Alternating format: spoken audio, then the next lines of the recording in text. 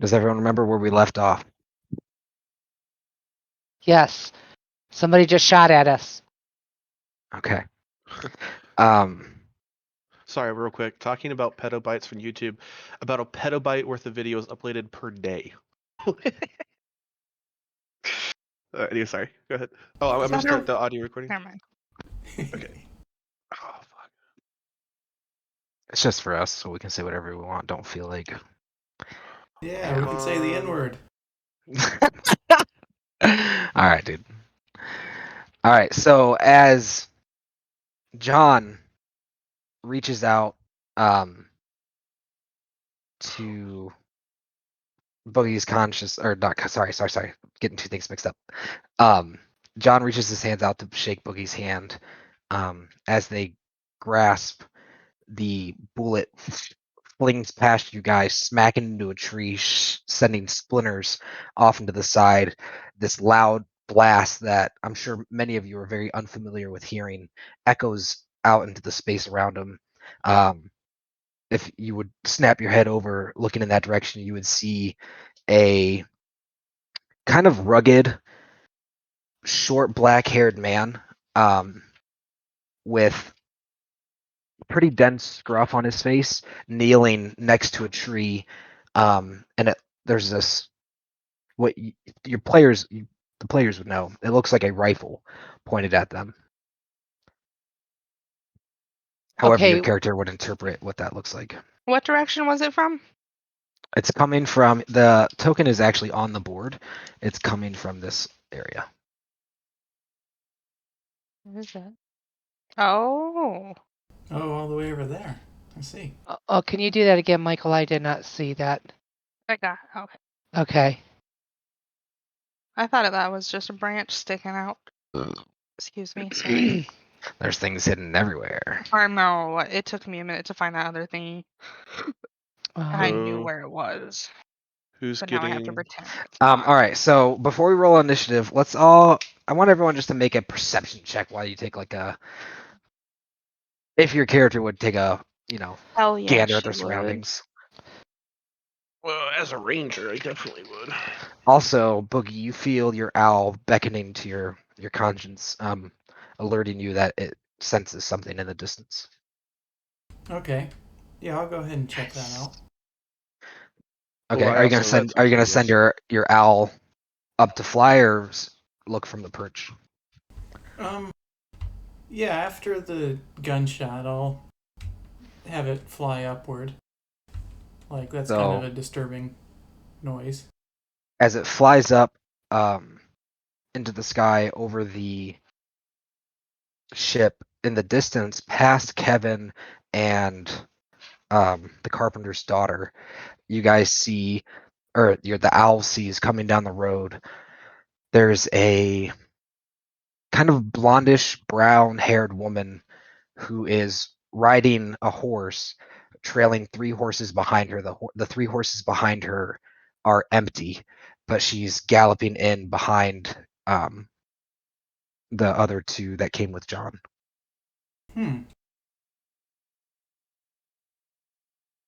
Are we allowed to Also, react at all, or are you wanting to wait until we do initiatives? Initiative, I need everyone's perception checks, and I need you to roll one for the owl as well, Boogie. Okay. I think I'll kind of only do it for the owl, since I am looking through the owl's eyes. But I've got to figure out what the owl's I'm pulling it up right now. perception is. It's a plus 16. 3. Plus 3. Okay, so you. 19. As the owl's head cuts around, it's going to kind of, with its avian bird vision, kind of scout the land around it, and it picks up something kind of rippling on either side of the bridge near the coast, closest to Emus. In the water near the lilies, there's this kind of tremor of water on either side. All right, what's everyone's initiative? And Oh, let's start with perceptions, actually. I was gonna say it's getting ahead of ourselves. Emus got 22. Bazoit got 18. Clamsy got 20. John didn't spill his beer, I see.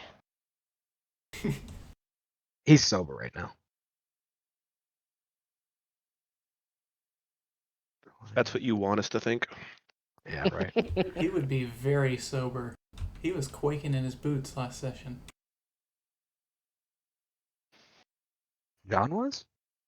Yeah, like, first he went right up to not Clancy, to Bazoit, and then...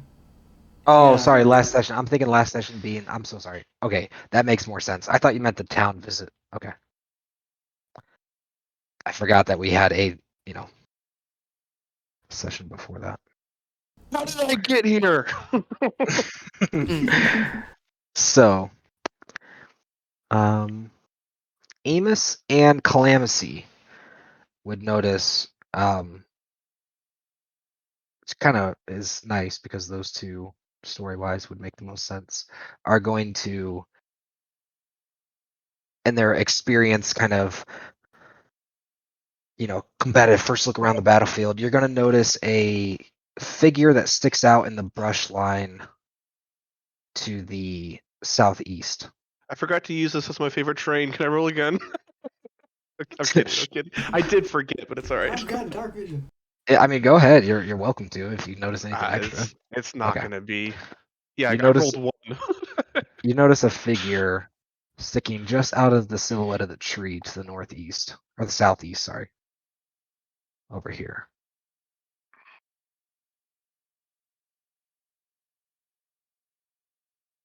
All right, now let's roll initiative. I already rolled mine. I got 16 for Bazoit. 23, Boogie. Started to boil water. I wanted caffeinated tea. I'm drinking a 23 cup of coffee. Boogie. Coffee now gives me anxiety. So Does it?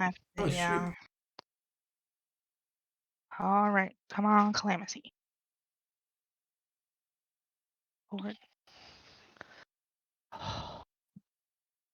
21. Bitch.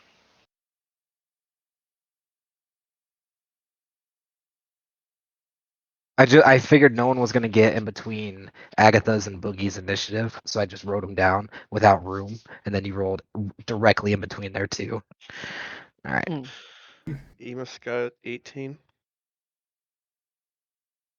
What was Bazoit's? 16.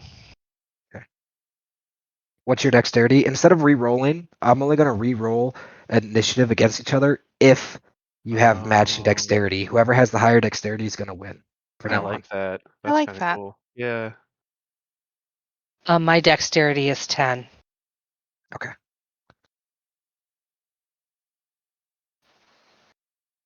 Who was she going against? Tammy. Oh.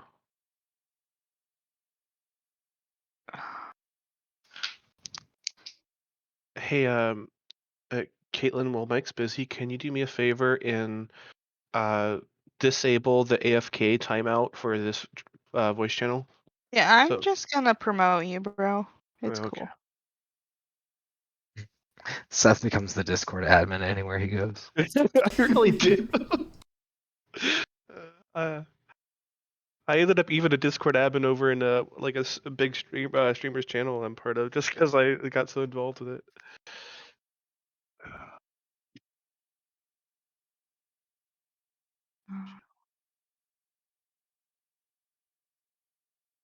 So, oh wait.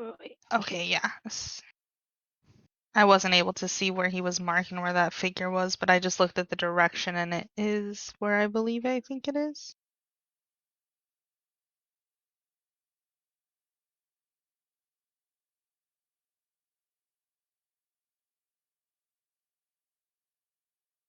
Do you guys see it as it comes up, or does it just say? Oh, it says standby. I see. Sorry, guys. There's a lot of people here. Oh no. Yeah. There's a lot of Ooh. good guys too, so that's something. I just mean overall, there's a lot of creatures, not necessarily there's a lot of enemies. So the AFK timer only goes up to an hour, so I'm just going to disable it for now. I'll re-enable it when we're done. Or you can. It doesn't matter. I mean, we don't really need an AFK timer. Yeah, when we go AFK, we usually just drag it down to walked away or disconnect completely. Unless it's like Jake or someone and you just hear him talking in the background. Yeah, but I'm a nosy bitch, so I kind of like it. I have that on record now. Good work, team. I'll admit it every time. It's true. That's too funny. Not what I meant to do. That was cute, the way she said it. I know, right? Ah, I did something bad. I've been a bad, bad boy. Yeah, well, I've been a bad bitch. That's a good thing. Okay.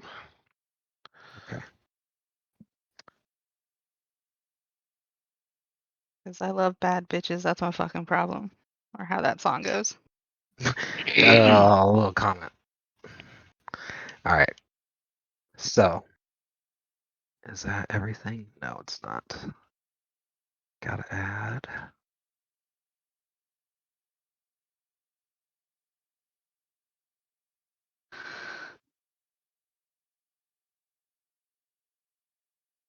All right. So, the bullet rips across Boogie. You're the first to spring into action. What are you doing? Okay. I'll start by kind of calmly ushering John behind the tree. Is that something that he's interested in doing? So as You you want to come come? over, as you reach over and put your hand on his side, are you gonna say anything to him? Yeah, He's for kind of looking sure. a Like, little. I'm not He's looking a just little gonna. shocked and confused. Let's take cover from that attack. Okay. Yes. Okay, Yeah. yeah, that's enough. I'm gonna go ahead and kind of like push his shoulder. Yeah, exactly. I just want him behind that tree because I don't know about the whatever it is to the southeast. Okay. And I'm also going to go over this way. You're not taking Agatha with you? I guess where I am is good. No, she can take care of herself. I'm going to. Our first real life training event. I want to announce to the party. There's some weird shimmer in the water, and there are horses for backup. And I guess that'll be my turn. And also, in not quite as loud of a voice, Agatha, don't kill them. Yeah, that's my turn. He looks over at you, her hand on the hilt of her short sword. What? They just shot at us, dude. Yeah, go subdue them or something. She looks at you. I have permission. I can go fight. Yes. Unsheathing her sword, you see her smile and turn, ready to run. Not run to the enemy. Emus does not like that at all. Yeah. What the heck? Goblinoid humanoid culture, I suppose. I'm gonna say no. Let's find out what's going on first. Yeah, I We guess can't sit here and have like whole ass conversations. Yeah, my turn is Calamus, over. it's your turn. All right.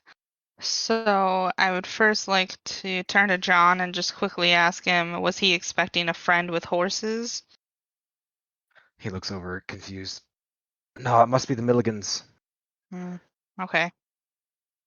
Next, I will start 5, 10, running past Agatha, telling her we're not approaching at the time and to take cover first. She looks over at you and she goes, "Yeah, I'm a teacher."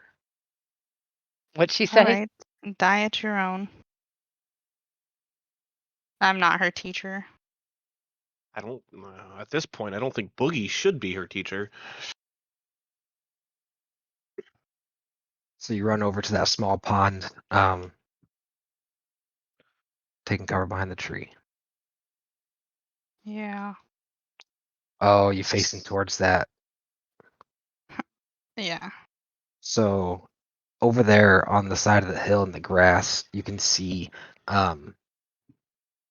looking at you with wide eyes, seeing you move over there, a goblin in this kind of reddish torn cloth over some raggedy leather armor and a rusted short sword in his hand, drawn, but not like he doesn't look ready to pounce. He looks like he's observing and watching. Oh, this is going to be interesting.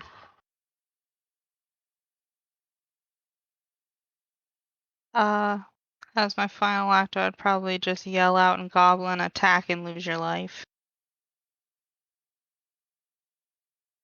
And you see his ears kind of twitch forward, and at the assault, immediately kind of recoils, sinking into the grass and backing behind the tree a little, hugging the bark, looking around, kind of scowling, half angry, half scared. Okay. All right. Robert Milligan's turn. Yeah, I thought I rolled a pretty high initiative. I'm surprised I'm so late in the list. Yeah, we have a 23, 21, 20, 20, Ooh, wow. 18. Yeah, yeah. Um, you see him, his barrel pulling comes some kind of switch, bends forward, and you see a boom shell eject, and he loads another. This is something you've never seen before. It's very advanced for the time.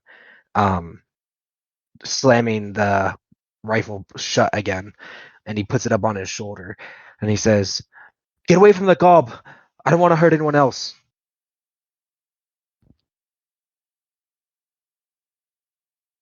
And is anyone gonna step away from Boogie? No. Tammy turns and kind of puts her arms out, like making herself as big as she can. And you hear him, and he lets out a whistle. And you hear the water move on either side. And coming up from the water with these straws in their mouth, you see these two boys with clubs coming out of the water.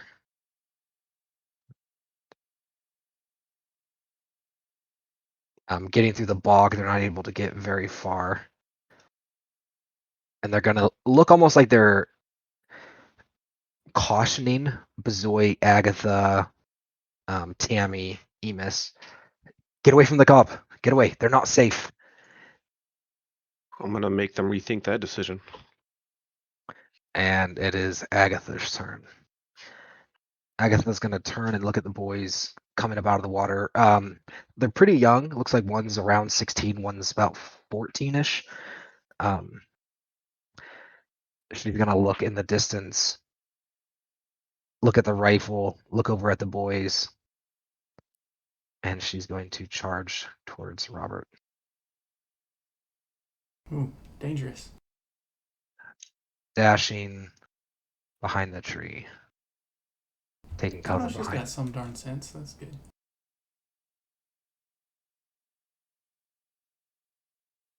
All right, Emis, it's your turn. Massive ethereal wings are gonna spout from my back, and my eyes are gonna start to glow. With a great thrust, I'm gonna throw myself up into the sky and spread my wings wide. With their they're gonna have like an angelic glow, right? Because I'm on the good side, so they're like gold and silvery. They're not like Ooh, dark and ominous. pretty. And I'm gonna bellow out the loudest and most powerful voice I can. Stay your weapons, everyone! So go ahead and make a either a flat charisma, or if you want to make a persuasion roll, you're welcome to. Either way, it's +2. So As your wings come out, you see both of the boys fall back into the mud on their butts in complete shock as they turn, Yeah. looking up at you in complete bewilderment. I was gonna say with my display, could I get an advantage on that? I got 13. So both the boys are on their butts, kind of staring up at you, and you see Robert. You see the rifle is still pressed against the tree, aiming towards Boogie, but in doing so through Tammy. But his head is looking up at you. His mouth's kind of open, with kind of a dumb look on his face, looking like, "Wow, wow." I should have been a bard, man. I should have been the bard. Yeah. There's still time to multi-class. I'm prejudiced against multiclassing. Why? You're gonna have to at some point. And if this Yeah. campaign goes as long as it's supposed to, you're going to have to like you're gonna reach level 20. You can't go any further in that class. You're gonna have to pick another class to go to your next 20 in. That'll be so cool. I just in my I'm just gonna like aim my bow towards Robert in my turn, I guess. Can't really do anything else. You're not gonna shoot at him, or is your Can't. action My action Okay. is the the thing. understood? Tammy standing there with her arms out, a tear kind of in her eyes, yelling at Robert. She goes, "You're a monster!" I'm surprised she didn't react to what I just did. She's never seen me do this before. She did not even, her head did not even Oh. turn towards you. She's dead set locked on Robert. She Tammy, be and careful. her all she's aware of is you're telling people to put down their weapons. She didn't even see you go up, like, use your wings or nothing. She's gonna look back towards Boogie and say, I, "What else should I do? He's gonna shoot you. Why are you not behind the tree, you big oaf?" I don't know. I guess I'm kind of used to punishment. And you see a very sad look across her face. She goes, "It shouldn't be like that." Oh, I'm sorry. And she turns facing Robert again with her arms out wide, wiping a tear from her face. You see Agatha make some hand motions towards her, and then you're going to watch as she looks back to Boogie. "Hey, seriously, get behind a tree, okay?" And then she sprints towards Agatha. Yeah, taking way more steps than Agatha did to get there. It's gonna be Bazoid's turn.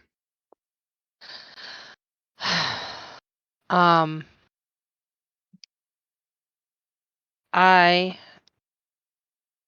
am going to. Did Nico get an initiative? Oh yeah, Thank you, dude. Nico's No, here. I forgot to roll his initiative. I didn't even see him. So, he rolled a really I good think he initiative was too. He should chilling have right gone. here. No, Nico's over here. This is where he was. He's over there with like keeping an eye on Kevin and Oh, Marie. cool. He did roll a good initiative though, so let me add him in there. You can say he was shocked on his first turn.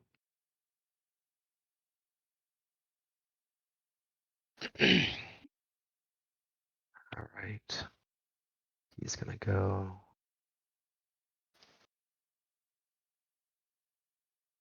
here. There we go. Okay, I have placed myself in front of Boogie, and I'm gonna hold my shield kind of sideways, to take up as much protection or space as I can, and I'm gonna shout to everybody in the vicinity, "Do not touch my friend! Dire consequences will result if you touch my friend." And that's gonna be my turn. Roll an intimidation.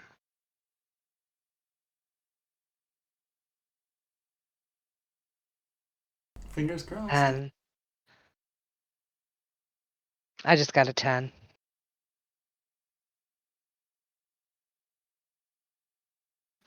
Do I get that You at? see, advantage because the other see- two are already freaked out? No, you see a very dumbfounded Eric and Desmond kind of looking back and forth from you to Emus to Boogie and then over to the gnome, and then they kind of just like zone out for a little bit. They look pretty overwhelmed with everything going on. It's not what their dad portrayed the event going like. And you see a very perplexed face. Sorry, perplexed face on Robert. Still keeping the rifle aimed down. Just maybe it might be your imagination, but it might be just a hair lower on the barrel. But he's just looking confused. And he yells out, "What, John? What have you got us into?" And it's gonna be Bonnie's turn, and she's gonna move up. Your owl letting you know that her and the horses are approaching halfway now. You believe next turn they will make it to Kevin and Marie. Kevin's gonna turn, see Bonnie with the horses coming, and he's gonna make his way towards the ship. Who are all these people? And Marie's gonna say, "Wait!" and run after him as he runs forward, making their way towards the ship, away from Bonnie. All right, Boogie, it's your turn. They're kind of on the other side of the ship. It's hard for you to see them, Bezoy. You wouldn't really be aware of what's going on over there. Oh, Does it seem like, yeah, I guess I'll just kind of assume that Emus is not wasting his daily thing for freaking no reason. I'm going to do a maneuver. I'm going to do my command strike, which when I take the attack action on my turn, I give up one attack and a bonus action to let somebody attack using their reaction. And I choose Emus. Are you sure you want me to attack? Are you sure you can't like help me move or something? Oh, do you want to move? You could have moved last turn. I did move by launching myself up in the air, but there is Oh. another movement I would like to make to see. How high are you, by the way? How high did you launch yourself? I can only. Let me look. I think I can only climb like 15 feet and 15 foot in a turn. It's like half my movement speed or something. You think? Okay. Well, does it seem like Emus has a good shot? Emus looks like Actually- he's lowering his bow and doesn't want to attack, and instead is looking very intently at the two boys down at the ground in front of him.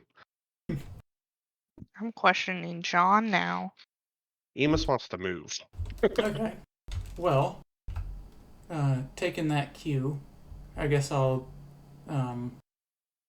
do the maneuvering attack instead, which will allow somebody to use their reaction to move half their movement speed. Emus, do you want to move half your movement speed? Yes, please. Thank you. Okay. I'm going to flit down to the ground at the end of the bridge, right in between the two boys, and I'm gonna leave, but I'm still gonna kind of leave my wings kind of like half stretched out, so I'm still looking big and imposing. And with a more gentler tone, I'd like to. I can't move my token because it's not my turn. In a more gentler tone, I'd like to say, but still loudly, so what's his name can hear me. Um, um, So Eric is this one, and Desmond is this one. and I was talking about the dude with their father. John. John. Sorry, Robert. Oh shoot! I'm I wanna supposed say- to. said I'm supposed to hit a creature with an attack in order to use that ability. It's all right. He's already moved and started. I We'll was gonna say going forward remember that. you could take a swing at the tree. I don't know. Yeah, and also I guess that's really supposed to be a benefit because it's supposed to use the superiority die roll Yeah. to add damage. Yeah. It doesn't really make sense. Yeah, it's fine. I'm fine with it. So I'm gonna let down between the boys in a much calmer but yet still stern voice. I'm gonna say loudly enough for Robert to still hear me. No one here has any intentions of attacking or harming anyone. Now, if we could all come to our senses, take a breath, and let's talk this through, like rational and well-educated folk. Go ahead and roll a persuasion roll. I was kind of hoping that my big like intimidation, like look at me thing, and now I'm like, hey, let's be calm. It's actually a training technique with dogs. You tried, or no, with horses. I'm sorry, you match their energy. 19 plus 2, so 21.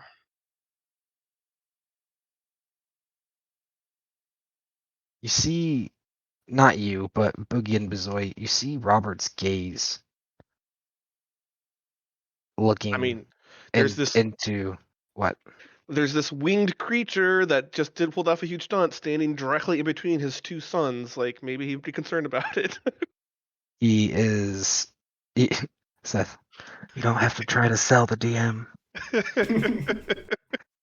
So you see Robert's eyes tracing over Bezoid's skin.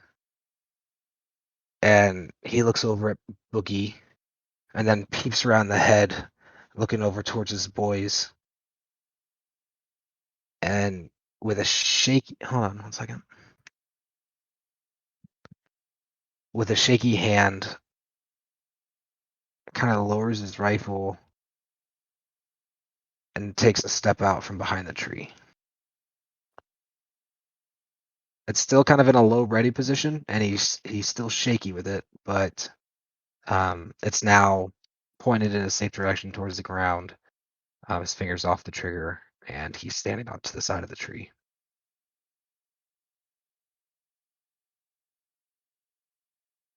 Okay. Don't hold on. Don't hurt my boys. You promised me that, stranger. I can do better than that. I can promise not to hurt anyone here. Okay. Just do them. You mind them coming over here? Come on, boys.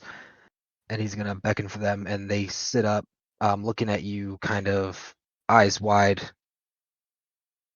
like looking for you, like for approval. Like, can they run?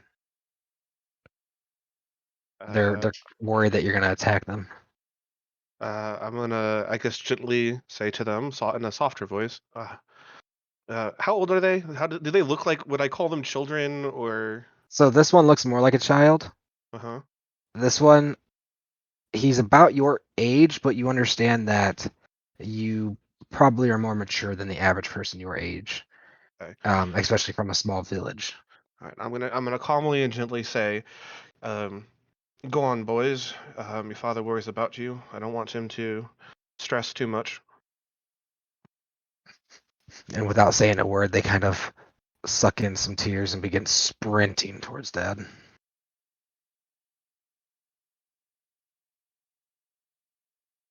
All right, Boogie, is that the end of your turn?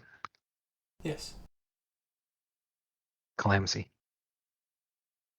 You, as your eyes are over towards that direction of the goblin, you see his attention now was focused on Emus and all the action going over there, and his head was looking back and forth.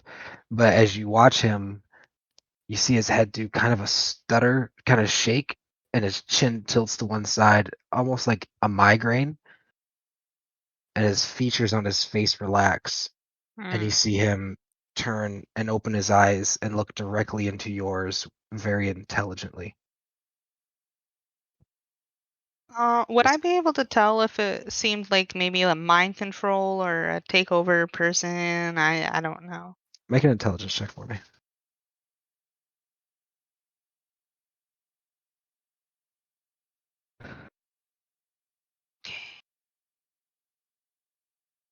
18 plus 2, 20. Yeah, it definitely seemed unusual and otherworldly. It didn't seem like an ability the goblin did on himself. Aw, damn it. I forgot about the hallucination thing. Okay. So I would probably, when I go 5, 10, 15, is this out? Does it, yeah, that feels like it might be outside. What I'm aiming to do is get out of sight long enough to roll stealth and go from there. So he would definitely like have seen you go behind that tree though. Like you might be out of his vision and he doesn't know where behind the tree you are, but he would at least suspect that you are in that vicinity, just so you know. You're still able to hide there, but just understand that it's not like the creature. It's not like a game where you crouch and like, oh fuck, where'd he go? The eyeball's gone. The eyeball's gone. You're good to sneak. Crouching right in front of him. What's that then? It was Okay. wind. I suppose there's no point in doing it then. Okay. You could like, belly crawl and then use that trunk and get in the water and then sneak around and stay out of his vision and he would still think you were behind the tree because he saw you go behind the tree. But yeah, it's up to you. I'm okay. I'm just gonna keep watch at our backs.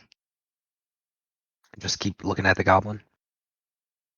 Yeah, maybe do like a my degree of vision check. So basically where everybody's backs would be turned. So west to east, I guess. Looking to see if any other creatures pop up or anything like that. Okay. As you kind of ignore the goblin and scan your sector, as it were, when your vision does pass his gaze, looking away, he was kind of giving you that blank, kind of creepy look. And when your vision comes back, you see him smiling. And it's this odd, contorted, like his lips going almost too far up into his cheeks, kind of pulling up and stretching. Is that going to be the end of your turn? Yep. Okay. Robert's gonna walk a little bit forward towards this tree. He's gonna yell, "Come on, boys! Take a knee over here. Take a knee!" And they're gonna run over and get behind the tree with him.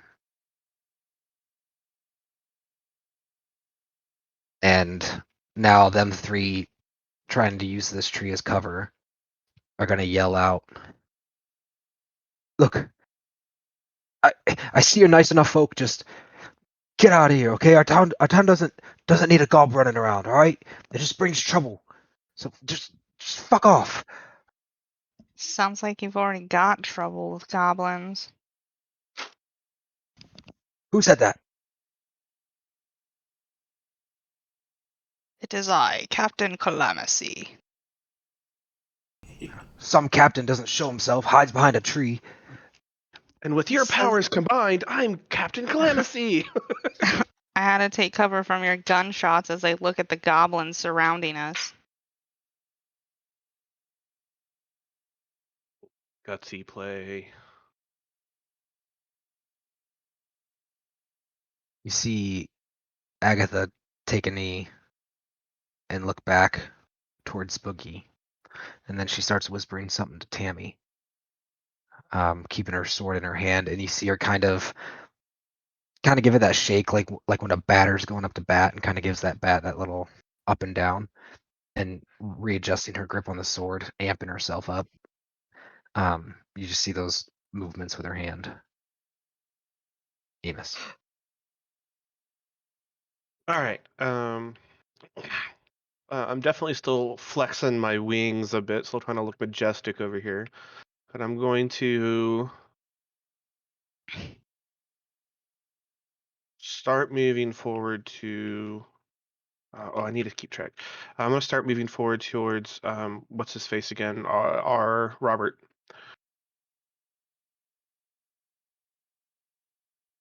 I'm gonna use my full movement speed. 35, 40, 45, 50, 55, 60. And then from here, I'm going to say to Robert, my bow is completely like I'm gonna go ahead and string my bow back up on my like over my shoulder too, so I don't even have it out.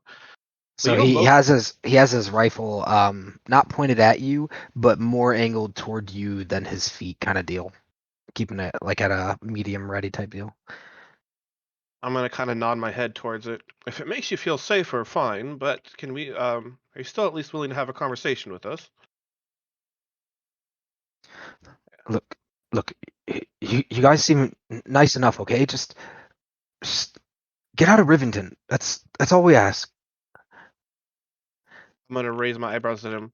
Well, that's precisely what we're trying to do. If the lovely folk of your town can help us repair our ship, we'll gladly leave. But in the meantime, as long as that ship is stuck there, we're stuck here.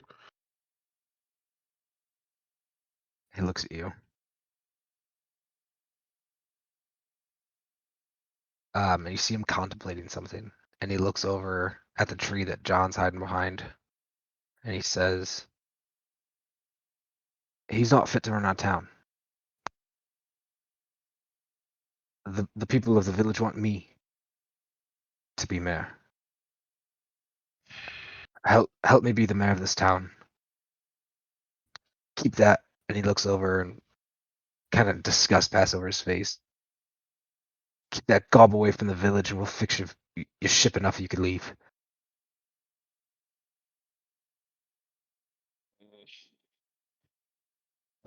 I'm gonna go ahead and end my turn here. I'm not really sure what to say next yet.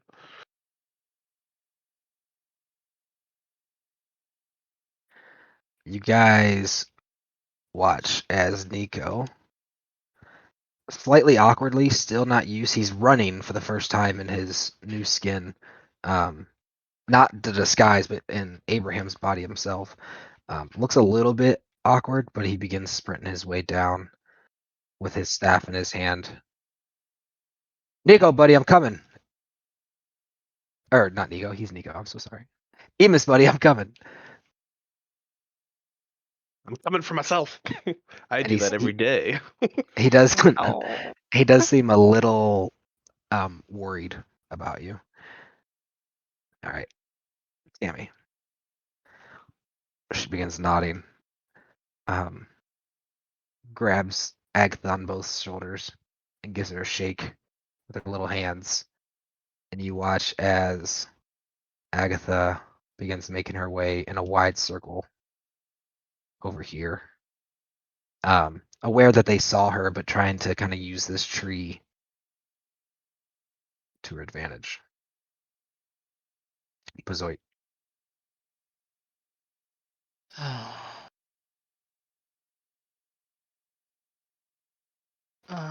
Emus is over there. I'm going to say to Boogie, you, you realize there's other goblins around here, right? I don't think they're trying to fight us. Right. But just keep that in mind. If they get involved, make sure you talk them down, okay? Sounds good. All right. And then I'm going to call out, Emus, do you have that handled over there?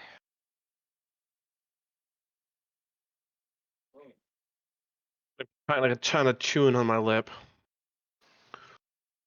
I think maybe John better come on over and join the conversation. I look over at John to see if he's willing or if he wants to stay put. What say you, John? So at this point, Bonnie has made her way down. And you hear Kevin and Marie kind of yell out, "Bonnie, it doesn't need to be like that!" As Bonnie dismounts and begins making her way towards the two. Your owl would see, let me check. Your owl would see in Bonnie's right hand protruding over her out of her cloak that she's wearing. It's kind of like, it's not a noble's cloak, but it's definitely a fancier cloak than you'd expect someone in this type of area. And you see the blade of a dagger, probably about 3 or 4 inches sticking out from her sleeve. And where's she headed? She's right behind Kevin and Marie. Boogie.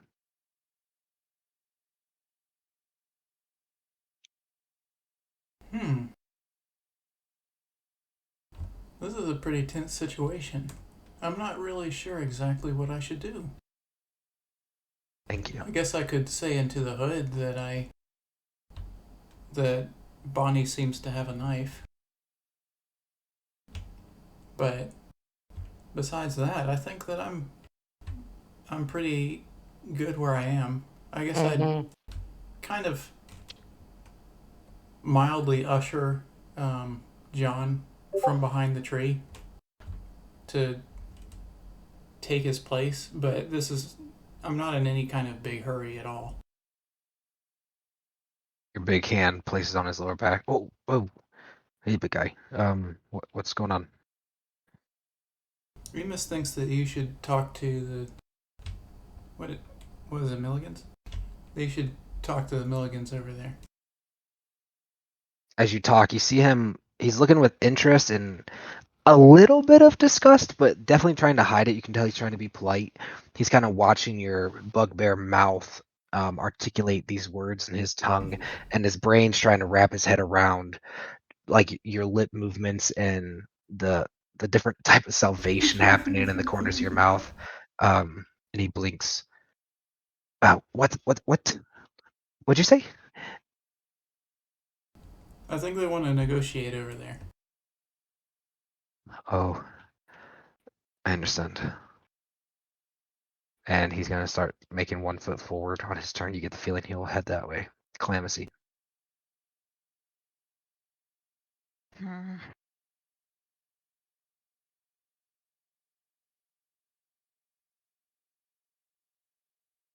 Okay.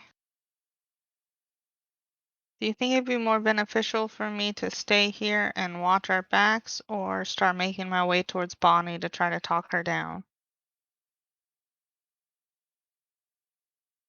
I would Bonnie. think Bonnie, yeah. Okay. If Nico lets freaking Bonnie stab John, I'm gonna be angry at him.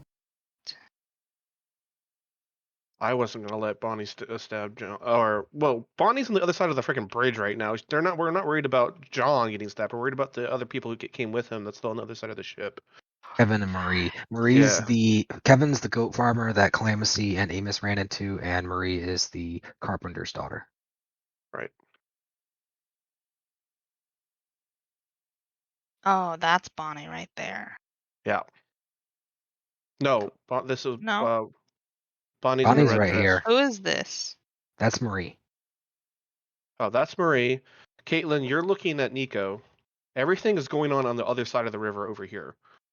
That's what I thought, but I didn't recognize this token, so Yeah. it threw me for a loop. Remember, Nico's changed his form to look like Yeah. himself. Yeah. All right, that's as far as I can sprint.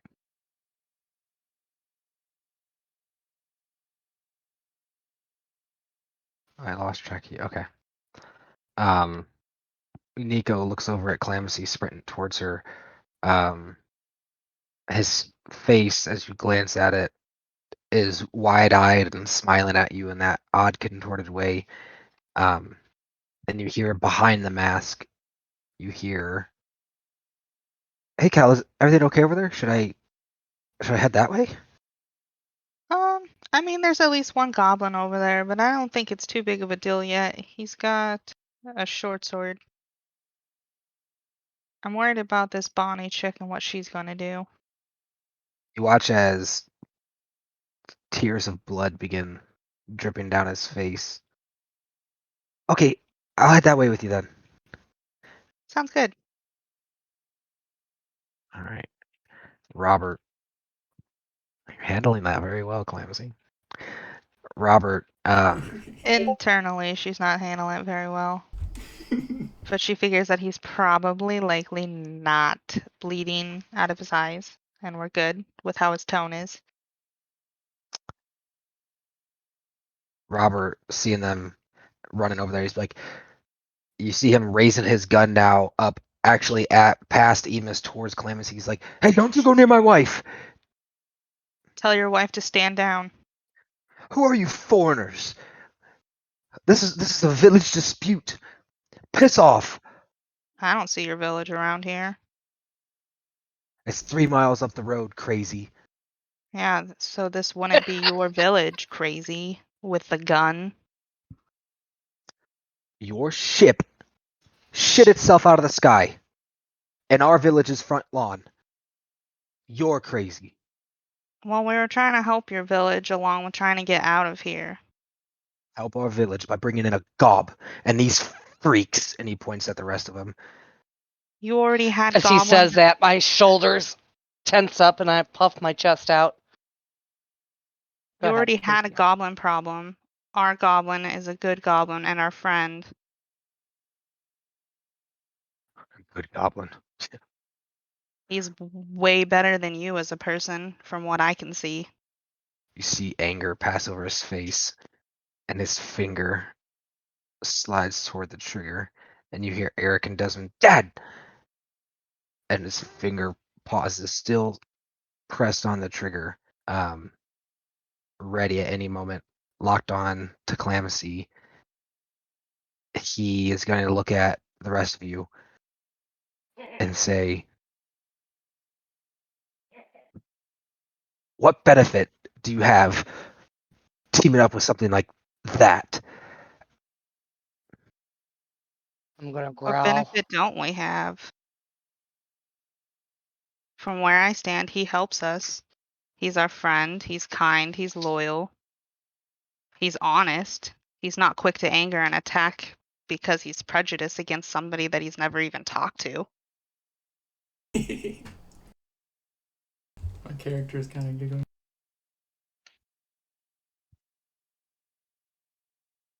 I'm going to just say again, touch my friends and pay the wrath. Hey, the wrath? Vengeance girl. Your tone is intimidating, but your words are weak. Confusing. So Robert's gonna turn his gun actually now towards Emus and say, "Back up."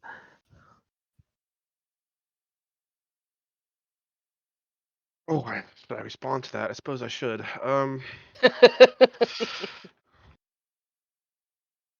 By the size of the hole put in the tree across the field, you feel like this thing packs quite a punch.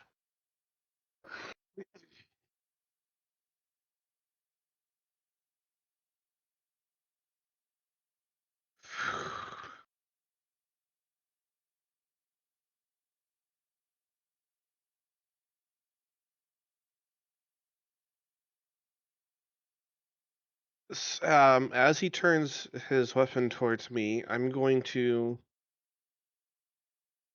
stretch out my wings again and give my ethereal feathers a bit of a shudder as I shake them, trying to make myself look big again.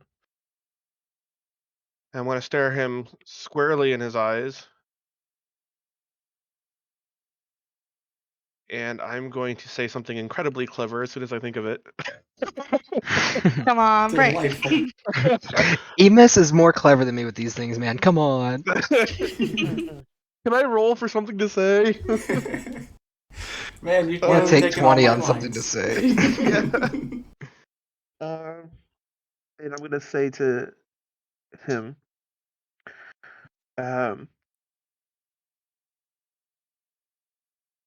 to him, look, circumstances has brought us here. We were more than happy to sit you down and explain it to you. But in order to do so, everyone needs to take a step back and a deep breath. Also, to include, in that discussion, we can talk about our hasty departure from your lovely village, and we can talk about whether or not we interfere with it. But in the meantime, I'm gonna shift my gaze across the river while fingering my bow. You'd better tell her to stand down.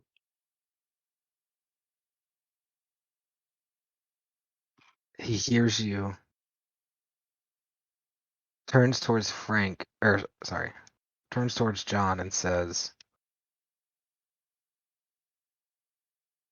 "Is this the vision you have for our town, Lovell? This? Really? Some piss poor farmer becomes mayor by sheer fucking happenstance, and you go and team up with the fucking gobs and the freak shows." And he looks at Emus, he says, "I won't." And he pulls the trigger.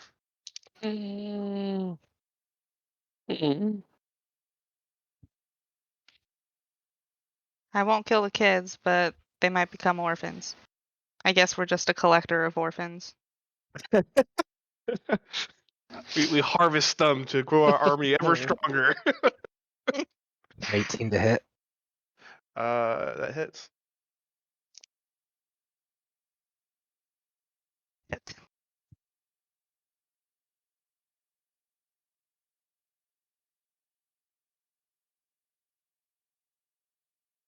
I felt disgusted playing that role. I want everyone to know that.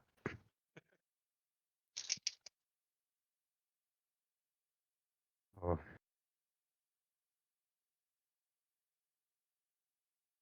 Well, good. I'm glad you're not racist against me.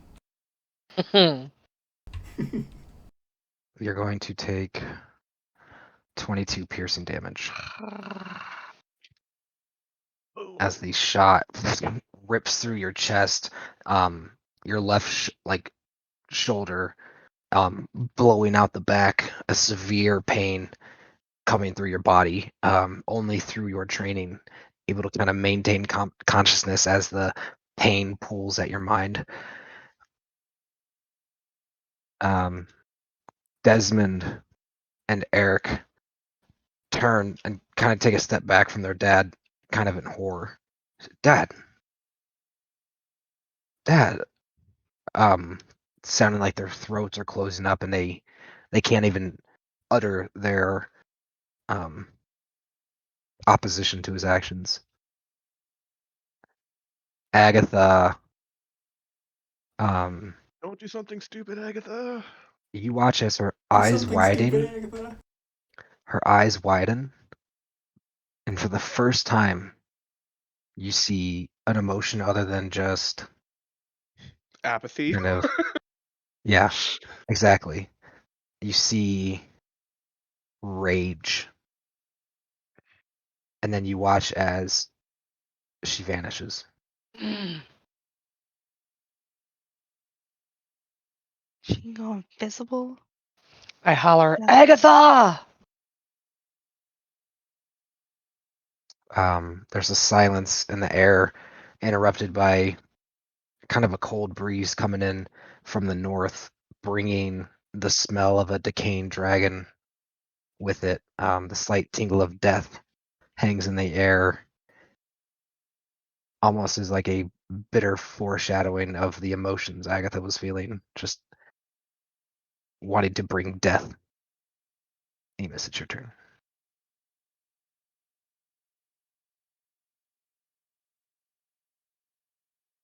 I can do this. I'm gonna, still reeling from the blow of the shot. I'm with my teeth gritted, my eyes just narrowed and just on fire with this and celestial glow. I'm gonna kind of tuck my ethereal wings back in. I'm gonna grab my bow firmly and hold it out, and I'm gonna drop it on the ground in front of me. Wow. What's your charisma? 15 plus 2.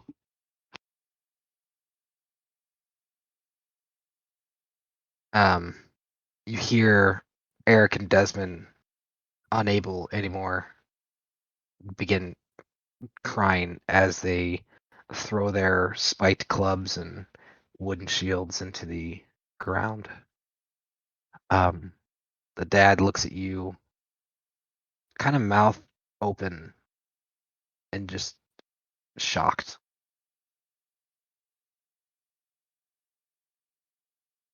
Is there anything else you're doing? Nope. I'm just gonna keep just glaring daggers into him and in my turn. Nico turns and looks at Robert, and you can almost feel the air getting colder. And you hear Nico swear for the first time, and he says, "You mother fucker," and he's gonna run forward towards Robert. And as he comes around the corner, he sees your bow on the ground, and as he was getting ready to say something, his voice stops. Enos, Enos, what are you doing? It's you're bleeding. Enos, what are you doing?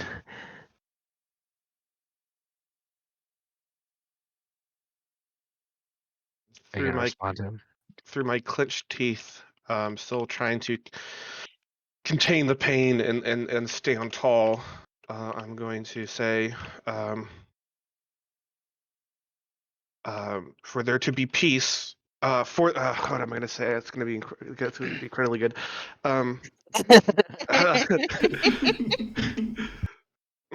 In order, there are times for in order for there to be peace, the blood must be spilt. Let my blood pay for this peace.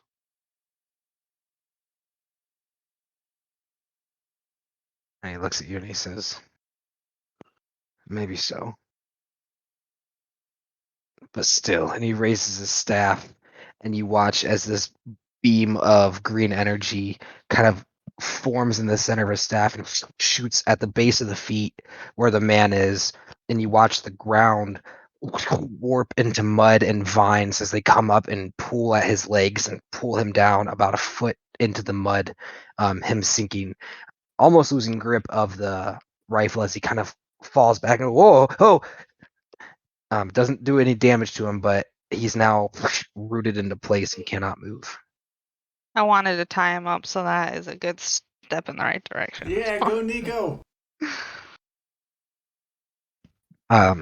Tammy is sitting there looking from the empty space Agatha was just in over to Nico, and her jaw just drops and she mutters. I don't even know if no one's even close to hear what she would say, but she mutters something to herself. Can we hear it anyways, just so we know her personality? She goes, "I am so behind." Yeah, I'm glad I heard that. That's exactly what I thought she would say. Like, she's in a competition with her. I love it so much. All right, but so wait. As I watch this scene unfold before me, I am going to 2, 3, 4, 5, 6. I am going to get a little bit closer to Emus as I holler, "This is your last warning. Drop your weapon now." What you gonna do all the way from back there and chuck your shield at him? Frisbee. He is pretty off balance at the moment. All this stuff is not something you see any day, and I'll roll an intimidation at advantage with him now sinking into the ground, his children kind of taking his carpet out from underneath of him as his moral backing. All the scenery that he's seen at this point, yeah, definitely advantage. I rolled a 19 at advantage. He's going to pull the switch on the stock of the rifle. The barrel goes forward, a shell pops out. You watch as this kind of smoke rises.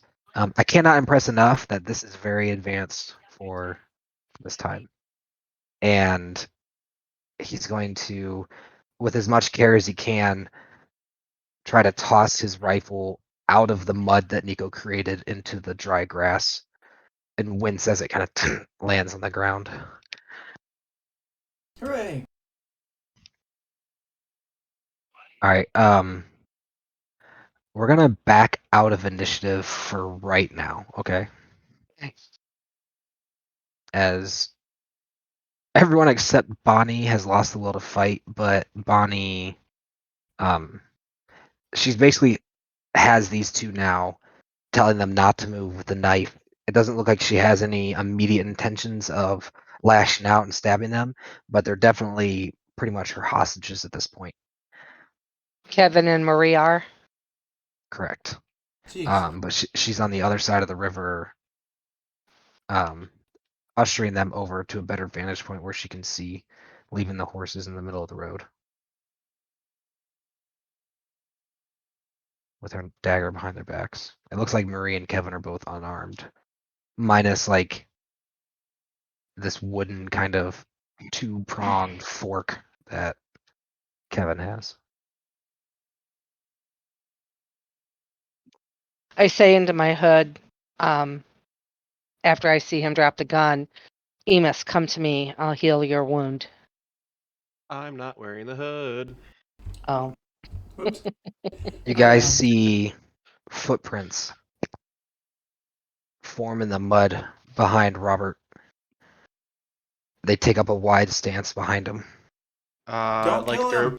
Like someone is about to lunge, or they're just holding there. Like, do they look like someone's like like footprints? Do I see? Okay, as a ranger in the mud, do I see the footprints deepen like someone's planning their way to lunge? Favorite terrain, damn it! So it definitely looks like a combat stance in the mud. Like someone's bearing down to do a heavy strike, and you guys see as Agatha's form comes No. into view. No. Can I try to lunge forward with my wings to tackle her? The tip of the sword at the base, just centimeters away from Robert Milligan's neck, and she's shaking, doing everything in her power to stop herself from dropping the sword into his neck, and she just looks completely overtaken by rage. Her whole body's shaking at this point. Seeing her do that, I'm still gonna propel myself forward. Like I'm gonna try to stop her. Obviously not making it in time, so I'm gonna like explode forward with a gust and like almost crashing into Robert. End up here on like this side of him. So, as you come rushing forward, Robert leans backward, kind of like expecting, like, and feels this prick into his neck, and he And lurches forward in pain. my gaze is gonna turn to Agatha. Agatha, please, stay your hand. And she looks over at you, kind of past you at first, still shaking, and then her eyes focus on yours. And her vision drops down to your left shoulder. She sees the blood soaking into your clothes. Enos. And her sword drops down, the blade sinking into the mud. How? And you see as she kind of falls to a knee in the mud, supporting herself on the sword. How can you forgive him? My etherealness is gonna end now. And as I stand there, I turn back to Robert with a stern look and kind of start clutching my shoulder, like the pain is finally kind of really catching up to me. And you know, sometimes, no, that's not what I say. I say, I say something super duper cool. um, sometimes you don't think, you just do. And you see Robert watching you transform back to normal, and this chick appear behind him from nowhere. Like I said, freaks. And then you see his eyes straighten up. You hear a plop of mud like coming up, the rage back on Agatha's face as there's a small dagger into the backside of Robert. He yells out in pain. Not enough to kill him, but definitely severely wounded. We're free, right? We can walk. Yeah. I'm gonna be making my way to And Enos. she says, "Shut your fucking mouth about my friends."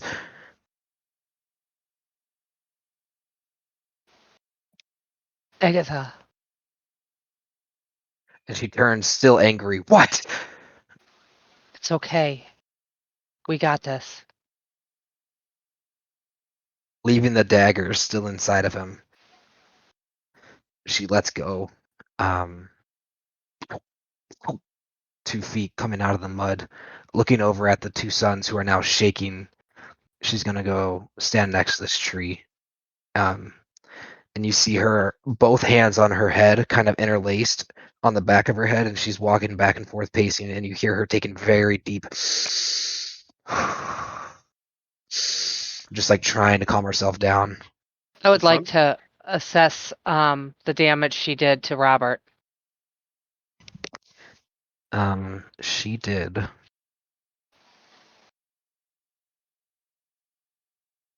8 points of damage to Robert. Okay. He looks bloodied but not dead. That's pretty good for a dagger. Yeah. I would like to perform lay of hands on Emus and restore 20 points Ooh, buddy. to Emus.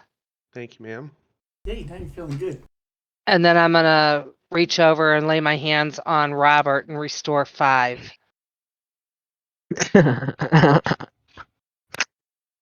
That's funny. All but 3. I want him to feel a little bit of pain.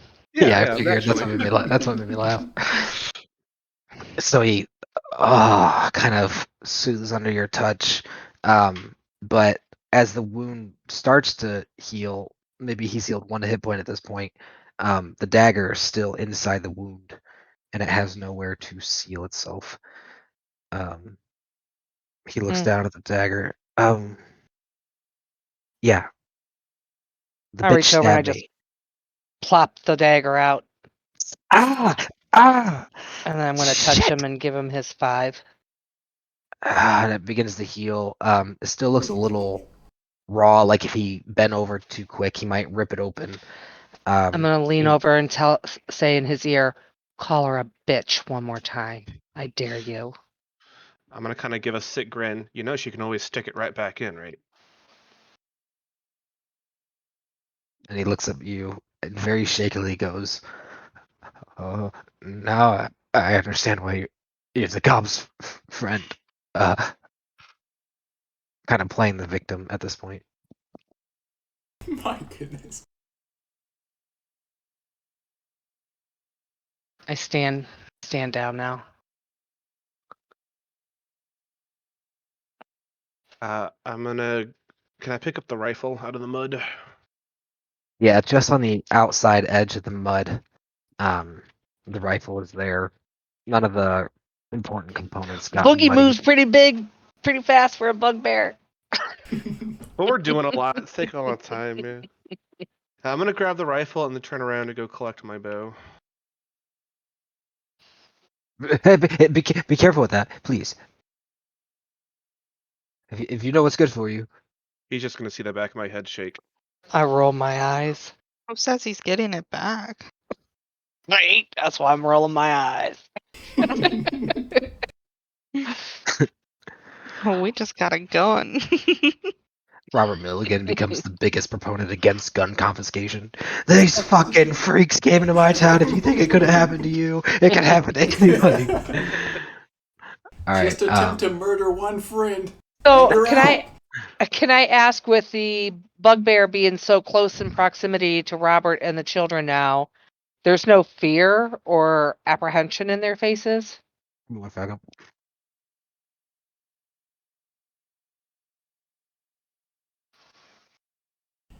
I did kind of give them a wide berth as I went in this direction.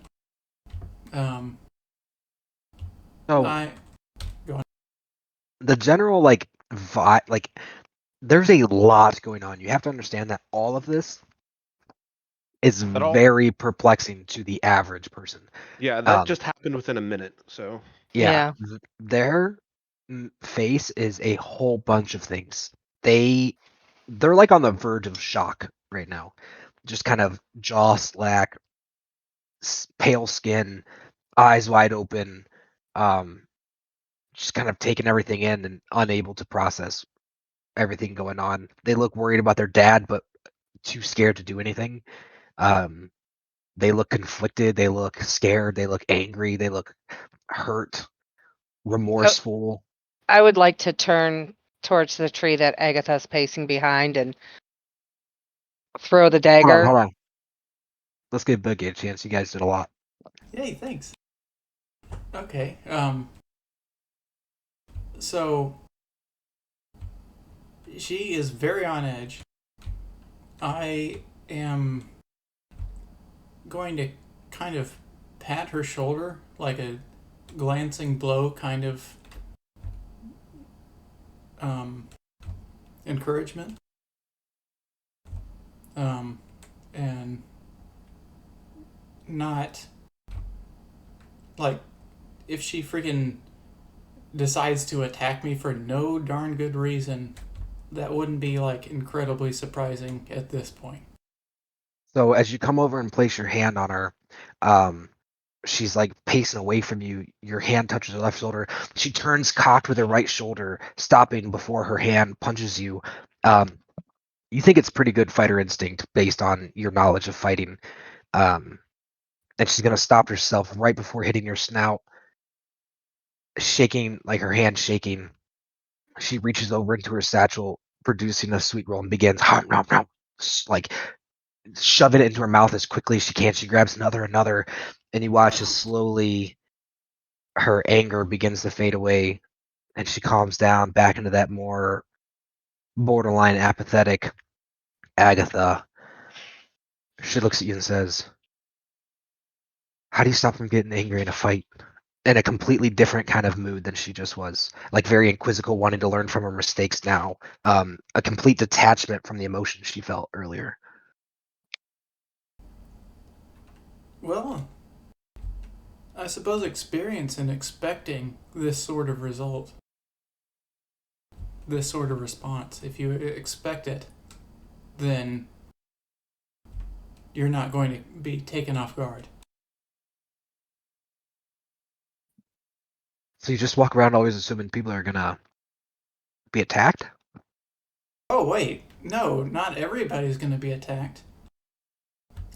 Generally, bugbears and all goblinoids attack villages. It's not a good situation. So, it's not a great, it's not ideal, but this is what I have to expect. Well, if we're gonna keep being friends, Boogie, you're gonna have to get used to me getting a little angry on your behalf, okay, bud? Yeah, that's okay. And then she pats her little leather satchel at her side. As long as I got this, I'll be good, though. Yeah, I'm just kind of like really happy and just looking around, seeing what's going on. I hope that conversation was loud enough for Robert to hear. All right, what's everyone else doing? What are the people around Robert Calamus? What are you doing? You've been pretty quiet. Yeah, Clemency needs a turn. Robert's a darn lost cause. I'm hesitant to actually approach Bonnie because I don't want her to slash at or stab those two over there. When I look over at them, what is her posture, and is she more focused on what's going on with her family or her hostages? Or one of us? As you look over, it appears. Make a perception roll. Yeah. It appears to see whatever you perceive. 25. She perceives it all. Yeah, as a nat 20, probably the only one I'll get. This is Hawkeyes. You watch. Kind of getting the vibe that Kevin and Marie, they're worried about Bonnie and know that if they did anything, Bonnie might do something, but kind of trusting that Bonnie's not so fucking crazy that she would stab them for any reason other than them running away. They're kind of both focused on the events transpiring on the other side of the river. However, between them, the watchful who was previously watching them very intently, you see eyes glazed over, mouth open, kind of like a zombie-esque look. What happens every time before I have an illusion go on? This one's not looking at you. This one, Okay. she's kind of like zoned out towards the river, looking, yeah, just dazed out. Bonnie does or Marie does? Bonnie does, and you can see nothing in her hand. It looks like possibly the dagger was dropped or put away. Okay.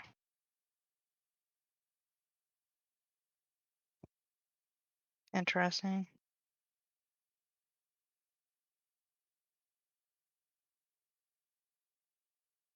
I'm going to just calmly make my way that way, not threatening, all my weapons are put away and everything, but I would like to walk over there. Okay. As you approach, Kevin and Marie yell out, "No, don't! She's crazy!" And they turn and look at her, and they kind of take a step back, surprised, seeing what they see, and look kind of confused. They're now more towards the river, stepping back, and this figure of Bonnie kind of still just kind of standing there. Okay. I would like to yell out, is she always like this? Just like 1 minute murder spree, next minute just not there? You hear Kevin trying to, no, it's all pretty weird. I miss my goats. In more ways than one. Well, I'm glad it's not just me thinking she's crazy. They see it too, so that's Dang it. scary, but also good, I guess. Yeah, that's. If I were to take a dash action, does that mean that I am actually running, or do I just get to take a dash of 60 calm steps or 30? You're not in initiative. You can, I mean, they were talking for It's a free long time over movement. there. Yeah. Well, I wanted to just move. This is like, a good chance for me to shit, I lost describe myself. how the movement works. So your normal 30 feet of movement is like, hey, this is combat. And then the dash action is that makes it 60 feet. That's where you're actually sprinting. Your movement isn't 30 feet normally every 60 seconds. That's like, hey, let me get somewhere. I've got something Well, to so do.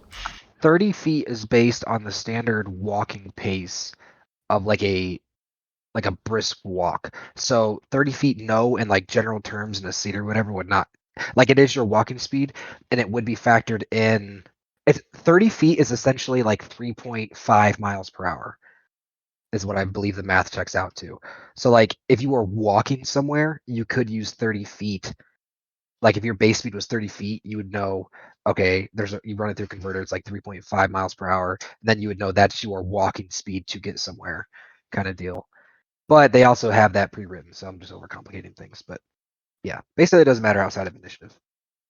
Yeah. Okay. Do I still not notice any knife readily available or dagger readily available? When they jumped out of the way, you can see the dagger sticking out of the ground, the blade in the dirt. Okay, I would like to go grab that as just a precautionary in case she comes to and lunges for it. You pick up the dagger and immediately feel a hand on your right or your left shoulder. You feel your hair brush aside, kind of pushing behind your ear, and a hand cupping on either side of your ear, and you feel a moist breath. Hey, it's Nico. What was that? A moist breath says, "Hey, it's Nico." Heck What do yeah. you mean, hey, it's Nico? Wasn't he over by Emus? He's not over there. He disappeared quite a while ago. Oh. Oh. I'm just gonna kind of imperceptibly nod, just ever so gradually. He'd basically be able to feel my head movement with his hands on me.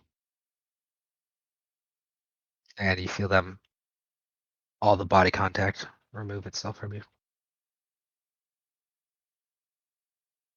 Okay. I will sheath the dagger He doesn't want and to come out of invisibility here yeah, in front of. Okay. that's why I pretended that nothing happened. I didn't do any outwardly like major things. Uh, and I'm just gonna say, what do you think's up with her? And Marie looks up. That is a very good question. Well, at least she's not stab happy right now. And she looks at you and kind of gives you an odd smile, like you have an interesting sense of humor, and notices your scar. Oh, um, Ran into somebody stab happy. I see. Jeez. Um, is she gonna be like this? Bunny, Bunny, hey! And I Bonnie think doesn't she'll seem to be respond. okay. Kevin kind of yells over, Mari, hey! Don't be waking her up. um, maybe we can just kind of guide her to sit down calmly and go from there. I'm gonna say as I walk over to kind of guide her towards this little hill to sit her down. As she walks, it's essentially as if um, she was like the technical use of the word dumb. Like she just, it does not seem like she has any intelligence in her anymore. Okay, No, well you can no guide dumb people charisma. pretty quickly. Yeah, that's basically what I'm saying. She's like For sure. basically like you're walking a zombie somewhere, and they're just kind of ambly following your suggestions. As you go to sit her down, it's easy enough. She sloops over, her elbows resting on her knees, and her sitting very unladylike, um, looking off into the distance, watching the water, and drool kind of starts dripping out of her mouth, down her chin. You guys are gonna see Robert kind of looking over, trying to see through the trees at what's going on over there, noticing a commotion. But through the cowtails, it's kind of difficult to see.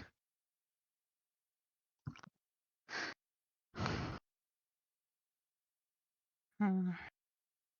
I'm gonna say that's the end of my turn. I don't know what to do else right now. Would you guys prefer to be in an initiative still? Heck no. Okay, okay. I thought you were gonna say yeah. Okay, gotcha. Hell no, we won't go. All right. What's anyone else doing? So right now, Robert's kind of looking off in the distance. He does have stuff he wants to say, but he's pretty concerned right now with what the commotion is over there. It does not look like anything is going to how he had planned it. Can We we vis- hear from where we're at what's going on across the river? No, you'd be able to see a commotion, but no, you wouldn't be able to hear.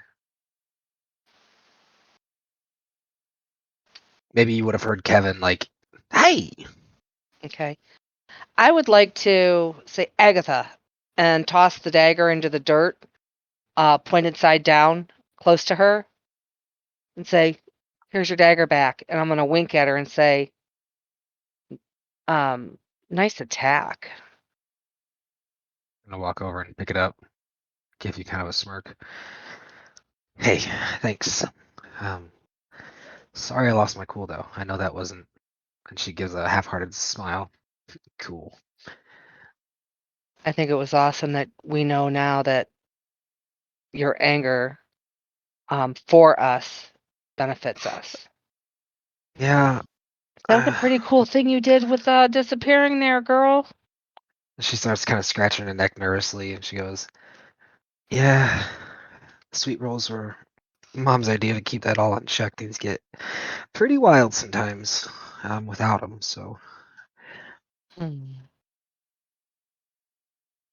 I would like to just come back here between like Robert and the kids and just stand, just keep watch because he's stuck in the mud right now and as we don't you know what's walk going on. over, they both kind of go, "Oh," and turn and are just staring at you. Never seen a dragonborn before. I wouldn't have said that. You wouldn't have said that? No. I mean, it's Remember, obvious she's a dragonborn.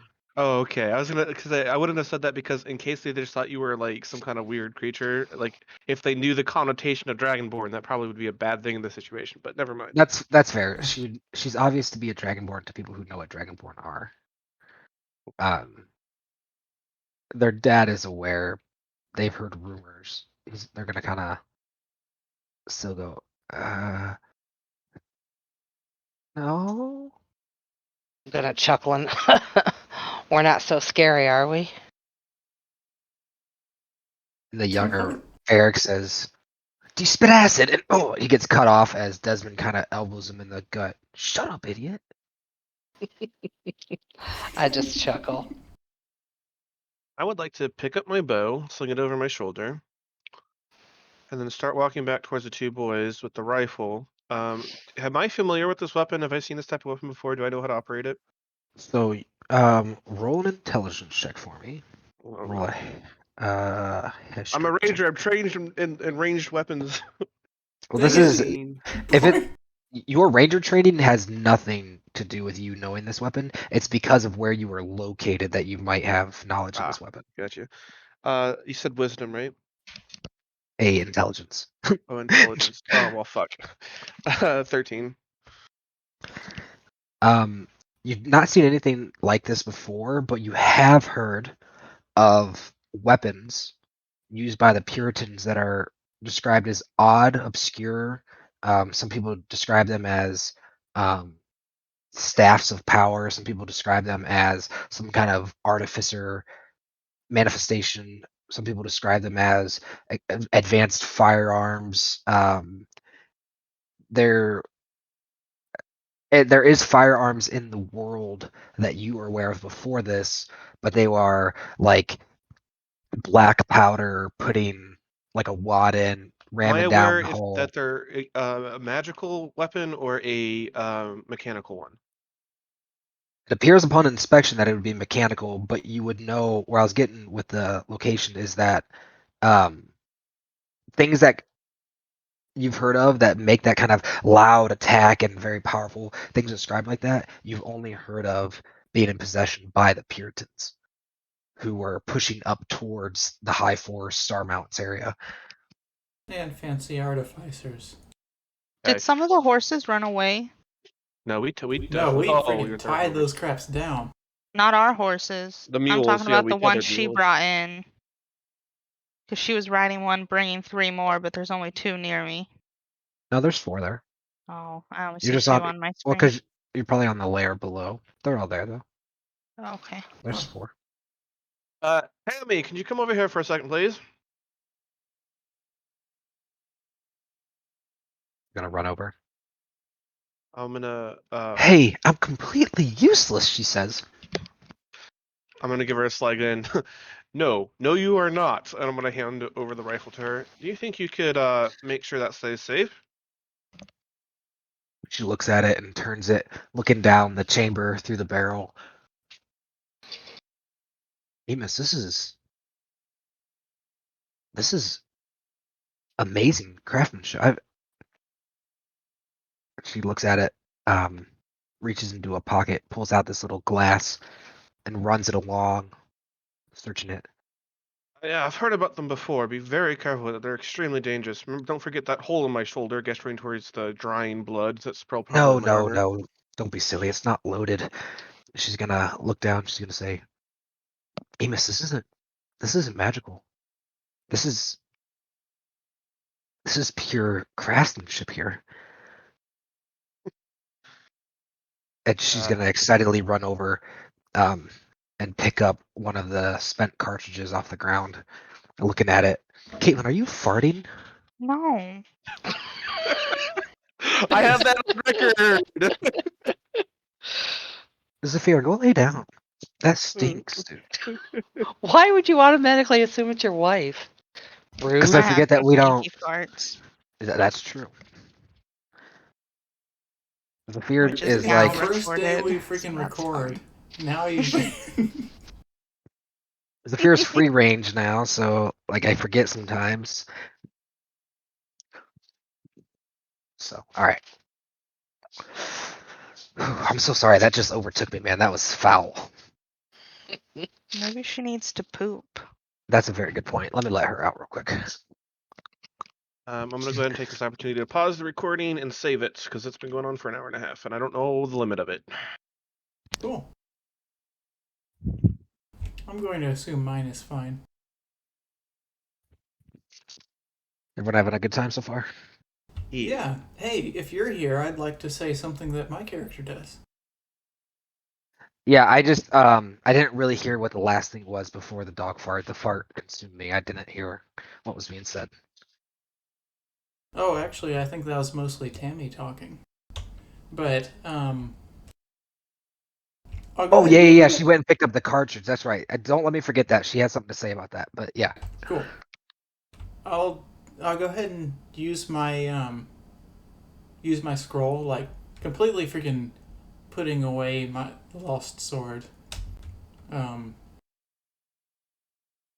Bring my scroll along the east, this coast here, and make a pair of handcuffs, kind of like how we used for that one vampire. So as your brush traces along, the final brushstroke coming off the paper. Hold on a second. I'm not saving. I haven't started recording up again. Oh yeah, I'll repeat that.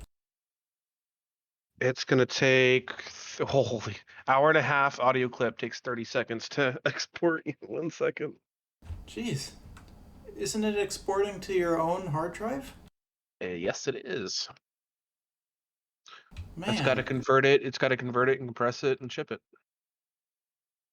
I When bet you it's start really talking about nice. like if you talk about like an audio clip that's like even 5-10 minutes, it's like nothing. But once you start adding time to it, it really just starts expanding. All right. Fascinating. Part 1 is saved. File new uh uh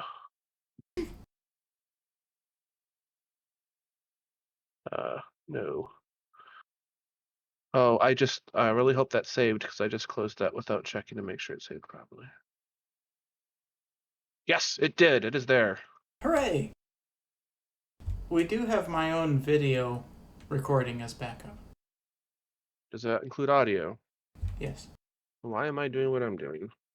Bonus Just keep doing it. footage. Okay. Recording's back up. Go at it. Have fun. Record, And, slave. Okay. Andrew's like, I got So- plans. I'm going ahead and laying down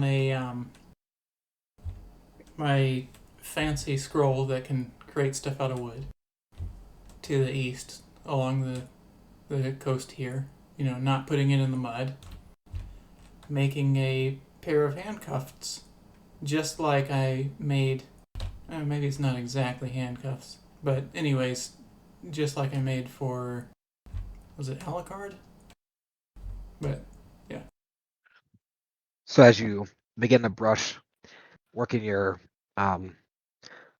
kind of calligraphy you've been practicing, it goes a little bit quicker than it did the previous time. And as your final brushstroke comes off the paper, you watch as the ink kind of begins to glow and rise and form into this deep kind of mahogany hardwood whoosh, into handcuffs before you on the ground. Great. I put away the scroll, and Emus is the nearest person. I hand them off to Emus.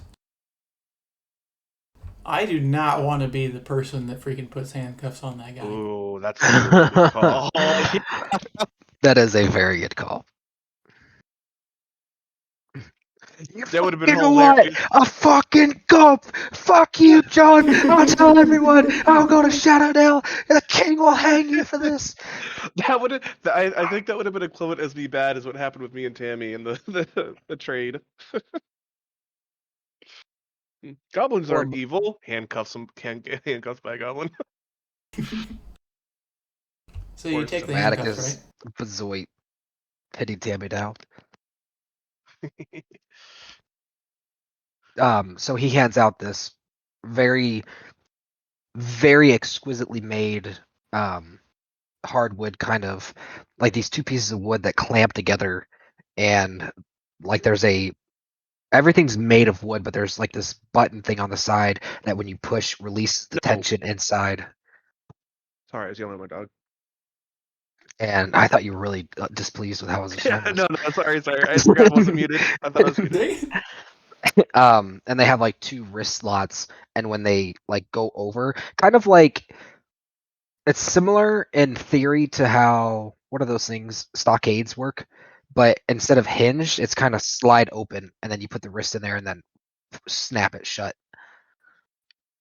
I'm gonna kind of look quizzically at Boogie. Is this really necessary at the moment? Kind of gesturing how he's like sunk into the mud and kind of immobile. It's not necessary. I think it's a good idea.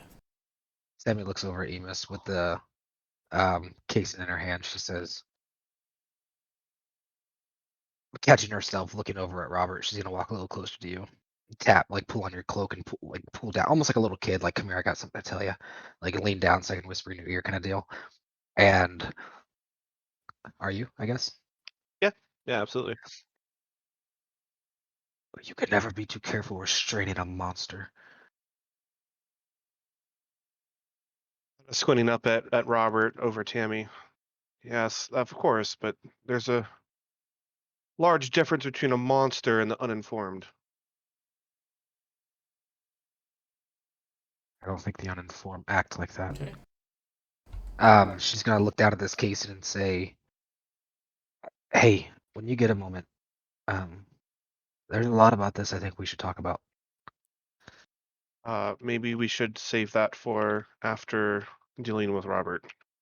Well, do I know Robert's name? Yeah, they've said Okay. it a couple times. All right. Tama's gonna give you like a kind of like a little salute and go, "Aye, aye, co-captain," and then she winks with the co. First mate. It's the first mate. Damn it. Address me with my proper title. She's gonna head over here. She's actually gonna head back towards where your guys' carts are, and check on the donkeys or the mules. Sorry. Oh, they're at these two trees along the path. I'm gonna approach Robert and kind of gesture towards Boogie walking back and following Tammy. That's my bad, guys. I thought they were here the whole time. So when they ran over to this tree, that's my bad. Oh, okay. I'm gonna kind of gesture for Robert towards Boogie. So now that we can speak, um, would you be willing to at least hear the words that I have to say, or that we have to say?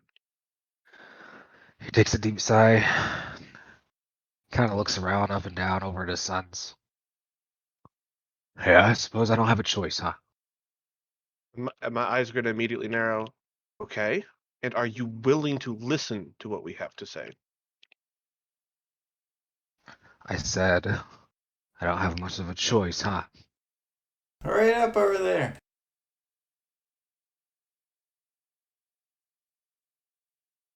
He's gonna look back. He's gonna laugh. Yeah. You take orders from him. Nobody in this group takes orders from anything other outside of our captain. I'm going to call out, John, would you care to join us, please?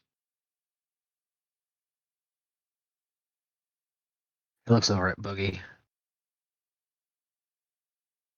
I'm not cut out for this role, man. And he's You're gonna doing make his way fine. over.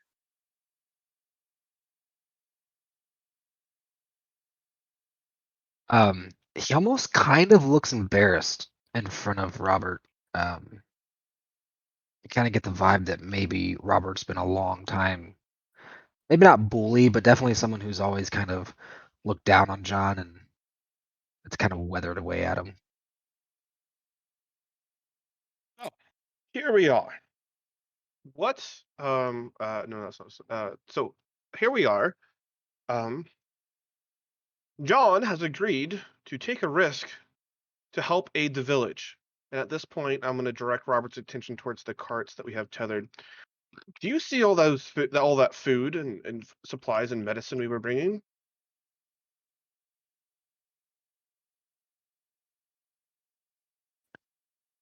John reaches over and touches your hand. Hey, he's not going anywhere. Can I talk to you guys real quick alone? Is there any way maybe we could tie the boys to the tree here, so they don't run off? There's some things we should discuss. I'm going to look over for Bezoit to see what she has to say about that. Because I would actually rather deal with it now, but I'll see what Bezoit says. They want to tie the boys to the tree? Yeah, my eyes are going to widen at that too. Like, what? No, we're not going to do that. That's a bit extreme. John is saying this? Seeing your guys' reaction to what he's saying, he kind of puts his hands up. No. Fine then. Can I just one of you? Can I just real quick on the aside? I don't. And he kind of thumbs over to Robert. Need to get out of earshot real quick. There's some things I need to say. I have an idea. And I look over to the two boys. Are they actually prone right now, or is that? They're really sitting. big? They're Oh, sitting. okay. I'm looking at the two boys.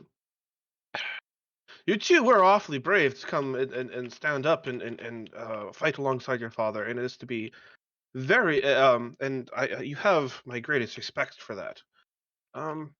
Your father seems to be a bit unsure of one of my dear friends, so would you two be willing to stand guard and protect him from him so he can feel safer while we go and talk with John here?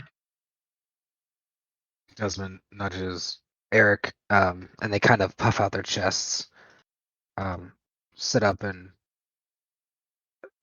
very cautiously and eyeing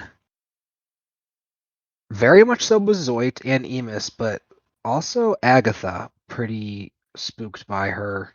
They're going to very cautiously reach over and put their hand on their wooden shield and looking up at you, and then reaching over, both their hands just touching the hilts of their spiked clubs, and they both very similar structures, faces looking up at you with these traditional brown Milligan eyes, kind of waiting for approval from Bezoit. I nod my head. And they pick it up and stand up and walk over to Dad. And they go, "Oh, this mud is ugh." Well, Um, why don't you escort us over to the road where we can have a discussion with John, and you can um, make sure that we are not planning to do anything against your father. My Eric intention is, yeah. reaches down and starts pulling, like both his hands sink into the mud, and he's pulling on the vines, and they're not budging. You can see his used to farm work, you can see his muscles kind of bulging and straining and pulling. Seems like the vines are on there very tightly.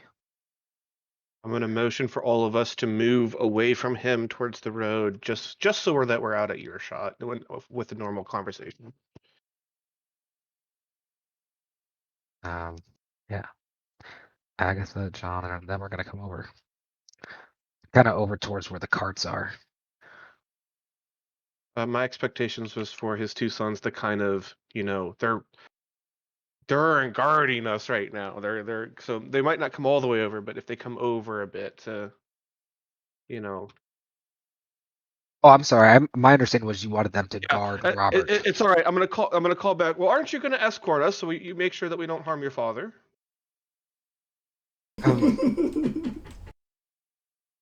What? Well, couldn't we just protect him right here? Well, sure, but how will you hear what we are saying to know that we're not plotting against you? They look at each other. What? Oh, I have an idea, Boogie. I have an idea. oh, would you be? Okay. And he's gonna walk forward very cautiously. The older brother, Desmond. Eric, you stay back with Dad. I'm gonna say that's good enough. You can protect us from there, or protect your dad from there. What's that?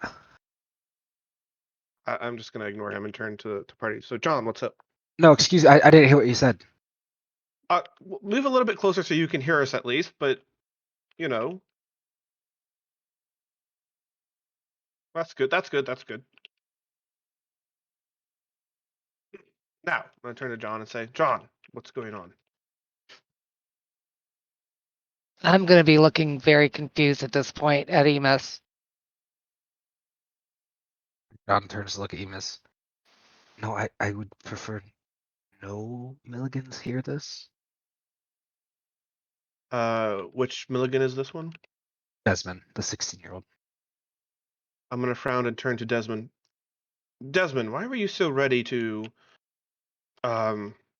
stand up to protect your father and come all the way over here with us? Is it out of loyalty? Is it out of respect? Is it out of fear? Is it out of curiosity? He stares at you for a long minute. Yes. I'm gonna turn back to John. I saw how these boys reacted when their father attacked me. I hold no ill will towards them, and I hope they hold no ill will towards us. And I think if we might sway such a man, no offense to your father, we might need some support from his sons. He turns and looks exasperated at you.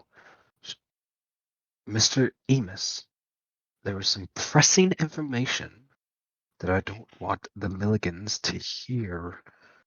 And he's gonna drag his thumb across his neck and kind of stick out his tongue, trying to hide it from Desmond. I'm going to look at Desmond and say, go back to your father. And Desmond sees it and he goes, "What? What's that?"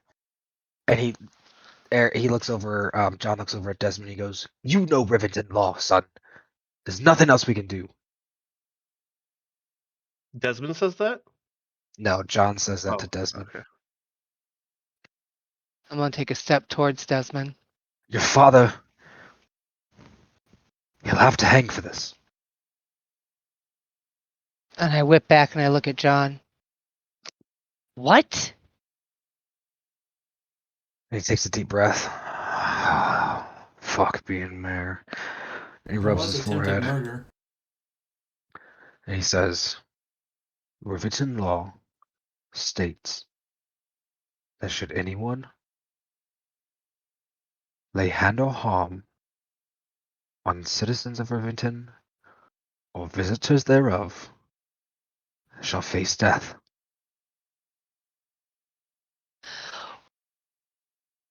I shake my head as I say, no, we have come in peace. We have accepted this bloodshed. We have repaired the damage. We hold no ill will. This should not go any further. This His needs lips to pierce and end. he says, exactly, making it all the worse. Making it This- all. What do you mean by making Him it all the worse? attacking, making his offense that much worse because No. we were not aggressors. I'm gonna turn back towards the boy. What is his current reaction? He has mean, tears obviously in his he's- eyes and his mouth's open, and he looks confused and angry, and like he's trying to process something, and his brows are furrowed. Uh, uh,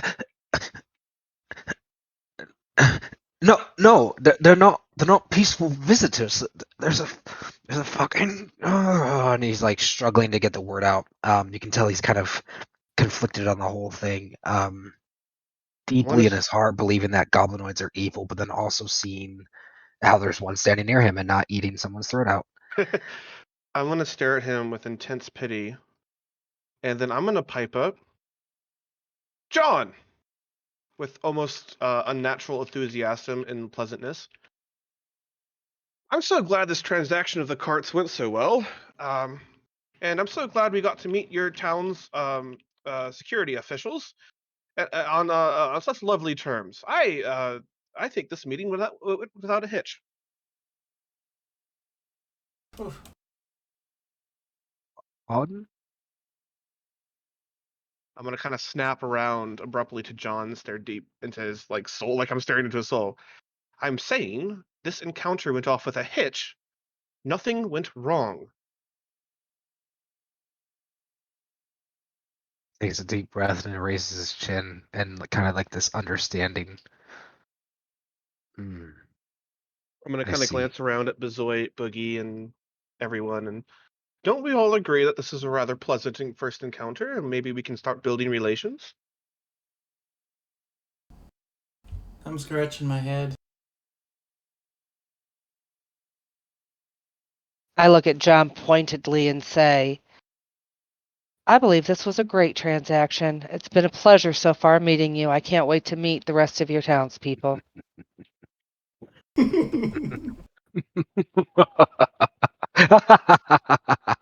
John starts laughing this kind of hearty bellow.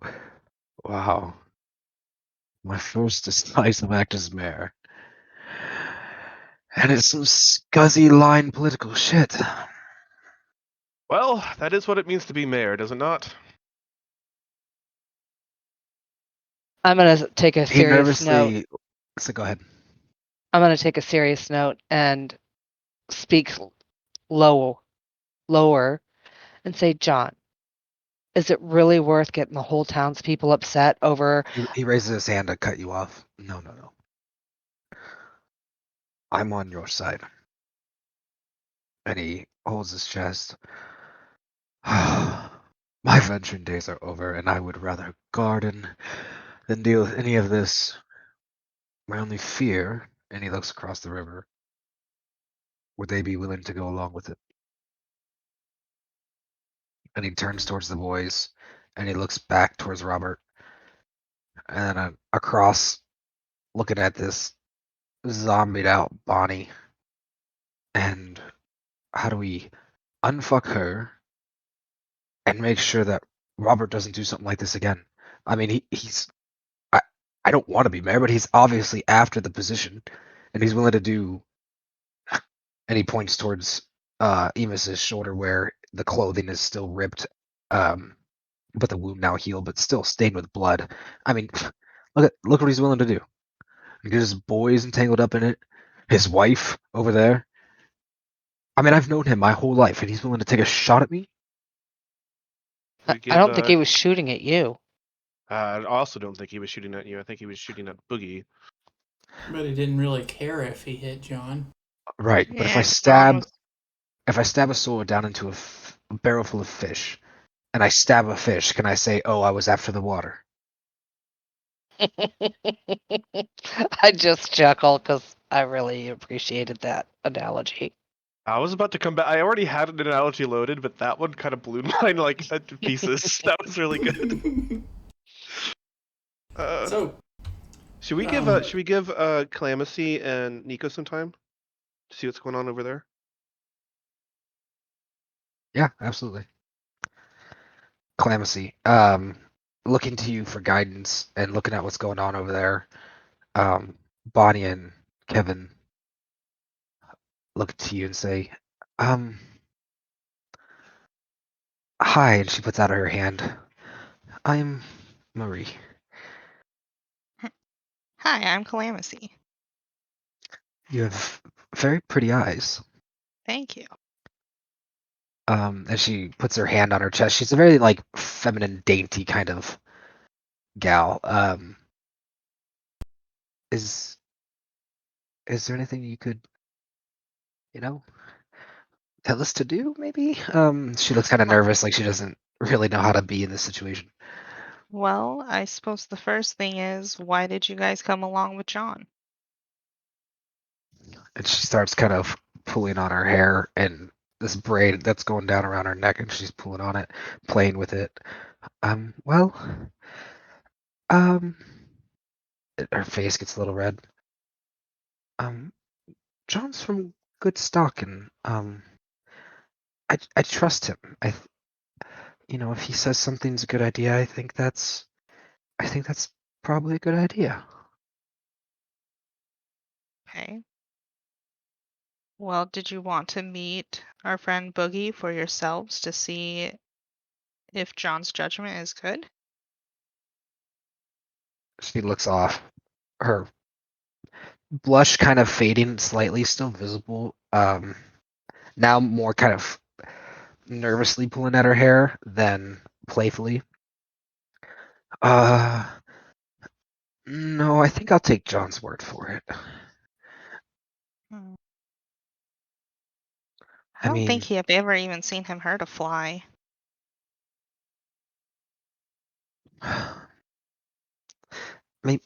maybe back in town over maybe some drinks at the you know the pub there. Um, though that sounds appealing, I don't know how well he would be accepted just walking up into your She town. shakes her head frantically. No, no. If John says no, if John says, I think people will listen. She's Oh, nodding. I think But John will. I think didn't people. John try to talk to the people last night and they didn't listen? Well, the Milligans have a couple people who agree with them, but I think by and large most people are just. She shrugs. Scared. I think that's what's going on with Dad, at least, and I think for most of the people too.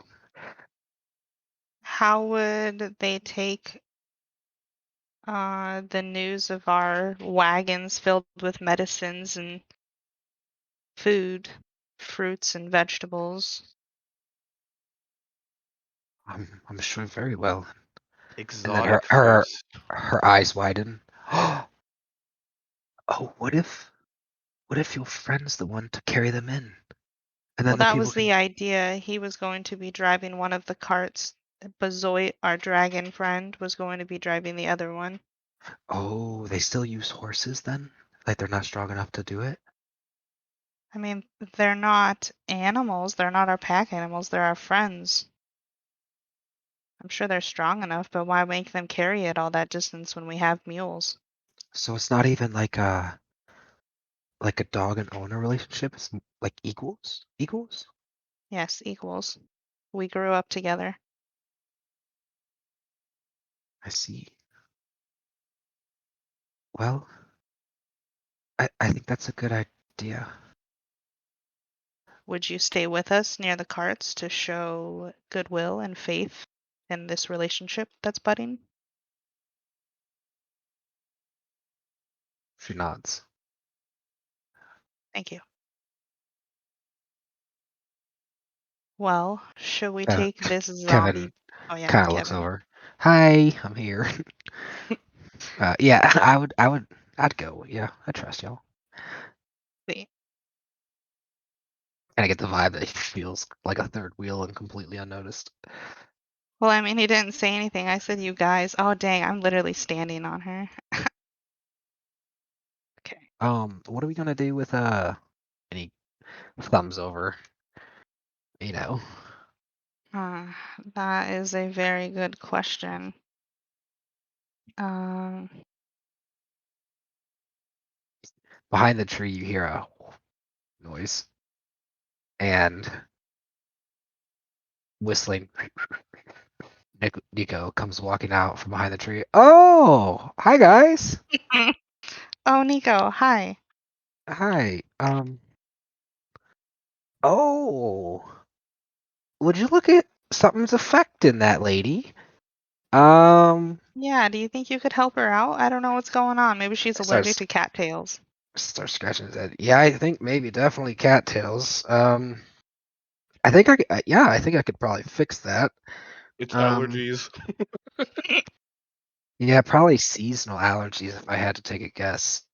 He looks over. Oh, there's some mushrooms over here. Maybe, Okay, guys, just run along and I'll get everything fixed over here. I got her, okay? And he's definitely putting on a performance right now, by the way. Yeah, okay. Well, do you want me to search her real quick for any hidden weapons for when she becomes coherent? Nico starts laughing. Sometimes I wonder how your guys' lives were after, our separation. The things you guys think about. Yeah, go ahead. Anything, whatever you think. I mean, you got more experience with this kind of stuff, Cal. Go ahead. Okay. I'd probably start patting her down. So mindlessly, just you find on her basically some common stuff. There's a sheath for a dagger that is empty. She has like kind of nicer robes on. She has this very simple silver necklace that wraps around.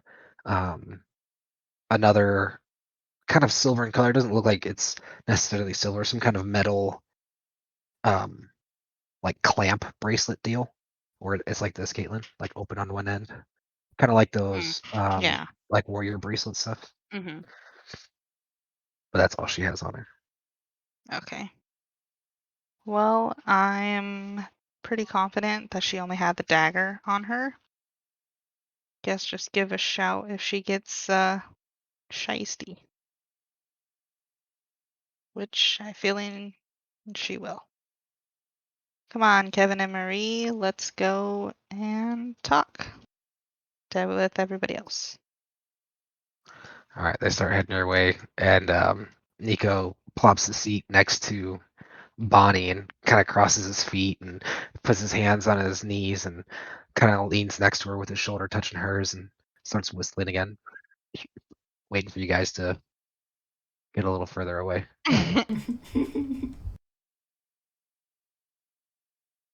All right. Are you doing anything with the horses here? The 4 horses? Oh, The 3 are tied to the saddle of the first, and the first, they all seem pretty calm, well trained, sitting there. okay. Oh no, fuck. What? I just realized if you guys wanted to, I just handed you 4 horses. Yeah. Yeah, that's why I was interested. I have saddles. Or a saddle. They'll be upset, just so you know. Yeah, I won't. We're trying to get good relations, but don't think it didn't cross my mind. It just occurred to me that, like, oh no. It didn't occur to Yeah, me at that's all. why I I was like, was like, where's the other 2 horses? that's why you were so aggressive about it. See, on my screen, they're there. I Well, didn't they're even here think about now. it. Yeah. I didn't even think about it. I was like, no, those are their horses. Like, it's not even a thing that we could take. I contemplated taking his gun too, bro. I'm part rogue. Well, you're playing that part very well. She did spend 4 years with the Kraken Society, which is like textbook unsavory. Yeah, I would probably just do a tie right here on this post. You're tying all of them. The lead horse or all of them? Well, I figured the lead horse and they were tied to the lead horse, Yeah. aren't they? I'm just asking. All right. They're currently all tied up. As you Sweet. walk them over. Good sized horses. They're not anything spectacular like racing horses or anything, but pretty standard run of the mill. well trained. If they were war horses, it would be a different story. Calamity would not give them up. Fuck, if they were war horses, it'd be a different story for Emus too. Well, if they're war horses, then they're horses in war, and all things are fair in love and war. So For Freya. All right. Yep, Shall we're we walking up. finish? You guys. Oh yeah, your guys coming over. Perfect. Okay, All well, right. so like I was wanting to say something like between the 7 of us, between the 10 of us, I wouldn't have us sweep this under the rug. Like, John looks around. Are you like you're worried about loose ends, or what are you trying to oh, say? shoot, no, I don't want him dead, but Oh, that's good. I am worried if we. Shoot, let me think real quick. In real life, how to word what that kind of saying. I was thinking banishment, even though Calamity doesn't know what's going on in this conversation. Like maybe he doesn't get to be a townsfolk, and that's the punishment for, trying to kill somebody. To kind of go with you thinking, as Kevin and Marie come up, Kevin yells out, "Hey, John! Hey, man, what the hell is going on here? That shit's kind of wild." And Marie's gonna run up to him. John, is everything? Are you fine? Everything okay? And he kind of takes a step back and puts 2 hands on her shoulder and kind of pushes her back just a foot. Everything's okay, Miss Cadwell. I'm fine. Let's just be rational and talk this out, okay? Just stay there, keep your space. And she nods and kind of pulls on her hair. Okay, okay. And you were saying, buddy? I take just like the slightest little half step back. Yeah, so I wouldn't have him. I wouldn't want him to be hanged for this, even though he did try to kill me and didn't really care whether you lived. And I'm just scratching my head. Geez, that's a really bad offense. But He looks at you and he says, "Now understand." And he looks back right at Desmond and then back at you. Robert Milligan would take pride in having your hide hanging on his wall. Think about that before you make judgment on this man. But we would not take pride for taking his life for that reason. so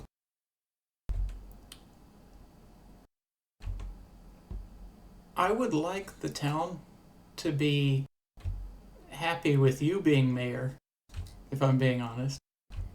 And also open to the idea of goblins being okay. I mean, obviously, it's not going to be, hey, goblins are completely safe. Just go right up to one in the forest and give him a hug. But if we sweep this under the rug, I'm worried that half the town is still going to think that Milligan is a good mayor. That John's a good mayor. No, he said Milligan. He's worried that if we sweep this under the rug, the town won't see Milligan for who he is, and that he'll be seen still and have his supporters and see him as a good choice for mayor. So he'll have support, and people won't be aware of his awful deeds. I believe, unless I'm. Yeah, that's exactly what I was saying.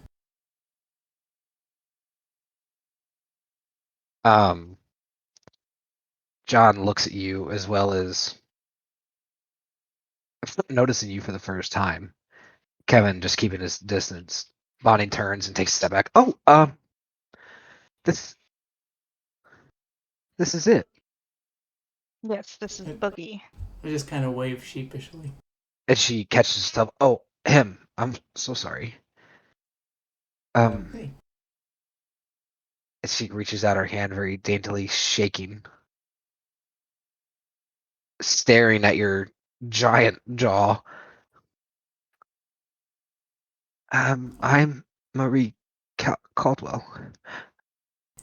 Boogie, and I Boog, go for her boog, hand, not in a. It's like clearly not like abrupt, but also not like I'm treating her like she's made out of glass. And what does boogie mean? A bugbear? and she grabs your hand. She goes, Boogie? I'm sorry, your name is awfully funny. Do you know what that means in human? Oh, what does it mean? And she kind of scrunches her nose up. She's a very pretty, cute lady. But she scrunches her nose up and kind of points up her nostril. Not anything pleasant. Oh yeah. Oh, like a booger? Did neither of you honestly pick up on that? Yeah, In real life, I pictured it as like you're boogieing on down, you're dancing.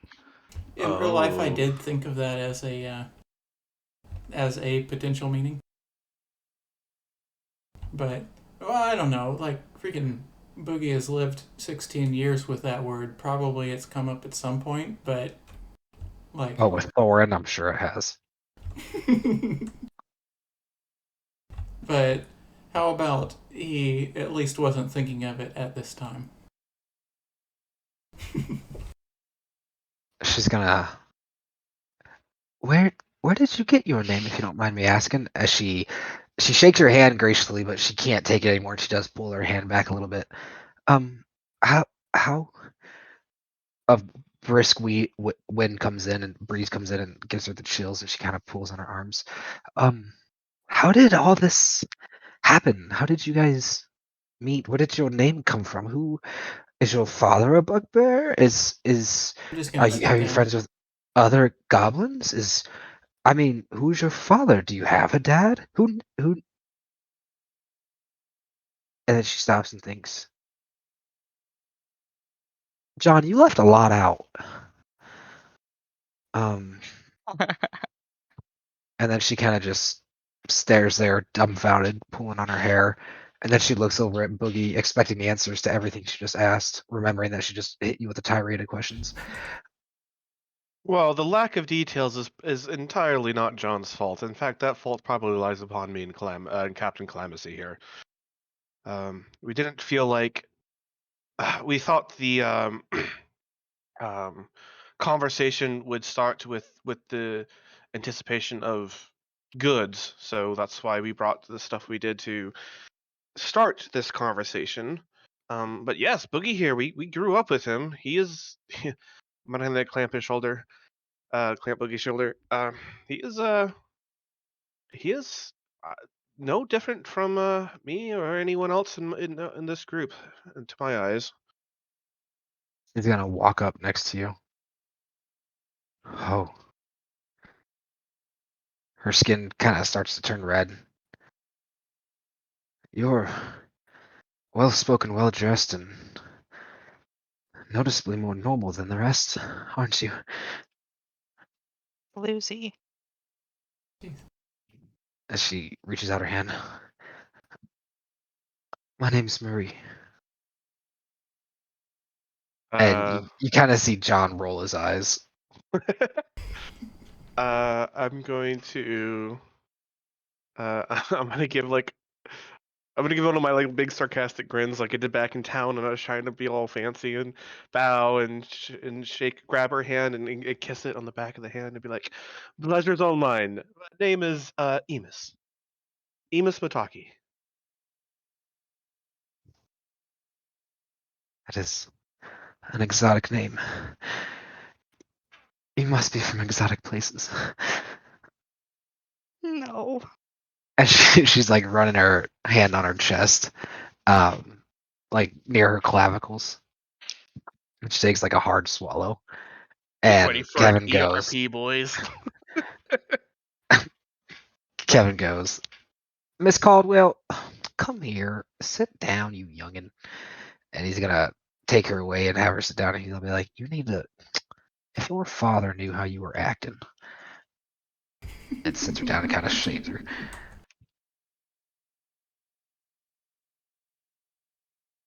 Well, there's still the matter that we have to get all these carts to town, and we have to get back with that mess, pointing towards Robert, still hopefully stuck in the ground back there. Um, what do you think the best way to go about this is? I think that we should just. Where did Tammy go? And it's right here. Oh, right here. She's still playing with the rifle. She is kind of paying attention, absentmindedly brushing the like shoulder of the mule, like not looking at the mule, but just absentmindedly brushing it while looking at you. Her right hand brushing, her left hand holding the rifle that's massive in her hand, kind of the buttstock and the rifle tip are resting in the ground, and she's holding it where it's broken in the middle. The barrel is Why don't we listening. go over there and talk to? I'll go talk to Robert together with his sons and see if we can't come to an agreement, and we'll take this parade into town where we can at the very least turn over all the food we promised. I don't know why I'm getting southern all of a sudden. It's because of Kevin's high.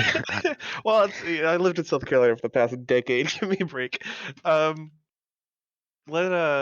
then because I fear the hardest part is yet to come with the whole village, as opposed to glancing at towards Robert again.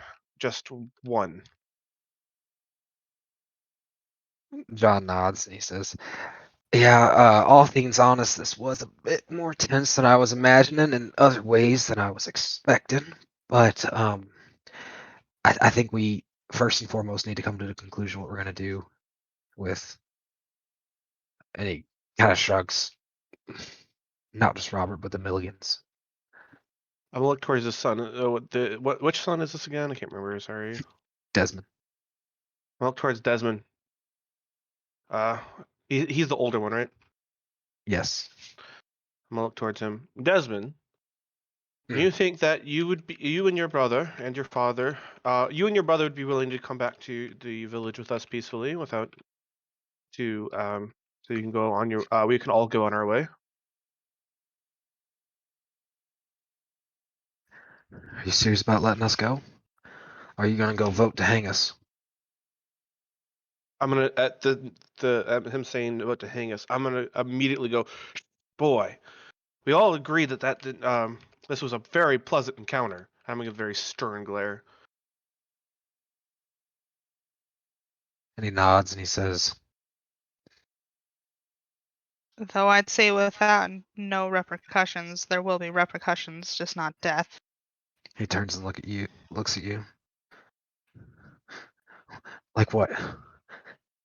Well, that's why we need to all talk about it. My 2 cents. I'd have the two boys go free. I think they're too Character, young to be on definitely, their yeah. own. Yeah. Turns and looks at Boogie saying that. The the cob's being the nicest one. What a day. I And didn't think the whole family was under fire. I thought it was just Robert. The other two didn't attack us at all. Maybe the mother. Well, how would that normally? Well, I don't want to ask that question to John right now. It'd be a bad time for it. Never mind. John's gonna respond to clemency. Well, we don't have much of a judicial system out here, but we're gonna get the town together and we put it to a vote. And that's how we decide. I think that's a Sounds good to fair me. I trial. freaking slap my knee and start to stand up. John takes a step back. Hey, you are tall, huh? Yeah. What was the name of the second Milligan boy? So Desmond, I'm would you writing guys it like it? down. Hey, I'm Yeah, sorry. it's okay. Oh yeah, I should probably do that too, because I've been doing that. Thank you for reminding me. How do you spell Mulligan? M-U. It's all in. It's a D&D thing. All four of Yeah. their names. Oh, let me put it Got it. in 7. I'll even put their age in 7 stars.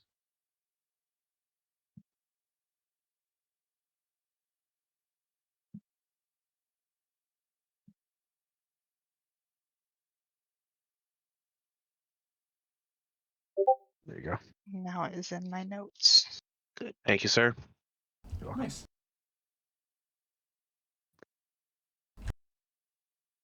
What is that screenshot you took of my fucking face? It's so Yeah. fucking creepy. It looks like OG Morrowind Wood Elf. I'm going to glare down at or I'm not going to glare down, but I'm going to look down at Desmond with soft eyes. So I'm looking at Desmond, but I'm going to speak to John. John, do you think it might help his case if he was willingly walking back to town with us instead of in chains? You trust that? I give kind of a sly chuckle. Desmond, do you trust that? He looks at you dead in the eye. Back at his dad. Looks you in the eye, and then looks down. No. Wow. Oh, I was not expecting that as a response. Okay. I mean, his trust was just broken in his father by shooting somebody innocent. Yeah, but not being able to trust him to walk back to town peacefully, knowing that he's just surrounded by people that could just pounce on him. I mean, he was That's- completely defeated by us, and he was still calling us names. Emus is going to look very shocked at that response and then kind of turn to Calamithy. It's like I'm totally put off kilter. Or Emus is totally put off kilter. Jerry. Agatha nudges out with her left elbow, getting Bezoit in the hip. You okay? I'm good. So, You gonna pipe in and give an opinion, or? I'm gonna begin walking over to Robert. Oh fuck! You see. Agatha runs over with you, a little too excited. man, Desmond is freaking honorable. So, Eh. Robert, you understand what's at stake here, correct? As you guys approach, you see Eric kind of raise his shield a little bit and cock back with his spike club, looking pretty incompetent with the weapons and nervous, but giving you his best mean face. You don't touch Dad. It's all Roll right, my boy. eyes. It's all right, boy. Let her talk. Do you know what's at stake? He looks you dead in the eye. You think I don't know what you are? You don't think I've read books of what you've and your kind have done? My kind just healed your stab wound. Your kind ravaged this country. Your kind murdered I'm gonna innocent. smack him in the mouth. Okay. Do you understand? Perfect opportunity. Yes. I thought we were trying to. Do you understand that your law? Hold on. Roll a d4. What? Or unless you're not trying to hurt him, are you just like? Is it No, just no, like no, no. Okay. Just Okay. no. I'm not trying to hurt him.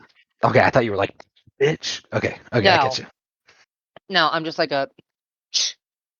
Giving him Do a you pimp hand, pay understand that attention kind of your deal. law requires that you hang for what you've done today?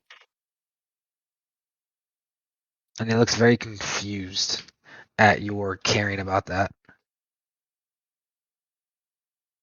And according to your kind, I'm weak. I should die. I don't see it that way. You don't- I- What, are you dressed up as a dragonborn then? No. Are all humans gun-toting nuts shooting innocent people trying to help their village? Because in my eyes, no, but Looks off by in the your logic, distance. yes.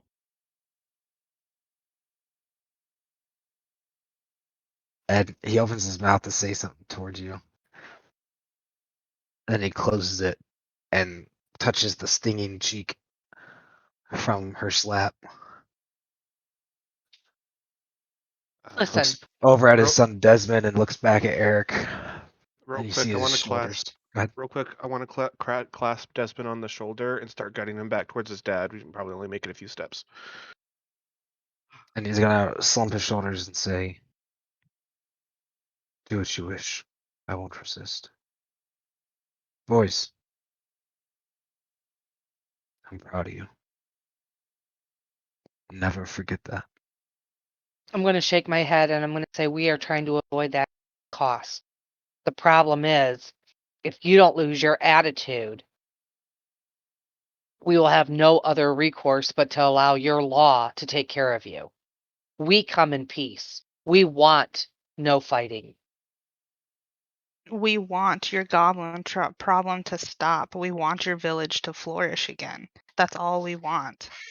And And in I a nod strong, my clear head. voice, I like to call out, and we want to see your son still have a father.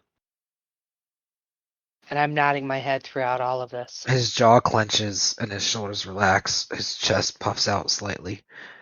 You get the feeling that at a younger age he might have been a low tier kind of proud, maybe adventurer of some kind, and takes a deep breath, closes his eyes, turns his head, looks up at Bezoit, says, "I would rather stand trial and be judged under the law of my people than under the skewed moral guidance of a dragonborn." And he drops his gaze back down to the mud. Uh, At that, I'm going to shrug my shoulders and say, what do you think, Captain? It's his decision. We're trying to save his life. But if that's what he wants, that's what he wants. I want to speak loudly so that everybody hears me as I say, be it known on this day, this man's blood is not on our hands. This is his decision. In the distance, back And I walk away. towards the south, back toward in the vague general direction of Selgaunt, probably about 30 miles away from you in the sky. When you say that, lightning strikes across the sky, and a few moments later, faint thunder ripples out through the area. Using the knowledge I gained from the book that I read, is it natural weather that is happening right now, or is it unnatural?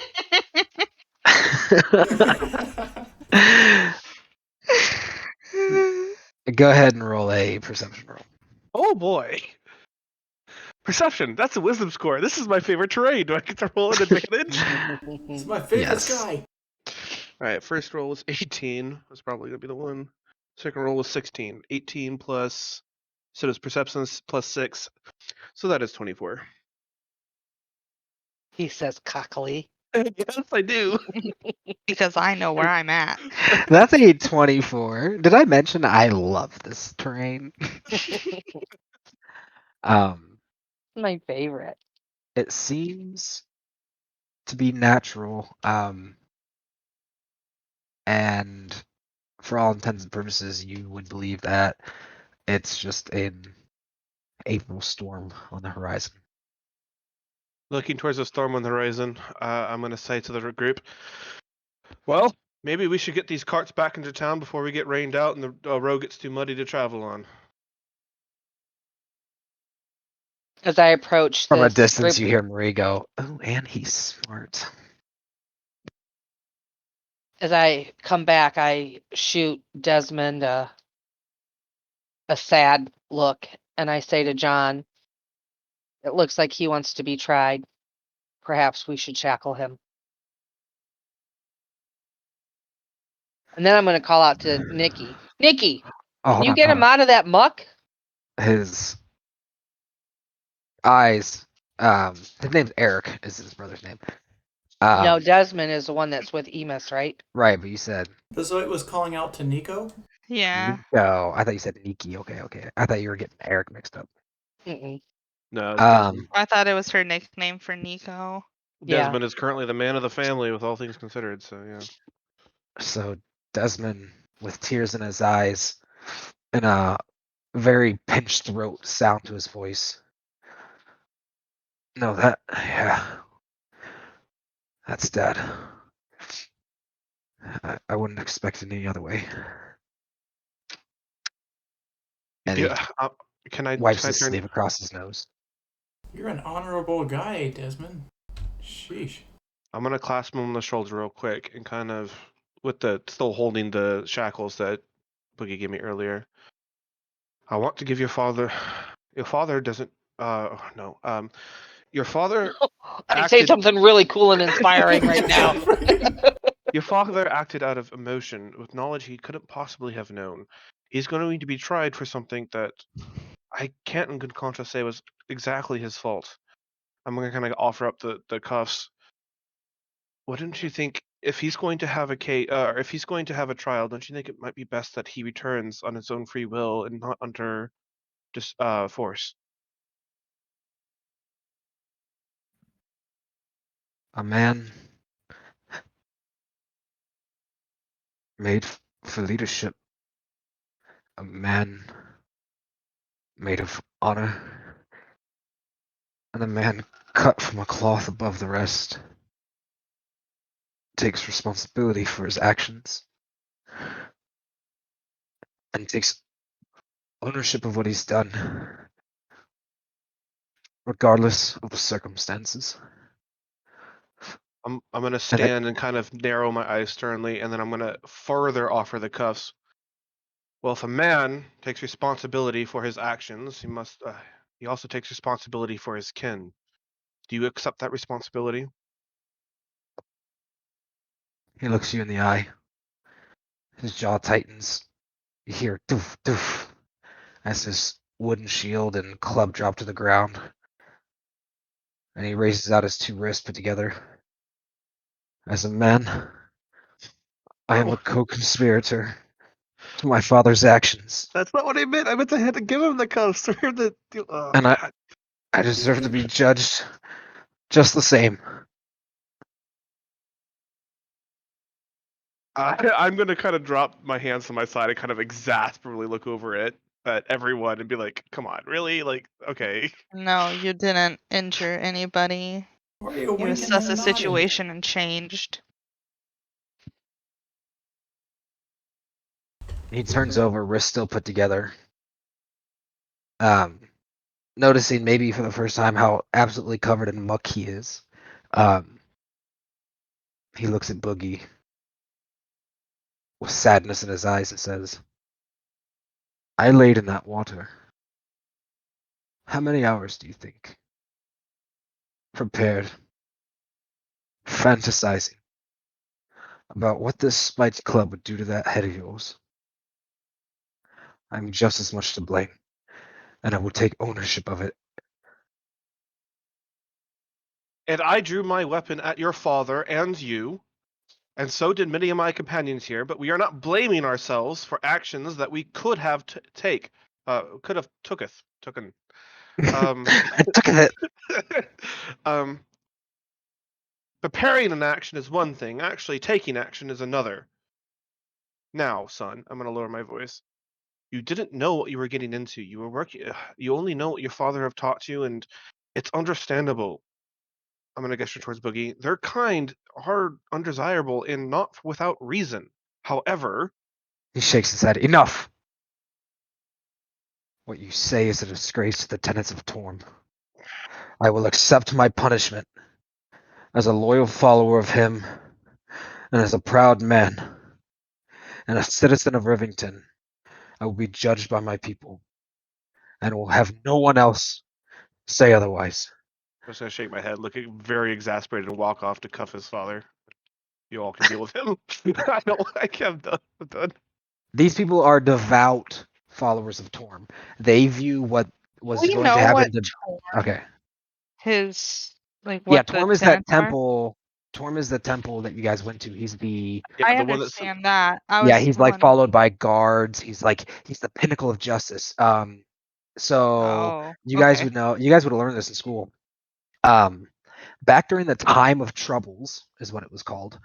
Um, there was a huge strife between the gods, and Ao, the overlord, threw all the gods out of heaven as they became mortals, except one, because the grievance that happened against them was something stolen. And Torm had such integrity and was so trusted that his honor was indisputable by Ao. And he was the only god able to remain in deity status that was not thrown out of Celestia into the mortal realm of Tyrell. And he kind of ended up like Lady Justice, where he's like the judge, jury, executioner kind of thing, right? Yeah, he's very much so like people who are law-abiding, justice, righteous. Like you have to understand, as hateful as Milligan's, especially the father is being, they view this. This is justice in many humans' eyes. Killing goblinoids on sight is the norm.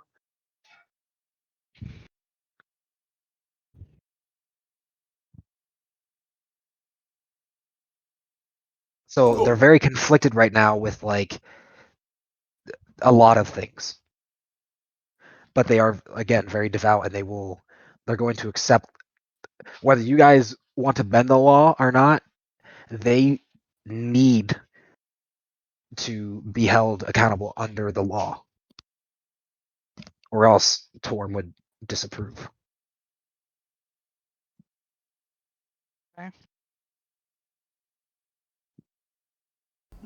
Amos was walking over. Yeah, I was you just were gonna, walking over to Robert.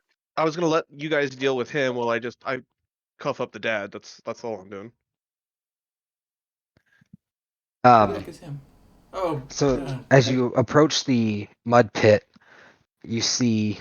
Well, I don't know if you'd see or not, but anyone looking across the river would see, next to kind of a dazed and recovering Bonnie, Nico kind of wave his hand slightly, and the roots, or the sorry, not the roots, the vines pulling him down into the mud loosen up and kind of push him upwards as the soil begins to harden and kind of take on this cracked, dried dirt appearance. Him now covered with this drying muck all over his legs. He's prone currently, being like pushed up and kind of out of the pit. Was this before or after I cuffed him? This is as you approach to cuff him. I'm gonna reach down. I'm gonna cuff his hands and then help him to his feet. So they go together incredibly smoothly. Like the craftsmanship is on par with world class woodworking from this scroll, and they snap right into place very tightly. It doesn't seem like he's going to get out of that easily. And he remains silent. Are you gonna kind of pick him up and top walk him over, or Yeah, I'm gonna help him to his feet and turn him to start walking back towards the rest of the group. And I'm gonna nod to his other son, which is Eric. And Eric, I'm gonna say, "Come along, boy." he drops the club and the shield to the ground? Kind of looks down to the ground. Yes, sir. After he drops them, I'm gonna kind of whip my head around. Pick those back up. Yeah, yes, sir. And he picks him back up, and he looks kind of confused. His knees are kind of bent, like half between dropping them and keeping them. You sure? I shall not Weren't y'all talking about conspiring and stuff? But you want me to keep my club? I'm a prisoner. I'm gonna frown. Look, your people may consider you a prisoner, but I do not. And every out here in the wildlands, it's good to keep your guard up. I'm just gonna walk off He's with his gonna dad. turn and face Agatha. Ma'am, he's kind of stuttering. Would you, would you mind taking these from? I don't feel right taking them. And she goes, yeah, here, I'll take them. And he hands over the wooden shield, and she puts the mace on the shield, and he's gonna jog to catch up, disarmed. All right, guys. Do you guys need anyone need a bio break or anything? I've been secretly taking them. What's a bio break? I don't know what that is. Restroom. Biological Biology. break. Yeah. Oh, Biology. You You good, said Study those- Zoe? microorganisms for 15 minutes and come back. I wear an adult diaper for these sessions. Does anyone need a break? Bazoit, you good?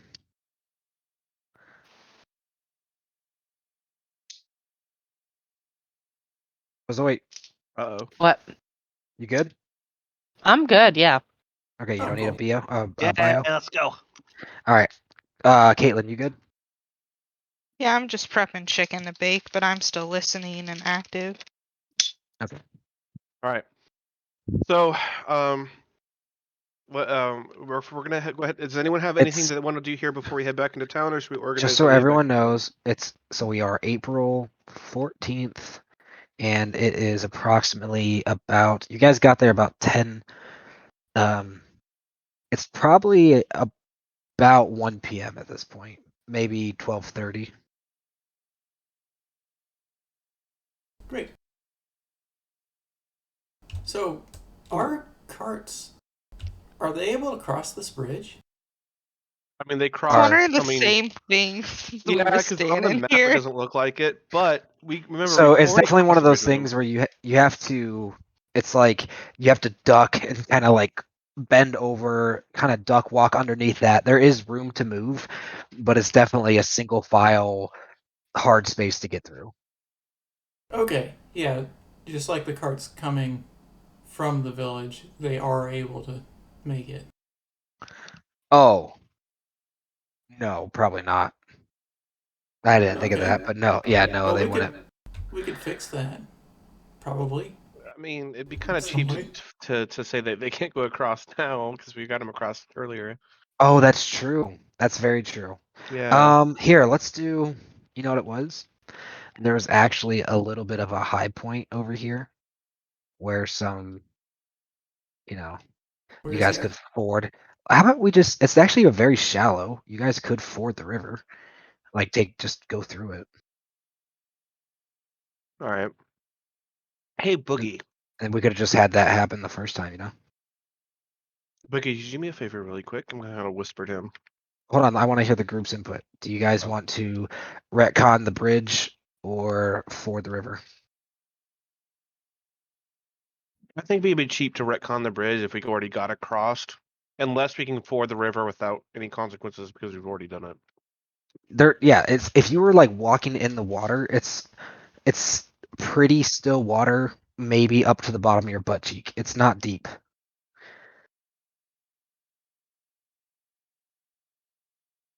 I'm And it's okay not with that. flowing quickly. It's not, to me that makes sense. Because the bridge is pretty fucked.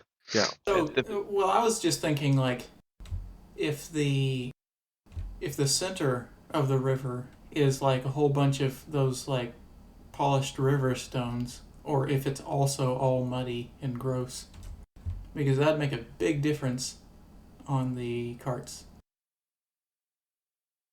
So the area immediately under the bridge and to the sides, about probably 30 feet either way, is very thick, mucky mud. But there are areas that are probably 10-foot wide areas of smoother rocks. I do take issue that if we're gonna have any travel issues crossing the river with the carts, regardless of the method. No, there are areas that are safely fordable. It's not Okay. you're not gonna the cart's not gonna tip Oh. over. Or, So so long as we're not retconning us getting them across safely, then I'm okay with it. no, I think there are areas. This is not a fast flowing river by any means. I think it would be. I don't care. Let's go for it. Cool. I guess I could always walk next to the cart instead of riding it, Yeah. in when order you to ford make it. sure that it goes fine Mm-hmm. across the river. But real quick before we all go, we should talk about pecking order real quick. I do agree that Boogie should probably be riding the first cart. Bazoit, you should ride the second cart. and all of us are walking alongside. So hold on. Is a single file like Boogie in the front cart, and then right behind it is who? Or are they Is side by side? the path wide enough for side by side? No. Well, Then it'd I have to be mean, single file. I was thinking about later on, like another 200 feet, where we're getting really close to the village. Yeah, Oh, I'm picturing you entering towards the village how you wanted to present. yeah, that's what I'm talking about as well. Okay, so are you side by side, or because you could, like, you'd be a little bit into the grass, but it wouldn't be bad if you were side by side. But the carts that we have, do they have covers over them, or is everything open and just on No, display? there's covered. Right. After we ford the river, I feel like we should uncover the cart so everything's on display. Oh no, let's not. Never mind. Give me Okay. 1 second. Let me go look at the carts because I'm pretty sure. Either way, Boogie, Bezoit, you're each riding a cart. I don't. Yeah, it's not covered like it's not like a canvas cover. Like they're like boxed. Like it's like a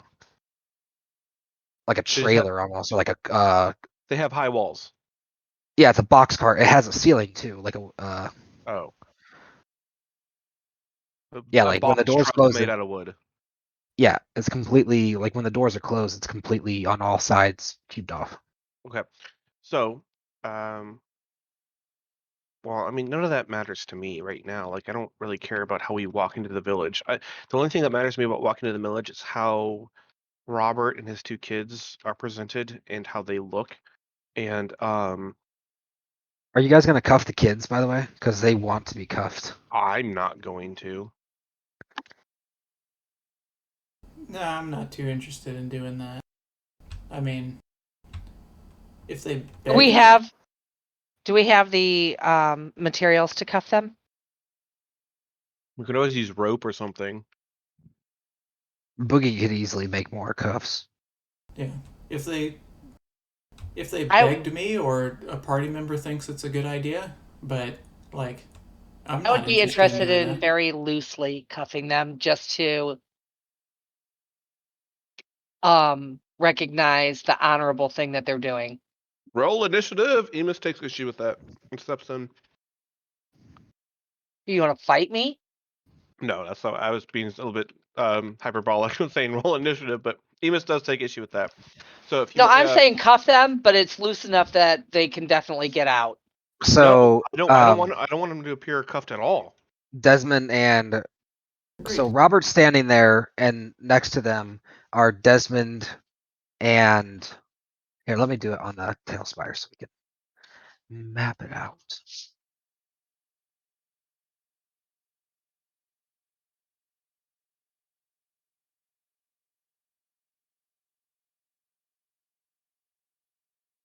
Oh, got the boys mixed up.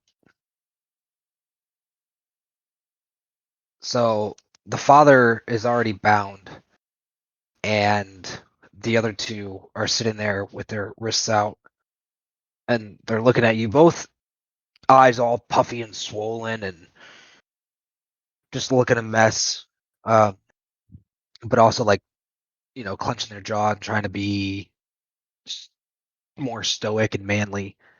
And even right now, like Eric surrendered his all of his gear to Agatha. Only Desmond still carries anything, right? No, Desmond dropped his too. Oh, right.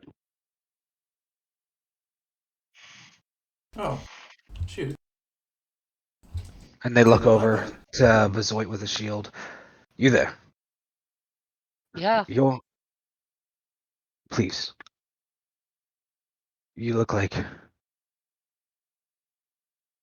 well, at least your armor looks like that of an arbiter of justice. If you know justice, you know what must be done. And they reach out I'm gonna their proudly wrists say together. that she's a paladin because I'm proud of it. She's if you're a paladin, then you understand all the more. Do I'm the gonna right nod thing. to them. Please find us. And I'm gonna look at Boogie and ask Boogie if I could have 2 more shackles. And I'm gonna say as immediately afterwards, This is the honorable thing for them. We can testify for them in trial. Okay. Emus is going to immediately step forward and say, "What? No, are you crazy?" I'm going to look I at would you and go, rather them what are be you talking unpunished. about? You're the one that got him to confess that he did a crime. And as a result, you want to bound his children, who are consorted, excuse to me. be here on his by. Yeah, go ahead. Sorry. No, you got his children to confess to crimes. They're Their doing the crimes honorable thing. to their laws, not our laws. We have no laws here. I understand that. But this is honorable for them, and I'm honoring them. We can testify on their behalf in the court of law. I am going to move forward towards the children. Emus is going to stand up tall and say, "I will not see children bound by any law." I'm going to look Clemency. past him and So ask, no what is handcuffs? the age of adulthood in your land? Are you asking? I'm asking Desmond and Eric. They kind of pop out their chest. If he can swing a sword and sow his seed, he is a man.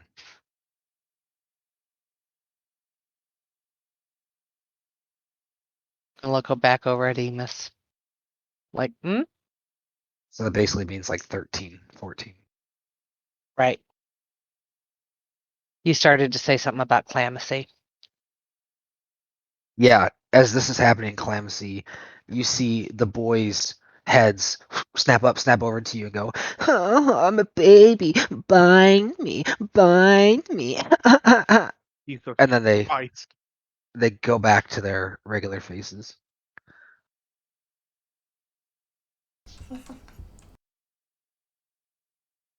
I would really like to find out what is triggering it. So Bezoit, I'm staring you dead-eyed, like I'm firmly planted where I'm standing. I'm going to say, "John, these laws of yours, are they malleable, or are they or are they fairly difficult to change?" Change the law. I mean, you have to go talk to the court in Shadowdale.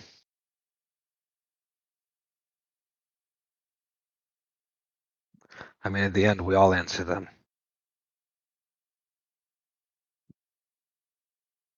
Okay, I'm gonna go ahead and whip up a pair of a couple pairs of those friggin' what are they called? The handcuffs? Shackles? Yeah. These ones will use much less material. Like, if somebody were trying to bust them out, they could just use a club. But it's still shackles. I'm going to And, reach over and take the shackles from Boogie and simply hold my hands out, waiting for them to step forward. Excuse me. I'm still standing in between you and them. I know. That's why I'm allowing them to come to me. What are you going to do? Fight the kids, Emus? No, I don't want to fight the kids at this point. I kind of want to fight you. I'll pick up feel- the shield and the club from where I was just headed, and I'm just kind of gonna toss it into the cart. Desmond and Eric turn and look at each other, and they both take a step forward, and you feel a smaller hand and a larger hand on your left and right shoulder, respectively. Who, on mine? Yeah, and the boys say, or Desmond says, "She's doing the right thing." And then you hear Eric, "Please." I'm gonna close my eyes and with just bewilderment say a common prayer that I say whenever to Mikhail whenever I'm searching for strength in the moment. Come on, what do I do? This is nuts. This is my prayer, and then I'm going to Roll a religion check for me. a religion check. Cool. 18. In prayer, you close your eyes. A moment passes and you hear that familiar static that you heard back in the Temple of Torm in Rivington. But this time, Emus! There! And then it fades out. You recognize Mikhail's voice. Kind of not panically, but she sounded stressed, trying to get through whatever disturbance. I'm gonna immediately lose, or my shoulders are gonna go slump, allowing the boys to pass me as my attention immediately diverts from them, and I'm going to reach out again. Mikhail, I'm here. Do you hear me?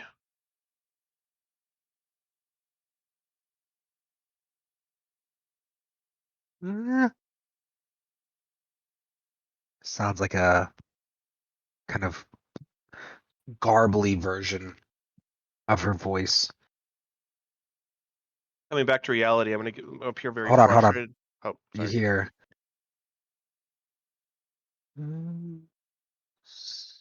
Try to make it careful. And then the message stops coming in. So uncharacteristically for Emus, I'm gonna suddenly appear very frustrated and angry, which is not normal for him. I'm gonna turn my back to Bezoit and say, "Fine, but I will not hold their lives in my conscience. Mere children." Storm off over here. And as he says that, I'm going to say, "You're a child." You And as see, loosely as I possibly can, I am going to shackle Desmond and Eric. you watch as in front of you this creature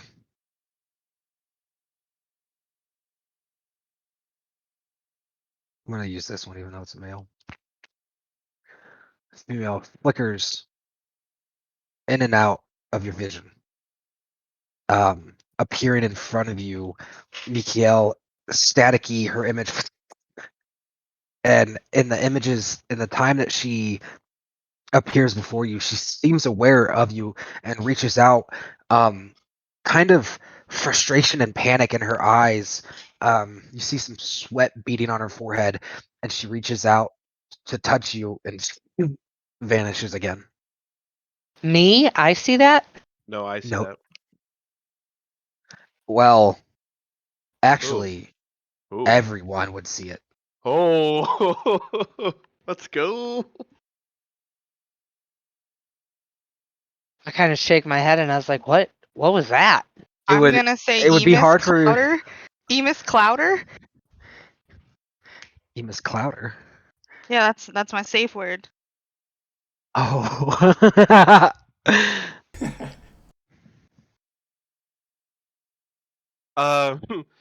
I'm going to be so involved in the moment. I'm actually not going to respond to Calamithy. Oh, way to go. And Real I'm quick, going Emus, to. you would what is happening is she'd be in their vision and your vision, and then just in your vision, and then out of everyone's vision. It'd be like back and forth between those states. Wait, so I wasn't here for a second as well? No, like it was as if she was struggling to stay connected to any solid plane or like mode of existence, whether Okay. like she just seemed very out of control. Right. When seeing her, I'm going to immediately. I'm going to do something ballsy. Seeing her, I'm gonna immediately lunge towards her, and then immediately seeing that she's having difficulty, I'm going to cast Ethereal on this and end my turn. So you guys watch as Emus storms off in a rage, and then this image of this. Not a rage, it's a panic and hope. No, I'm saying like when you were storming off from Bazoit, you stormed off in frustration from that. Right? Am I wrong? No, that's right. That's right. Okay. And then you guys watch as this kind of otherworldly, rather beautiful lady with long, flowing black hair kind of flickers in and out of you, reaching out for Emus, and then vanishing. Emus, looking around, vanishes from your sight. And Kevin and Bonnie and John and everyone is like, what? And Kevin should up, so he's like, what the hell? John, are Oh, you Kevin, sure you about saw these that people? too? He nods. What are Oh, you? Y'all walking around seeing shit other people don't see or something? What kind of fucking question? you see, I'm having a doozy of a time. He looks very confused. John, what are you getting us into? And John looks over at Clancy, mouth kind of open, waiting for an explanation. Captain? Can you mind to explain? Does your lieutenant often just vanish? Well, lately, yes, actually. Oh. But I mean, I think that's just one of his abilities. I don't think it's a big deal. He'll be back. He looks very concerned at your nonchalantness. He looks over at Kevin and Bonnie like, am I that? Like, not like, am I the asshole, but kind of like, am I the asshole here? Like, am I wrong for thinking this is weird? I mean, did you not see anything on your adventuring before you became a farmer? His level 1 adventures. I cannot say I ever saw people just flicker in front of other people and then they vanish. Okay. Well, there's a first time for everything. I slayed a warg though once. Ooh, well done. Right. Thank you. I was handsomer then. I mean, how old is he now? He's trying to diffuse the situation a little bit. He's 46. No, he's not 46. That's Robert. Let me look how old he is.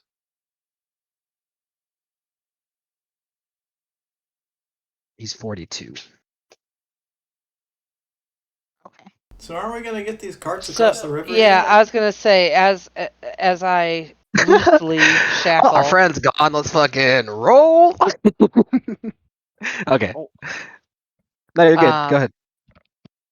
As I loosely shackle these gentlemen, I'm gonna softly pat them on the back and say, "Let's go, boys."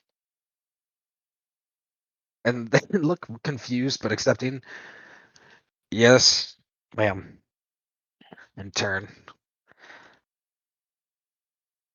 And they start to head off. Emus, on your side of things, you see these vague kind Nope, of. let's do them first. We'll come back to me later.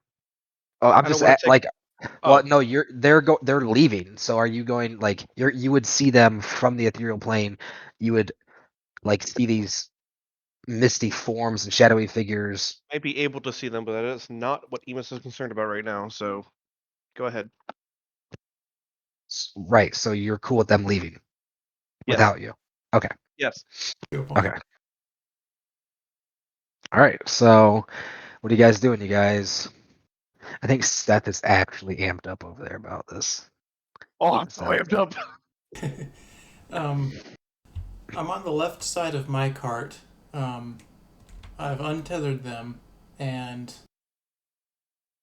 kind of trying to freaking figure out how to get them across the water while not sitting in the seat. In order to help.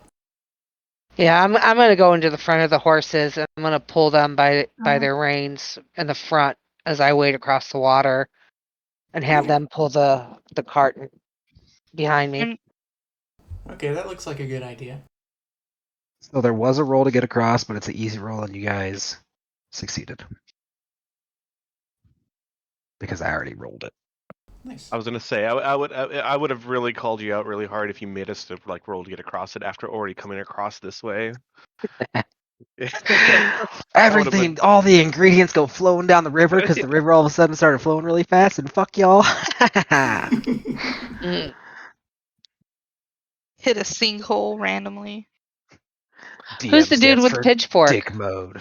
That's Kevin. Kevin. Hmm. He reaches his hand out. Hi, I'm Kevin Feaster. It's nice to meet you. I don't got no problem with how you look. And I reach out and grab his hand. Pleasure's all mine. Oh, easy. Yeah, you I would are have said stronger than you look, but all right. I would have said I don't have a problem with how you look either. He has the cutest goats.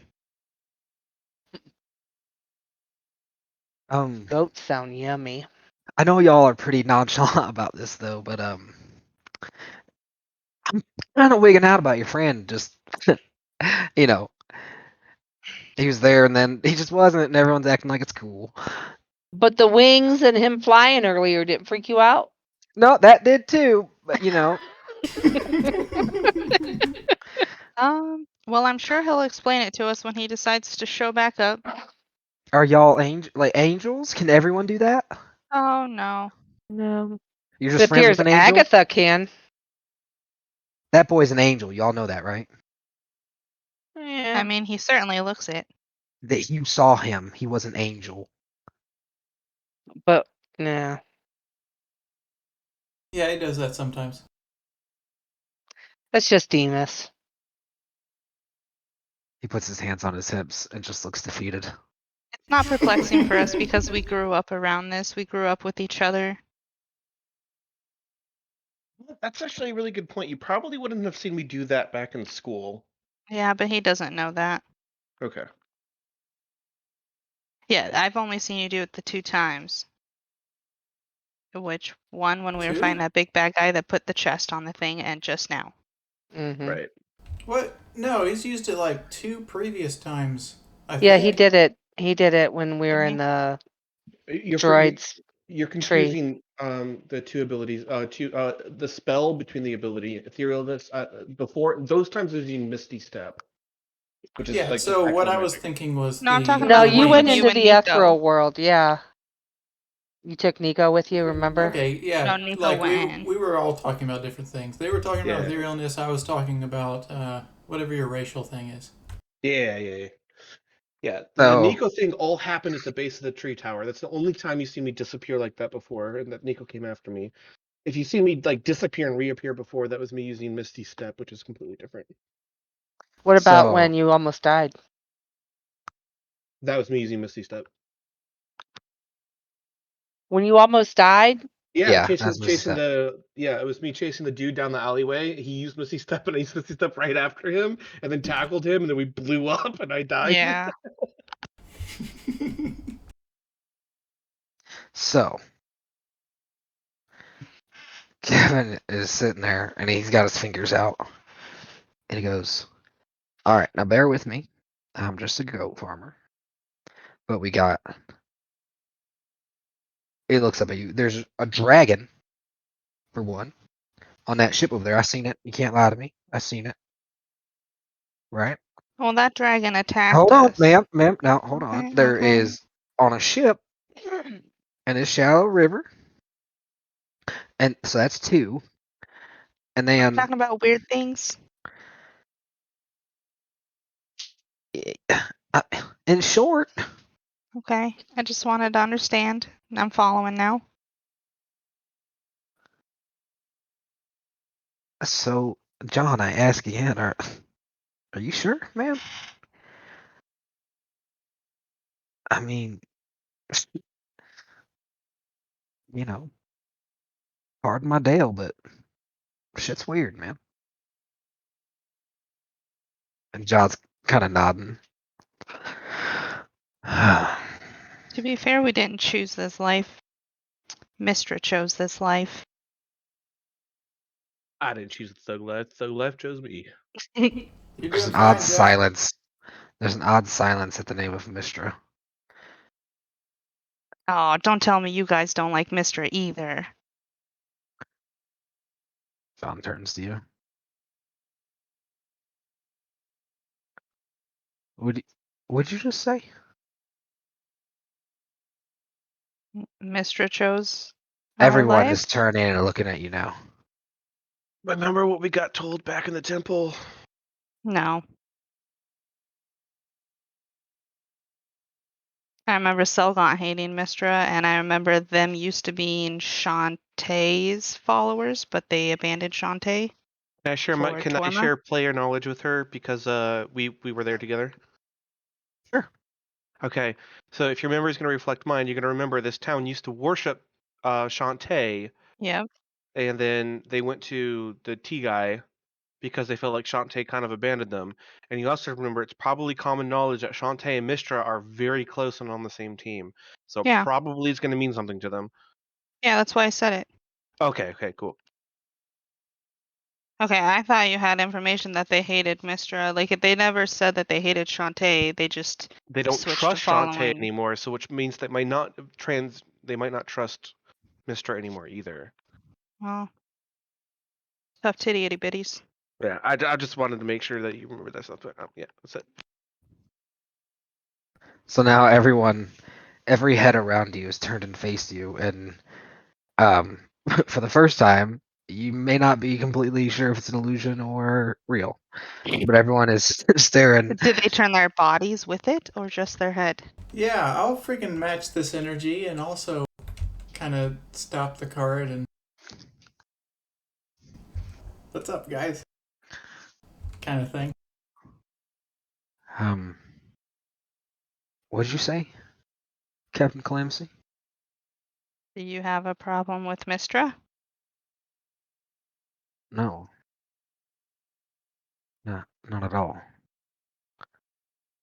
What do you know about Mistra? Mm.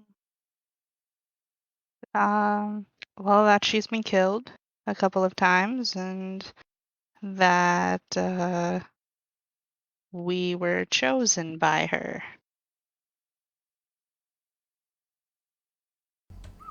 Which is His why we're all left eye is very open, and his right eye is like squinting closed. He's kind of giving you this look, like half surprised, half disbelief.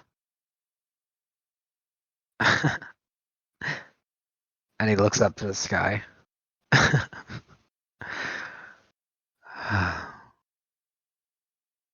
You're serious, aren't you? Yes, I don't lie. He closes his eyes for a moment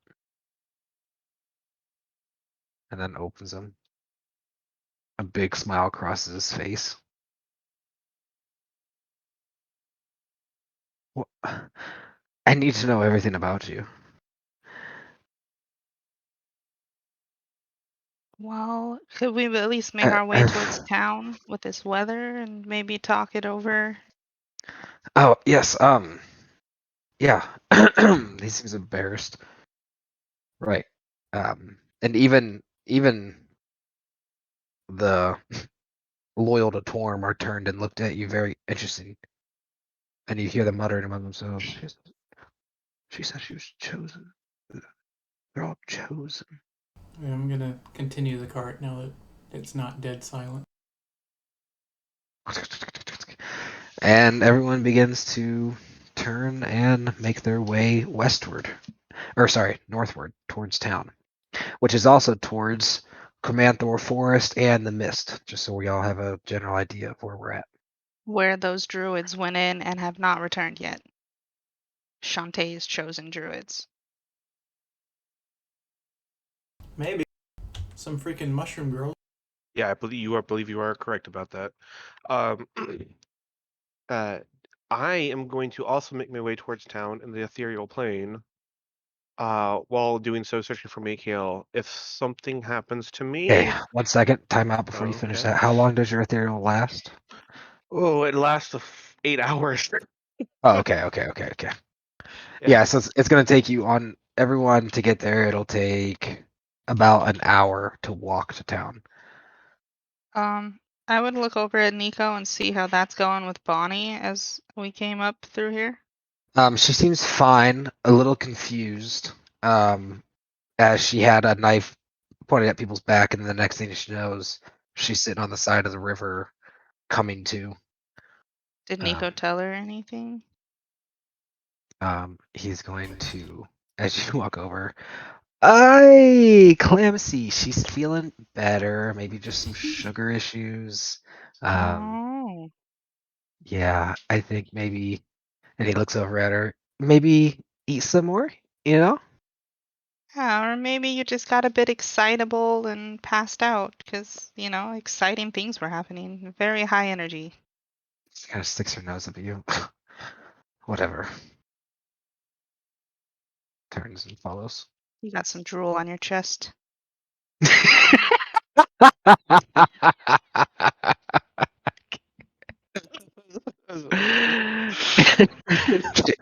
She looks down. Oh. And she looks back at Nico, like kind of accusatorily. Disgusting.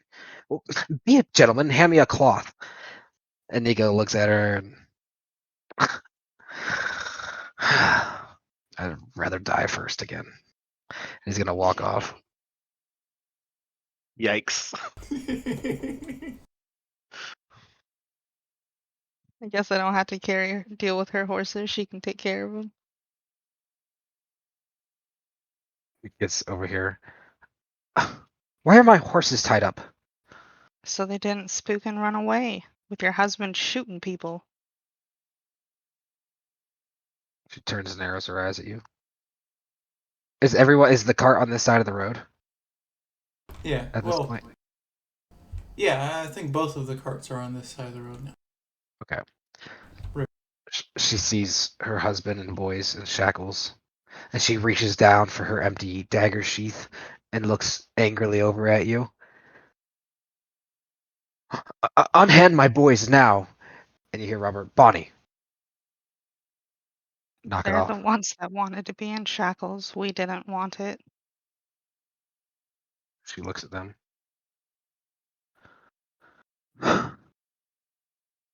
Puts her wrist out. She says, This is a resolute family. they'll definitely ride together, die together.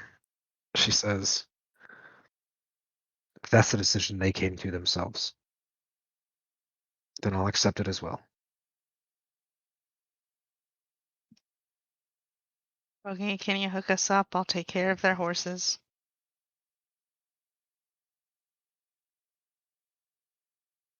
Did you just say, Boogie, can you hook us up? Yeah. Aren't you What? the one that paints the handcuffs?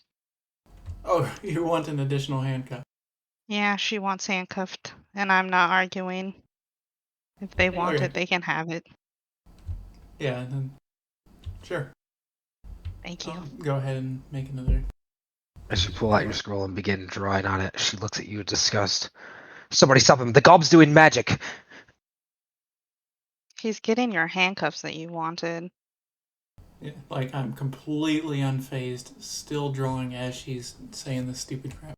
I said that rolling my eyes And while as I'm they petting the horses. form up out of the paper,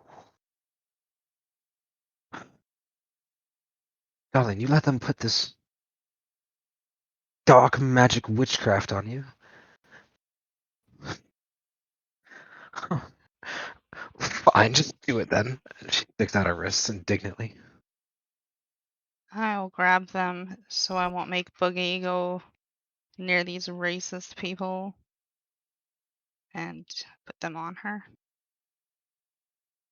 Mainly just the parents. The boys are cool. For sure. and they go on her, and she kind of looks like she's like holding back, almost like a throw up, as they go around her wrists. I'm gonna ignore it. She's being dramatic, and I'm not gonna. I don't know. I'm not gonna going pay to attention to it. engage that, Karen. Yes, that's the word. Would you like me to clean those for you? No, they're filthy enough as it is without you touching them anymore.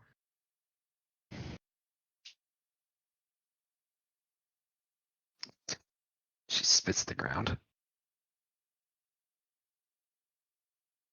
Nico looks over, and you feel. Hold on, give me 1 second.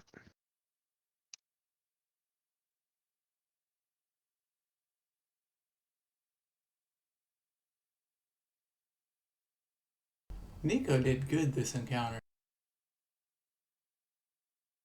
He didn't do much as a counter because he missed a turn. Well, why was the wife stunned and all dazed and stuff? Yeah.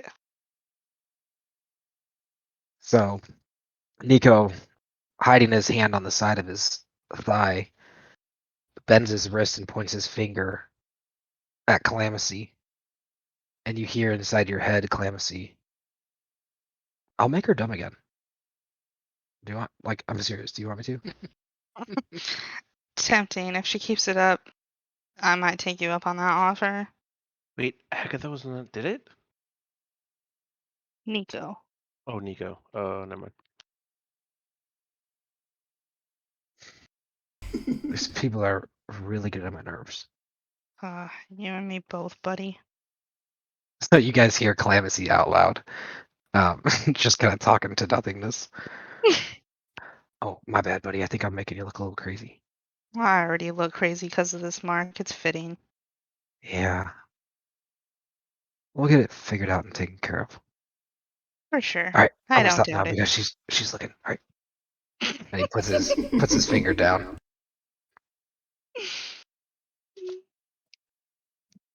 All right, guys. And we begin to march our way into town. Let's Give me a second. Give me a second to get that set up. Oh, I feel like Who's this is riding going horses? well. No bloodshed. No murder hobo. I have high hopes that we might actually like. I feel like we pulled step 1 off, and then we have to pull off step 2. I think there's 3 steps, right? It was the initial meeting, then our encounter with the town and getting the town convinced, which is I think going to be harder, and then even harder is going to be step 3 with the goblins. Yeah, Seems we to might me have to that- murder hobo the goblins, but I'm hoping not. I disagree slightly. I think that this was the medium step that we just took. The town might be the easiest step of the 3, and then Really? Goblin's hardest. Uh, Either You way, think because the um, majority is in favor of John and not the Milligans? I mean, circumstances are pretty friggin' heavy against whatever the heck that guy's name is. Milligan. Robert. Well, we don't know I don't think we fully know what type of support he has here in town. Like how much support. We don't Right. know if it's like 50%, 30%, 20. Like we I think that's going to be. I mean, at least enough to get him mayor and not Milligan. Let me take this opportunity to go ahead and save off this recording so it doesn't get broken. Okay, I'm going to use the Robert token to represent the family together. Okay. Cool.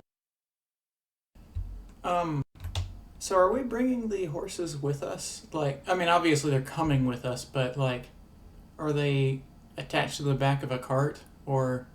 I was probably just gonna ride the one, and the other 3 were attached to the saddle and just kind of trail behind you guys.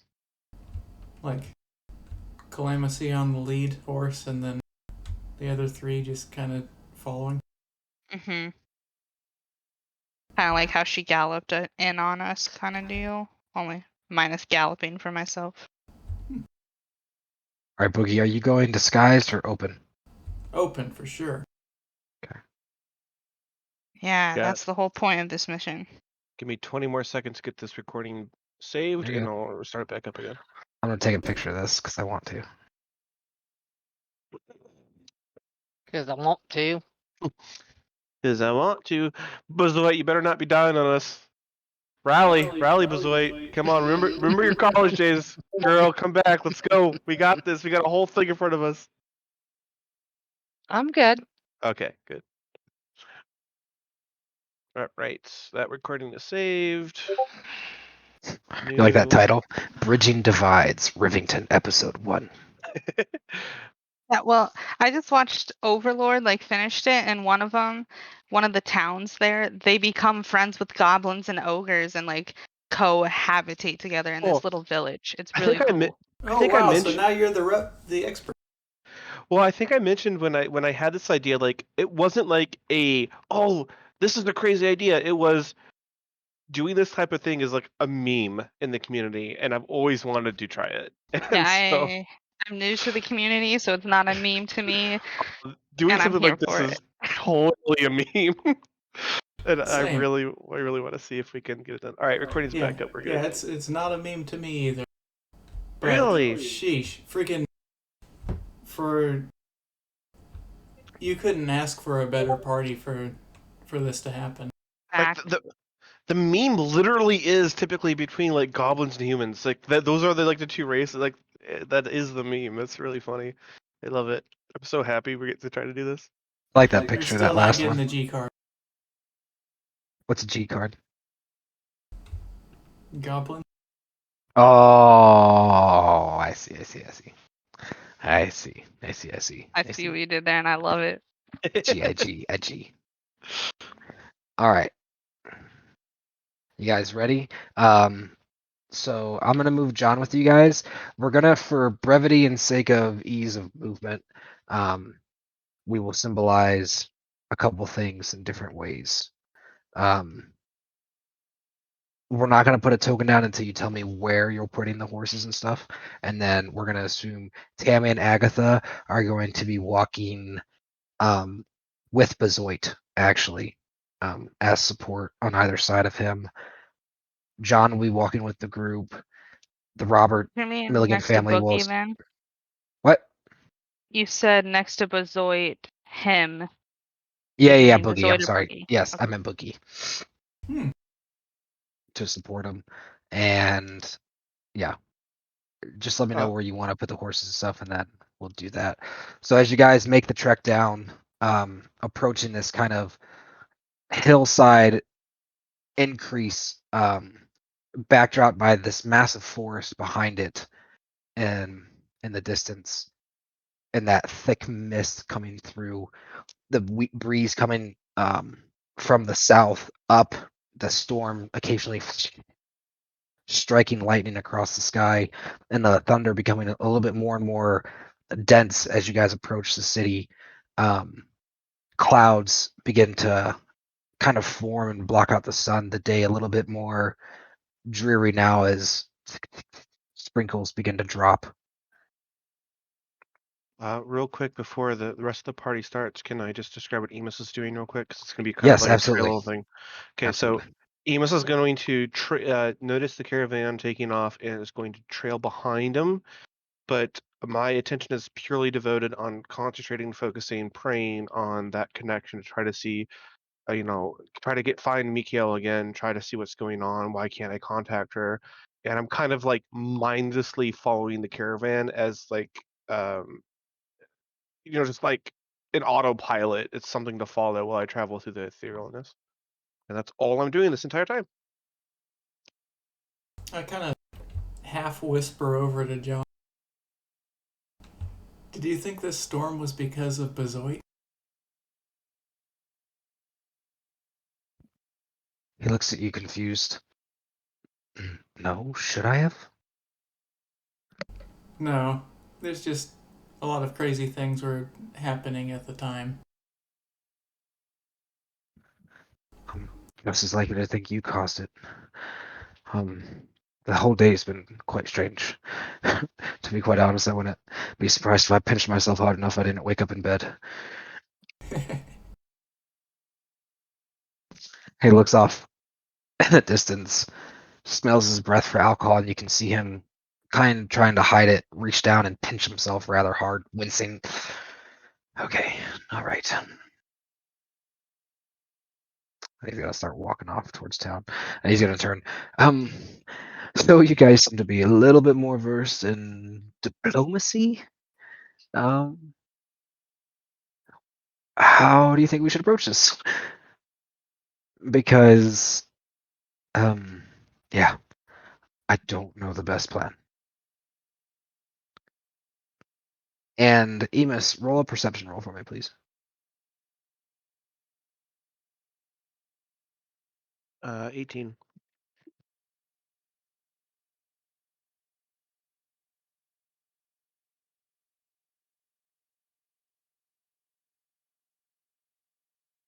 You see,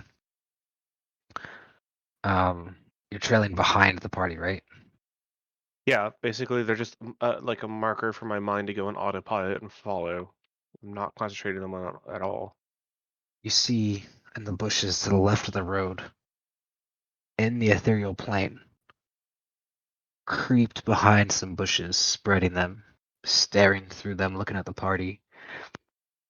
This purple-robed female goblin with this gnarled staff and long, kind of gross fingers, and she's smiling as she looks over quickly at you, and her eyes widen. Are you doing Oh, anything? they're in the ethereal plane with me? This goblin is, yes. Uh, The garb is unlike anything you've seen on a goblin before. Seems it's a female goblin, old, kind of heavier set. Um, Definitely evoking like a uh, some kind of magical type vibe. Like she's dressed very like witch-esque, I guess would be a good way to put it. it's gonna completely catch Emus off guard. Emus is gonna turn and kind of snap back to the ethereal plane reality as much as he can, and go wide-eyed and go like, "Hello?" Like completely caught off guard. And you see the panicked look, the long, curved green nose. The skin's splotched, so like parts of her are this pale green, and other parts are this kind of more pale orange. And some of the orange spots are a little darker than the other. And she goes and kind of hisses at you. And you see her wave her hand and vanish from sight. I'm gonna be bewildered for a moment, but I'm not gonna dwell on it for long and go back to what I was doing, trying to find out what's going on with my connection with Mikhail and following the party. Okay, make a religion check for me. 13. Okay. As you travel along, your frustration growing. You can only imagine the frustration she's also feeling. In her eyes, she looked more frustrated than she has anytime you've ever seen her that you can remember. Um, but you're unable to establish any connection as she doesn't appear before you again.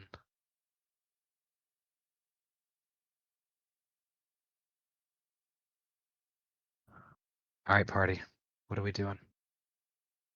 So, John just asked how we should handle this. I said, I was thinking we'd just take all this stuff to the warehouse.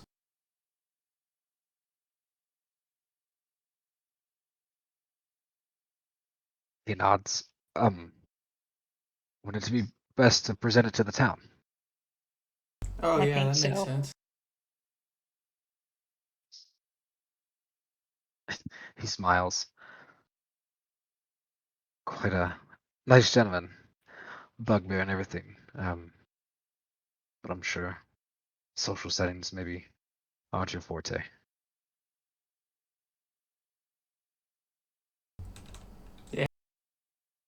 Not my best suit. think it was kind of a half-hearted smile. Anyone else skilled in etiquette?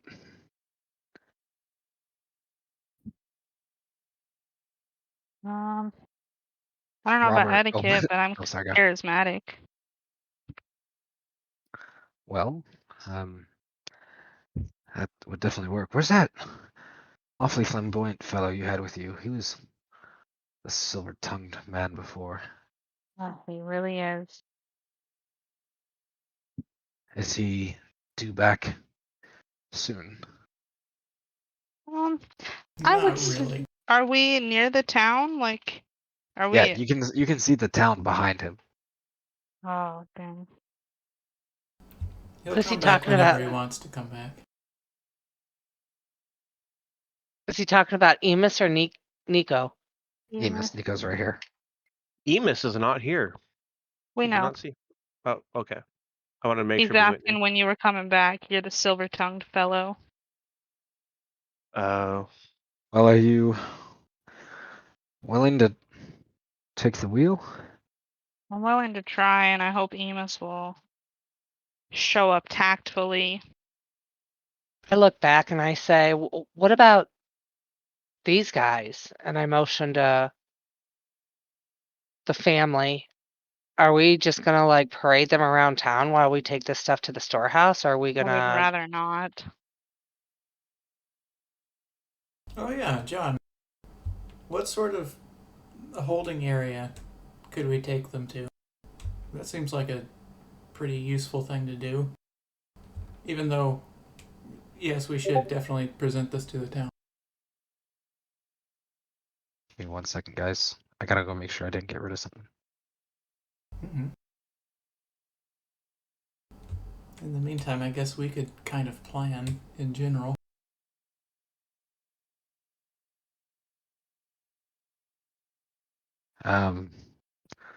Yes, we do have a small community prison cell. And they're in disrepair and kind of shoddy, but we do have 3, solitary cells. I think that would be our best bet. And then we can take this stuff to the storage. One of us can stay at the retaining center. Nico, would you want to do that? Stay here. While we unload the carts.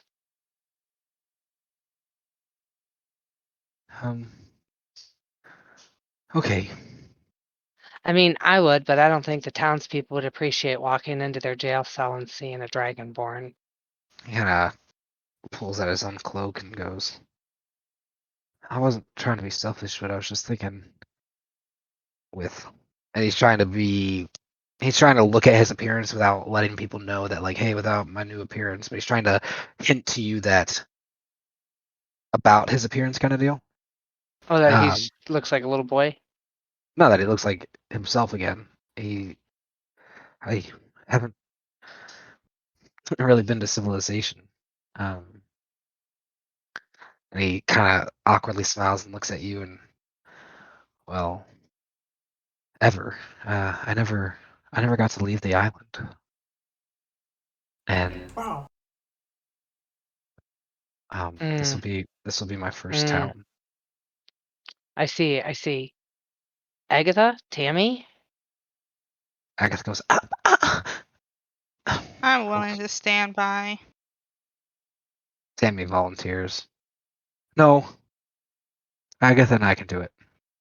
We're grunts. She puts her hand to her chest. We'll work our way up with honor and integrity. It's only for a moment while we unload wagons. She looks Yeah, at I don't Agatha. consider you grunts for our team. You're just Nope. a part of the team. Yep. She looks at Agatha. We've got this, Ag, right? And Agatha goes, yeah, all right. I suppose. I guess I'm not the best people person anyways. Might rub someone the wrong way. And she pulls out a sweet roll, tosses one to Tammy, and pulls one out herself and starts munching on it. And they walk over and lean against the unmanned watchtower at the entrance there.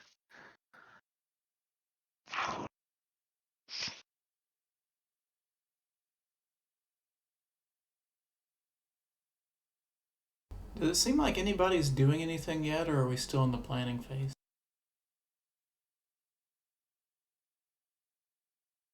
Good question. Actually, I guess I was kind of asking that to my fellow players, excluding Emus here. I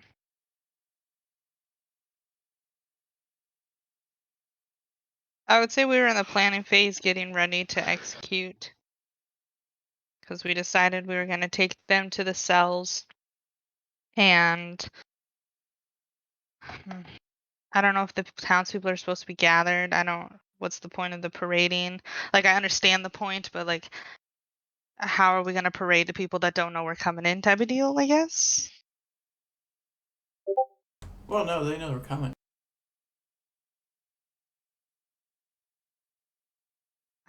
So, John, were they planning on standing by around the time that we were supposed to be coming? Or, how do we signal for the townspeople to come out to hear the news of how the meeting went? Oh yeah, you guys were like gonna can all this stuff, right? He scratches his head. Honestly, after the Milligan outburst, the meeting kind of got cut short. We didn't really get to the finer details of things. Well, I suppose we could go over the finer details before trying to go in. And those would be. I don't know.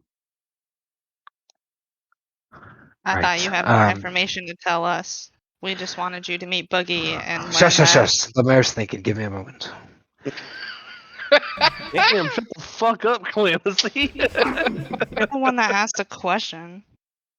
Closes his eyes. And he looks at you and he says, "You talk more than another dual-eyed fella that came through." And he's gonna close his eyes and think.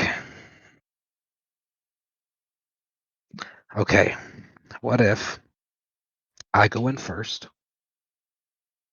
I'll gather a meeting. You guys stay out here for a couple hours. Maybe an hour or two. I'll go talk to the people. Do the mayor side of things. Right. And then I'll come out and bring you guys in when they're ready. I think that's pretty reasonable.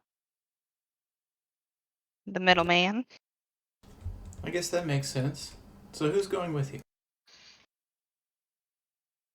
I guess The first, do you want Milligans, somebody to any come? people? I suppose. Well, no offense, but I suppose the boy and the girl, and he points back at Agatha and Nico, are the most Normal looking. usual was the word I was going to use.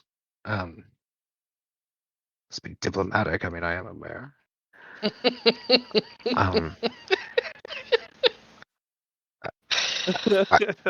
I suppose the boy and I could bring the Milligans in and advise the people on what they've done. Okay, that sounds like a good group. I agree.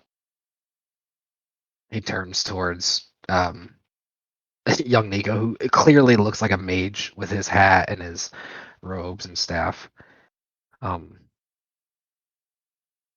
He puffs out his chest. Right. Puts his staff in the ground. I am a noble spellcaster, escorting breakers of the law. Okay, we got this. All right, guys, into civilization we go. Wish me luck. You'll do great. You got this, Nico. And they're gonna make their way off into town. Use the hood if. Well, I whisper to myself, use the hood if you have any questions.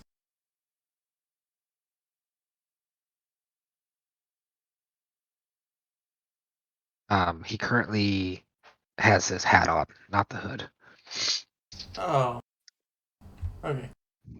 Well, never mind then. Okay. All right. What are you guys doing? Are you guys gonna wait out here?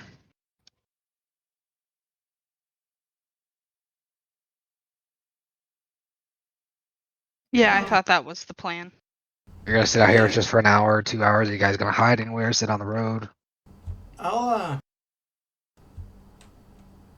put my cart off to the side of the road where there's actually grass and tether them there.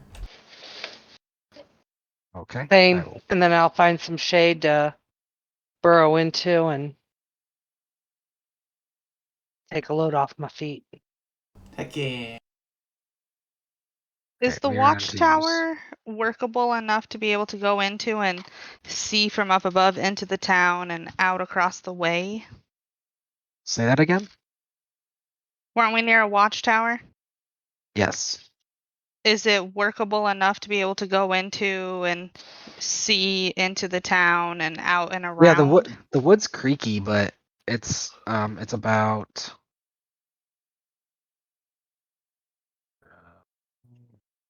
5, 10, 15, 20, 12, like 25, 30-ish feet.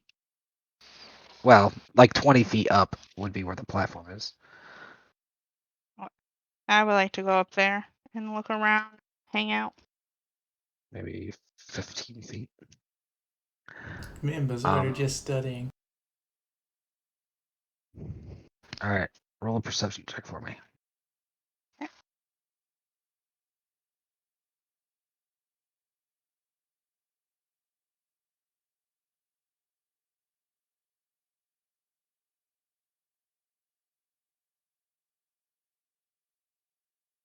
Well, So there's a river in front of the town, another river. This one looking much more of a actual legit river in this part, with more depth. There's an old stone bridge repaired with some wood over it. Across the town, past the river, you can see in the distance another watchtower. To the northwest, you can see what appears to be those, maybe based on the terrain, that mine area you were looking at, where you know what I'm talking about? yeah, where we trace the goblins near. Yep.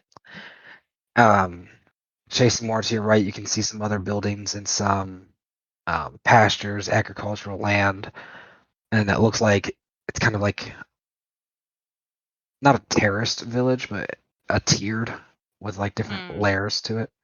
Yeah.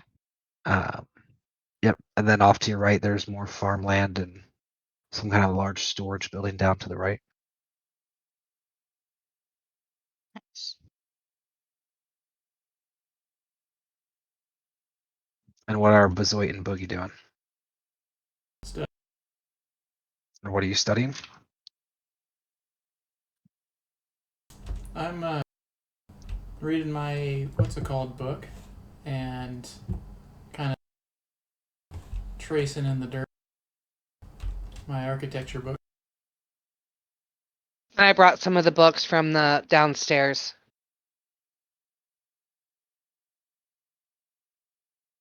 I need you both to make an intelligence check for me. Finally. I'm smart, A dragon. 2! Boogie definitely isn't. Holy fuck. Boogie, mark a failure. I got a 19. And Bezoit, mark a success. Within As you this sit month, down. I'm going to finish reading this book. Boogie don't understand big words. No. 1 second. Roll a natural one. Who got all this dirt on this page? Start scrubbing the ink from it. That would suck. That would suck.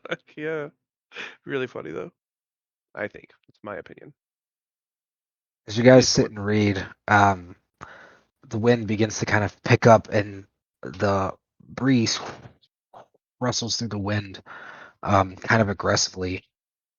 This faint, sweet, noxious, noxious, nauseous. I can't talk. Nauseating? Yes, thank you. Nauseatingly sweet smell drifts across Bozoid's nose.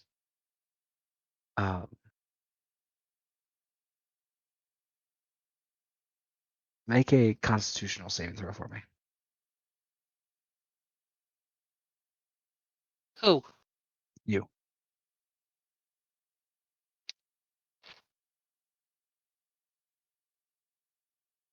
Yes. 22. Okay. 1 second. I hope I'm not wasting my good rolls.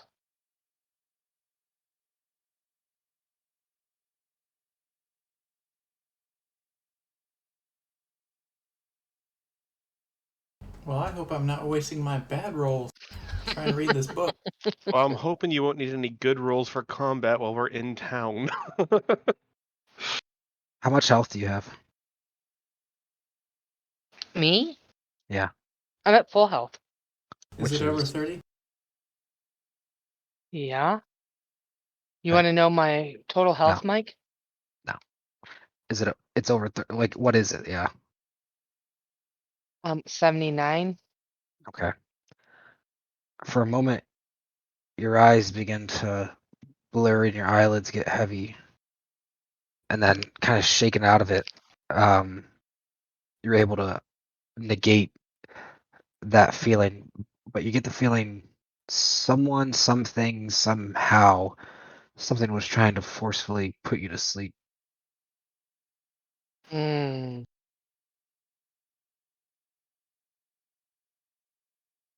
I immediately sit up, alert, looking around.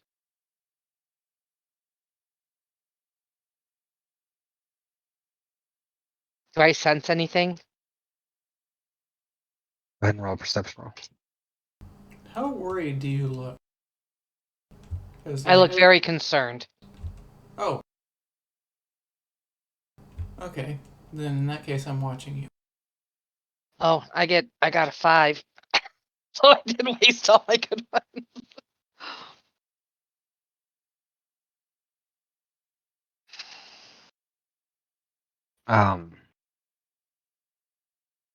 The wind begins to, or doesn't begin, it continues to rustle the leaves. The smell fades away, and it's just the, mid 40s kind of whipping of winds, high 30s kind of, and you don't know whether it was a person, a creature, some kind of flower, a fluke, whether you just were imagining it or what, but you thought something was trying to put you to sleep, but you can't see anything, can't sense anything. I'm gonna shake my head and I'm gonna look over at Boogie and say, "Did anything odd just happen?"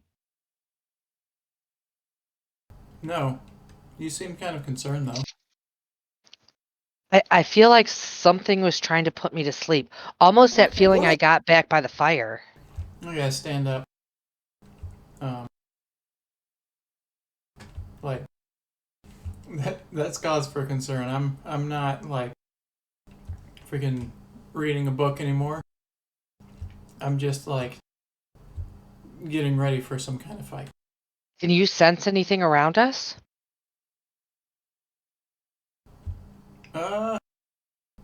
Let me check.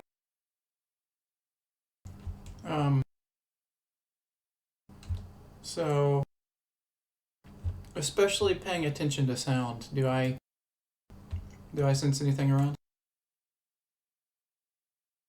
So as you turn and tilt your ear, there's a moment of silence, and then you do get the vague feel. Roll a perception roll. I was gonna say, if he gets to feel something without even perception. Yeah, well, One. Oh. So you don't get a feel that you're being watched or that there's anything there, but after a moment of a pause, you hear some scraping. Sounds like wood. Deep, probably 15 feet into the brush.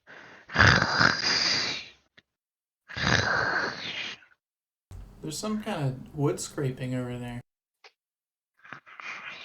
And it's too quiet for, but being a bugbear and having that, animalistic hearing, you can hear. Like somebody snoring? No, like someone's scraping bark. No, like somebody scraping bark. What he said. The heck? Call out to see if it's one of your goblin people. Okay. I'll call out and call. Is anyone there? To almost sounding like sharp teeth or a dagger stabs into the wood.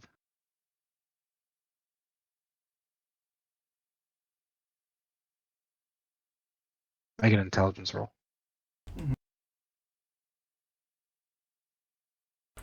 7. Okay. I'm getting all these good rolls out of the way right now. You just hear two, unsure what it means, stabs into the wood.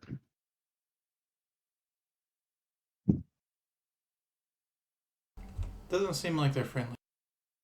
It does not seem like they're friendly. Yeah.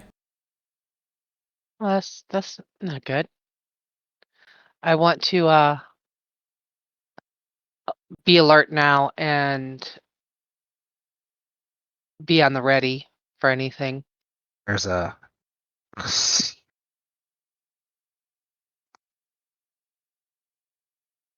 dripping of blood sound. And then a final, almost sounds like a, and then nothing. Let's walk over this way. I follow Boogie. You walking away from the area? Yeah. Okay. I Put thought on he was that- walking to the area. Nope. I was walking right here to this clearing right here. Lightning. Thunder echoes throughout the area. I don't have control over my guy. Thanks. Okay. Hey, you alright, buddy? You look a little spooked. Agatha says he walked up. I thought there's Agatha went with them. No, Agatha's here. Nico went. Your hackles up, buddy. It's just thunder. No, there's some weird scraping on bark going on. Oh, you sure it just wasn't the storm sound? Yes, I am sure of that. I don't know what it was, though. Well, let's go I'm look. still mindlessly following the party in the ethereal plane. Go ahead and roll another religion check. And Agatha walks bravely into the brush, kind of pushing her way aside.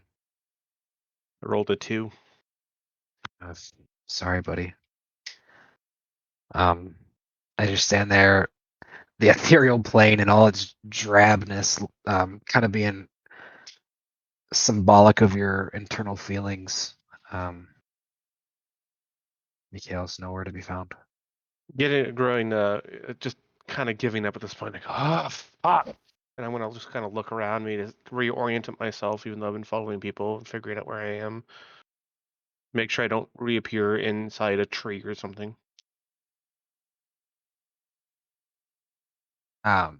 Yeah, so you would like to see where the trees were, kind of deal. Like you for sure would know where the trees were. Now that I'm paying attention, would I also hear that sound What sound? that Boogie hears? Wood scraping. You hear coming through the brush as Agatha is kind of making her way, not stealthily, towards. Where was it? Where was it, Boogie? This way?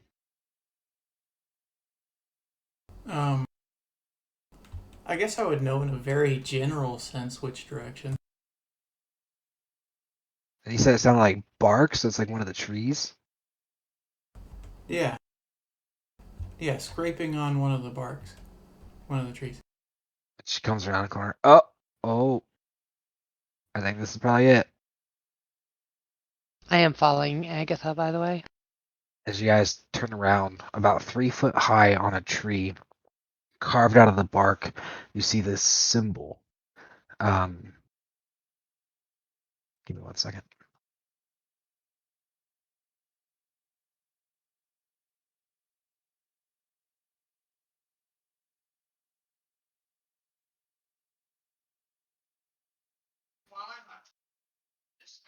I don't hear you, baby. Is your mic off? Sorry, it was.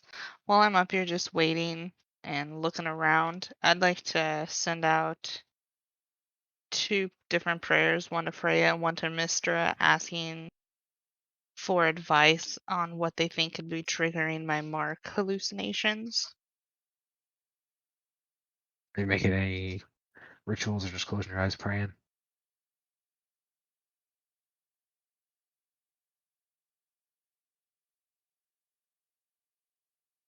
I think just closing my eyes and praying. I don't have anything for rituals. Okay. I don't think it'd be smart to light a fire up here.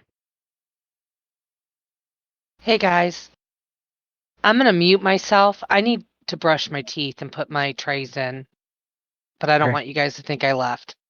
Okay. Cool. Okay, thanks. So, Can I roll a religion roll? yes. Darn. Religion's not our day.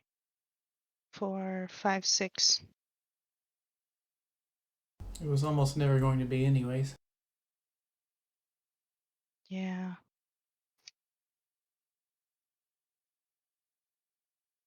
Let's hope it for And answers. and with that, Emus is going to snap back to the normal plane of existence, very frustrated with himself.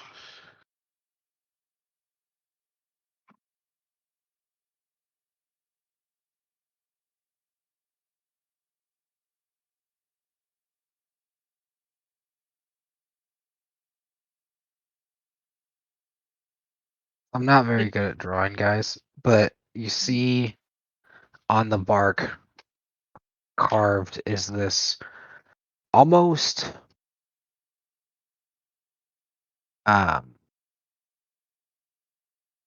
open fanged mouth looking design in the bark.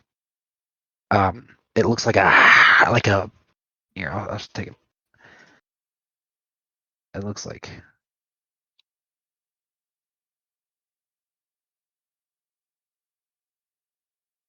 a semi decent carving in the wood of this.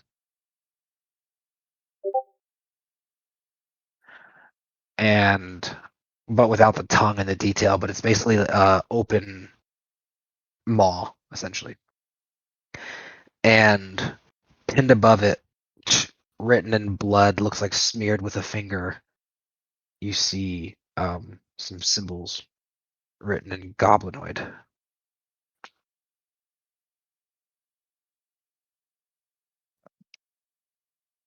Very crude language.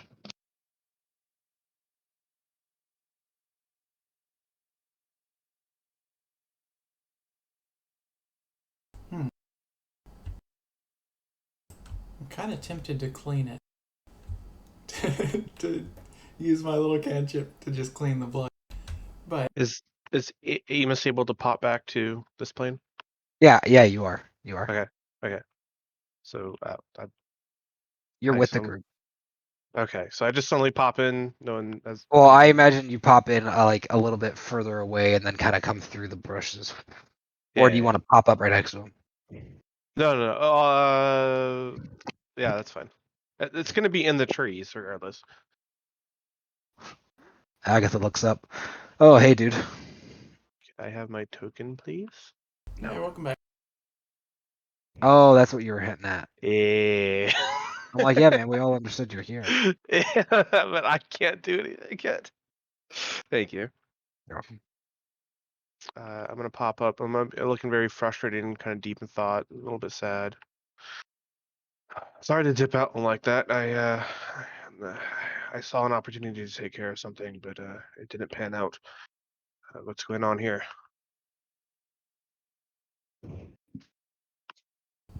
It looks like some sort of ambush or a trap set up for us. Ambush. Emissary, are you still in the tower? Did you come down with them? No, I'm still in the tower. I was trying to do the praying, so I don't even know they're in the woods unless I could hear it. That's very true. As you reach She out, was praying. yeah, as you reach out with your head closed towards Mistra,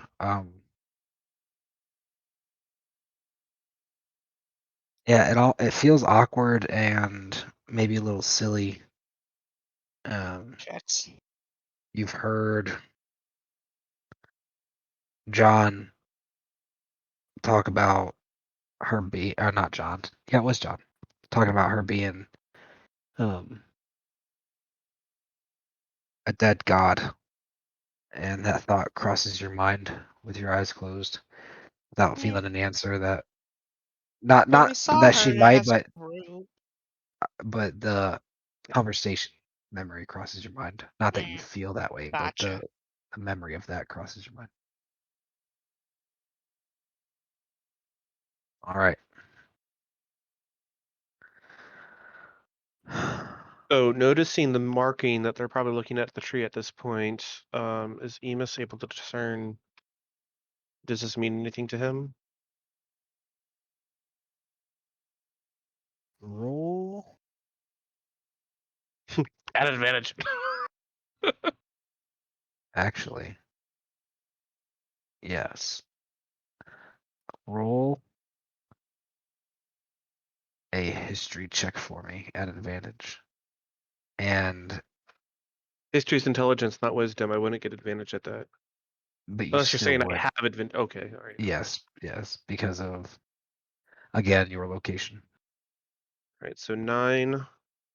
First roll. Second roll is 13. Um, it beckons to you as a symbol. Which one you can't remember, but you remember it being one of the symbols you were taught,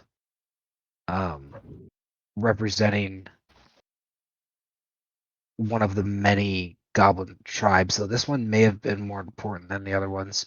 If you thought about it for a while, you'd probably be able to put your finger on it. It's definitely a symbol of a goblin tribe, though.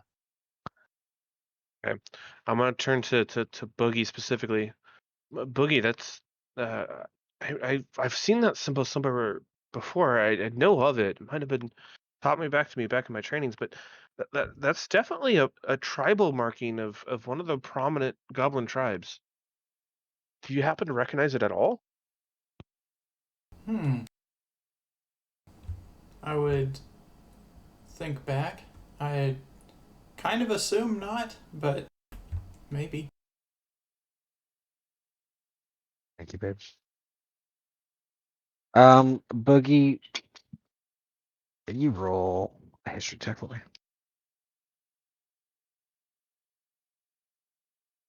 What did you say? Roll a history check for me. 4. Yeah, it's not coming to you. I'm good at this. No, I don't remember anything about this symbol from my studies.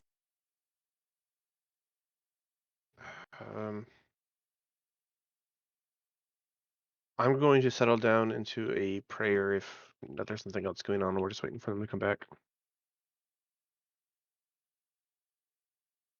So, Do you think we should get away from this symbol or something? Are you asking Emus? The three of you. Oh.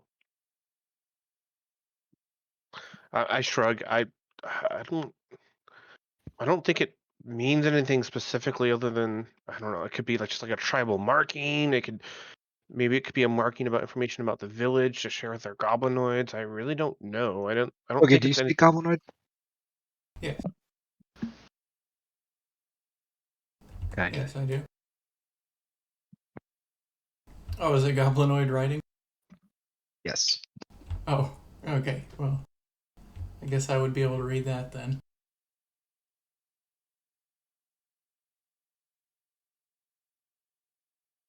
One second.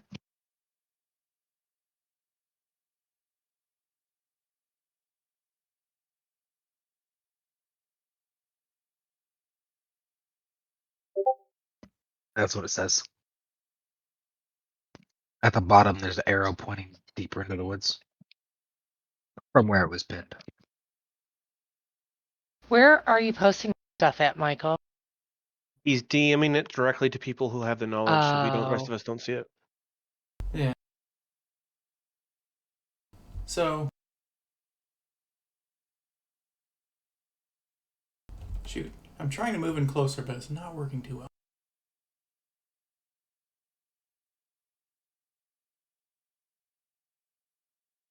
I'll translate it quietly to these guys.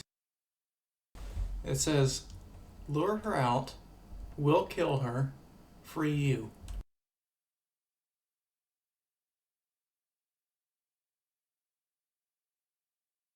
They think I'm holding you captive. Well, we don't even know if the message was intended for Boogie directly. This cutting into the wood, how recent does it seem? We heard them just doing happened. it. We noticed it because because we Oh, heard so it. it's obviously fresh then. Yeah. That is confirmed. And I felt like somebody was putting me to sleep right before all this happened. Interesting. Boogie, you need to let your people know I'm a friend. Okay, sounds like a plan. I I yell out in Goblin, kind of not really caring that the village might hear this. She's a friend. I said she's a friend. And I just kind of shake my head, smirking, because I know that he's talking to the people about me. So you see, so there's a silence. You hear that, and then coming down the hill, you see John and Nico. Nico, who's smiling, and John seeming a little bit annoyed with his optimism.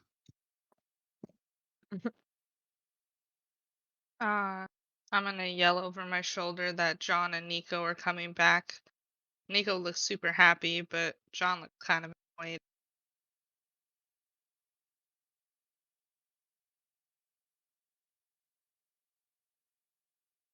I'm gonna walk up to Tammy here and clasp her on the shoulder. You ready for this? Hopefully this all goes well. I am freaking staring Bezoit down as if there's something invisible about to attack her. So I'm following her around. John comes down, sees you staring at her. Hey, I think we're good to go. We've got the Milligans in the communal cell. The solitary cells they could have just walked out of them. Let's be honest, they weren't very sturdy. But yeah, the village is willing to meet, and Nico cuts him off. Yeah, but just no weapons, okay? No one's allowed to bring in weapons. That was like the only stipulation. And John looks over at him. Yeah, just yeah, you heard him. Why do you happen to be so reluctant about that idea? Do you think there might something be odd going on, or just that you don't agree with that policy in general? No, he's just been cutting me off and taking over my. And Nico goes, his job. I've been sorry, man. I've been excited John looks over at him, kind of annoyed. I'm gonna, for the first time in a long time, Emus is gonna give out a bit of a belly laugh. And John shakes his head. The moral savants, huh? What a troop. And he's gonna kind of Okay. punch Nico on the shoulder, and Nico looks over at him and smiles, feeling accepted. Well, you guys willing? We could leave the weapons out here somewhere, maybe in the watchtower, and head in. Absolutely not. I'm personally, I'm looking around after saying that. After having the outburst, I'm kind of look around, go to wait. Well, it's not that I'm not willing to surrender my weapons. I just don't feel comfortable leaving them out here unguarded. What if we turn them all over to you? Or maybe I could just shove them in my bag, and obviously weapons don't look like they would fit in a bag. Ooh, that's a good idea. Well, I would probably be best if I would held on to them. If you put them in the bag, if I held on to the bag.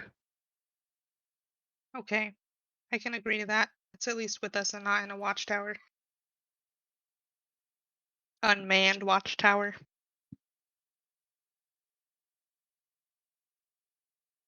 Well, let's get to it then. You guys all put your weapons into a bag? Yep, I'm just gonna specifically hand over. Oh, so I'm handing over to Calamithy specifically my pike of collapsing and my longbow, and that is it. Nico comes over with his staff, feeding it into the bag. And he looks over at you. And he looks back. And he pulls his cloak to the side, and you can see a thin, concealed wand stitched into the side of his pants. Abraham was prepared. And he puts the cloak back over. I reach over to a tree and break off something between a branch and a stick.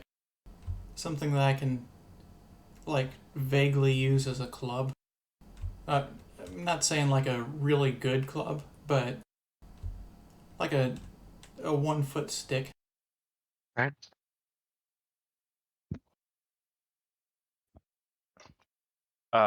It's springtime. Go ahead and make a athletics check as you try to break off a branch. Okay. I mean, I could take my time. But... Okay, that is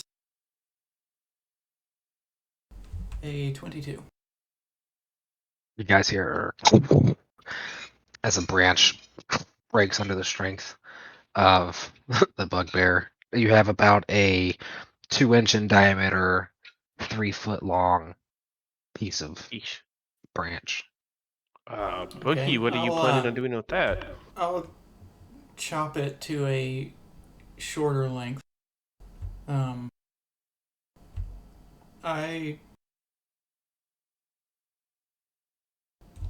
My goal is for it to be a really piece of trash improvised weapon. Okay, And I got it. why would you do that? Because this isn't really one of my weapons. It's just if I'm not holding anything, then I can't protect anybody. Protect us from here. You're gonna protect us from the children of the village, the maids, maidens, and the farmers. What is your Nico plan here? Nico points his finger at Boogie. Hey, buddy. I got a pretty concealed wand.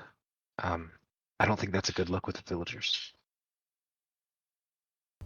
I can take care of I our say, protection. never mind, and I just kind of toss it over next to the trunk of the tree.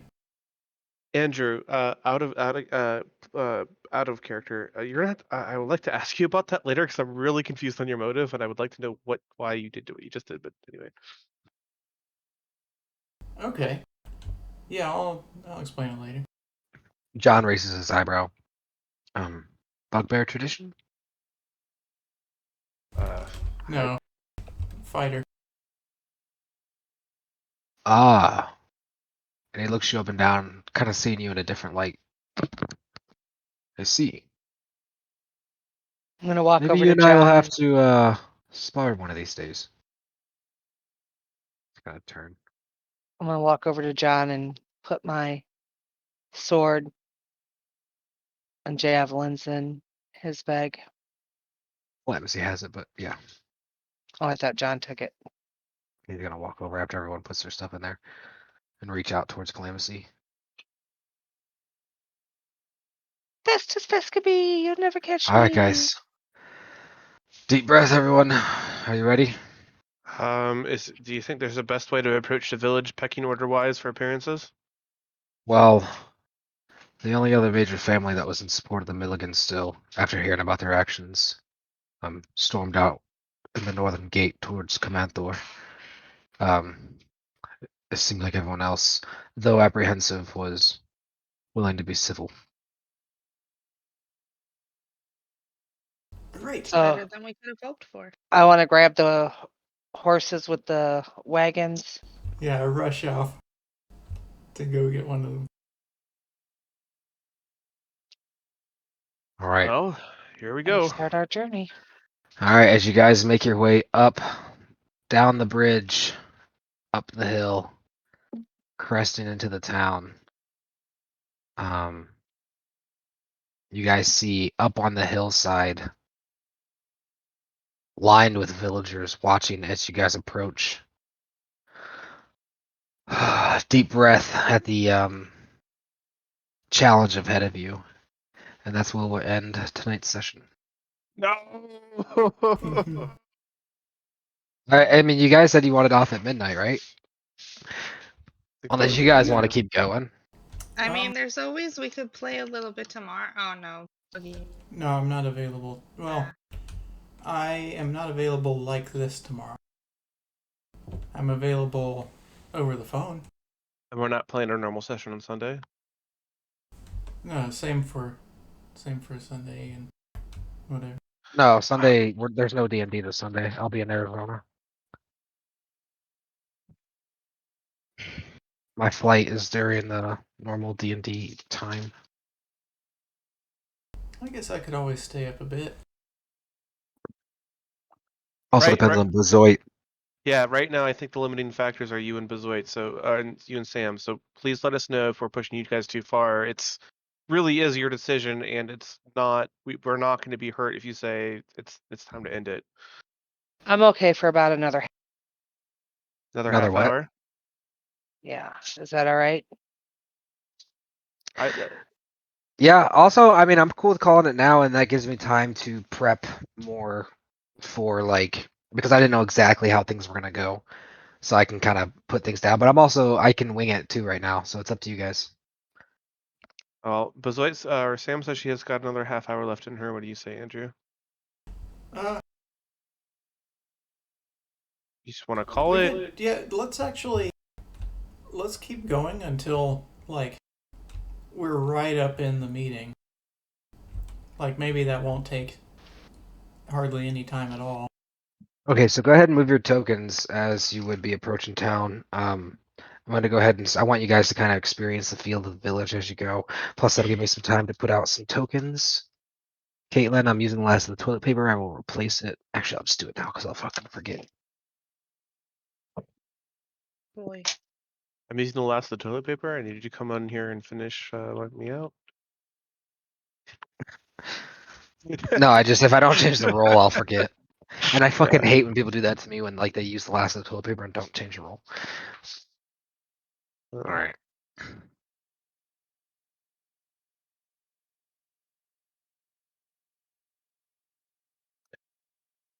Hey, why did it get dark all of a sudden?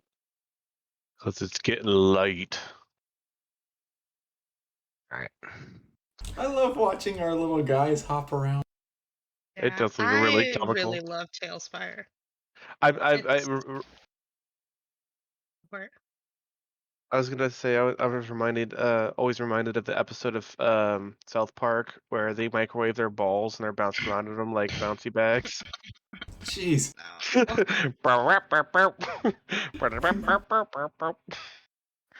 As you guys approach, you see villagers. Not a whole lot in town. There's sub 200 people in this whole village, but you see some up there as you approach. It's not super warm welcome. This is a not well armored guard. He's wearing raggedy leather and carrying a wooden club. I would and he- actually, as our party approaches, Emus would slow down before we even reach this guard and kind of stop in front of him, like looking for permission. He kind Regardless of of what steps to the side and, inexperienced and unsure what to do, he sees you looking at him, takes a moment. Oh, yes. Welcome to Rivington. And he kind of stands at attention. May we pass? He nods. Yes. And he's very hesitant looking at you. On that note, I feel comfortable to pass. Continue driving the Where's vehicle. John? John, we're all like, I'm trying to follow like John, so John is the lead of when to stop. You know. Yeah, I get you. All right, so I'll just pull you guys as you walk through town. Basically, the vibe is as you guys are walking through town, dispersed people kind of standing in the pathway towards the main center. As you guys are walking past, they're hopping down off the ledges and kind of following the group, forming a crowd until you get to, if you guys want to make your way over this area, and I'll get everything going. Do they have any reaction to the wagons that we're bringing? Yeah, you hear whispering. No one's cheering. It's not like a great mooded thing. People are kind of hugging themselves with the cold wind coming in, but looking over at the food. And you see some people gesturing to their stomachs and other people pointing and trying to like see inside of what's going on with just the wagon and the party in general, like checking out people's gear and trying to see what people are carrying and stuff. All right. So give me a second, guys. Till Czar. Let me.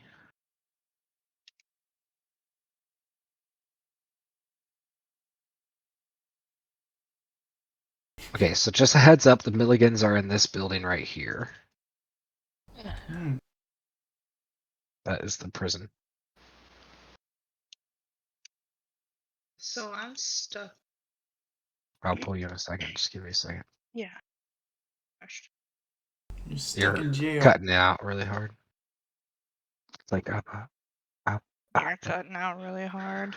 Damn, now you sound good and a little bitchy. Fuck. So I'm going to put those pack mules as representations of the cart because the carts are really difficult to move around. Whoa. Sorry. Magic missile! Magic missile! The fucking bugbear's attacking! It was a trap! Trojan horse! Hang John! And suddenly, a fucking murder of ravens descend upon us and start picking out everyone's eyes. No, I'm sorry. At that note, you do hear Oh, stop! a Stop the crow fucking! Stop the sitting fucking crow! up on this roost here. I'm serious. There's a crow there. That's real. That's happening. I hate it. I hate that we. Clemency, that's your fault. You were the one that brought up the crow, the prop crow in Roll20, and now it's a thing. He said that everything on the board is a thing. Yeah, you're right. You're right. I'm still mad at you about it though. So the town begins to gather around and forming this kind of circle around the cart and the group. And John walks up, grabbing a small wooden stool and stepping up on it to the party. And he says, "Ladies and gentlemen, thank you." And you hear "Woo!" from Bonnie, or not Bonnie, from Marie and the audience. Yes, Miss Catwell, thank you. The reason we've gathered here is for, well, things aren't always as they seem, and trust is a funny. He kind of looks over at Calamithy, biting his lip. Look, these people convinced me with their personalities themselves. Just please hear them out. I'm not some great orator. I just let them speak. Have an open mind. And that's all I can ask of you. And he turns towards you guys. The floor is yours. And he steps off the stool and joins the crowd. What a sellout. Oh, okay.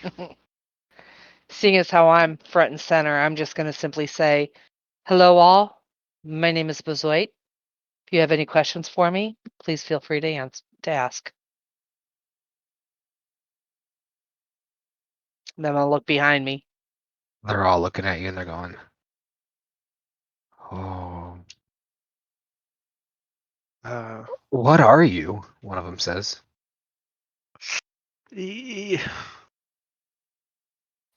And I'm going to You hear another. look She's a tiefling. sideways. That's not a tiefling, you fucking idiot.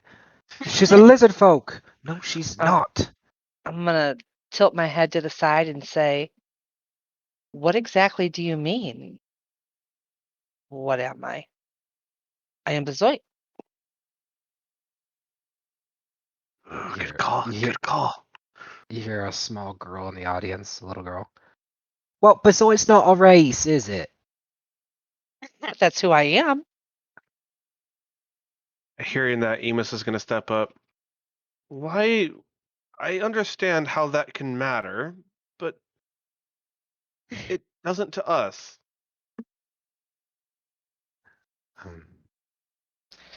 And then it's going to dawn on me and I'm going to go, oh, does your people judge people on their races?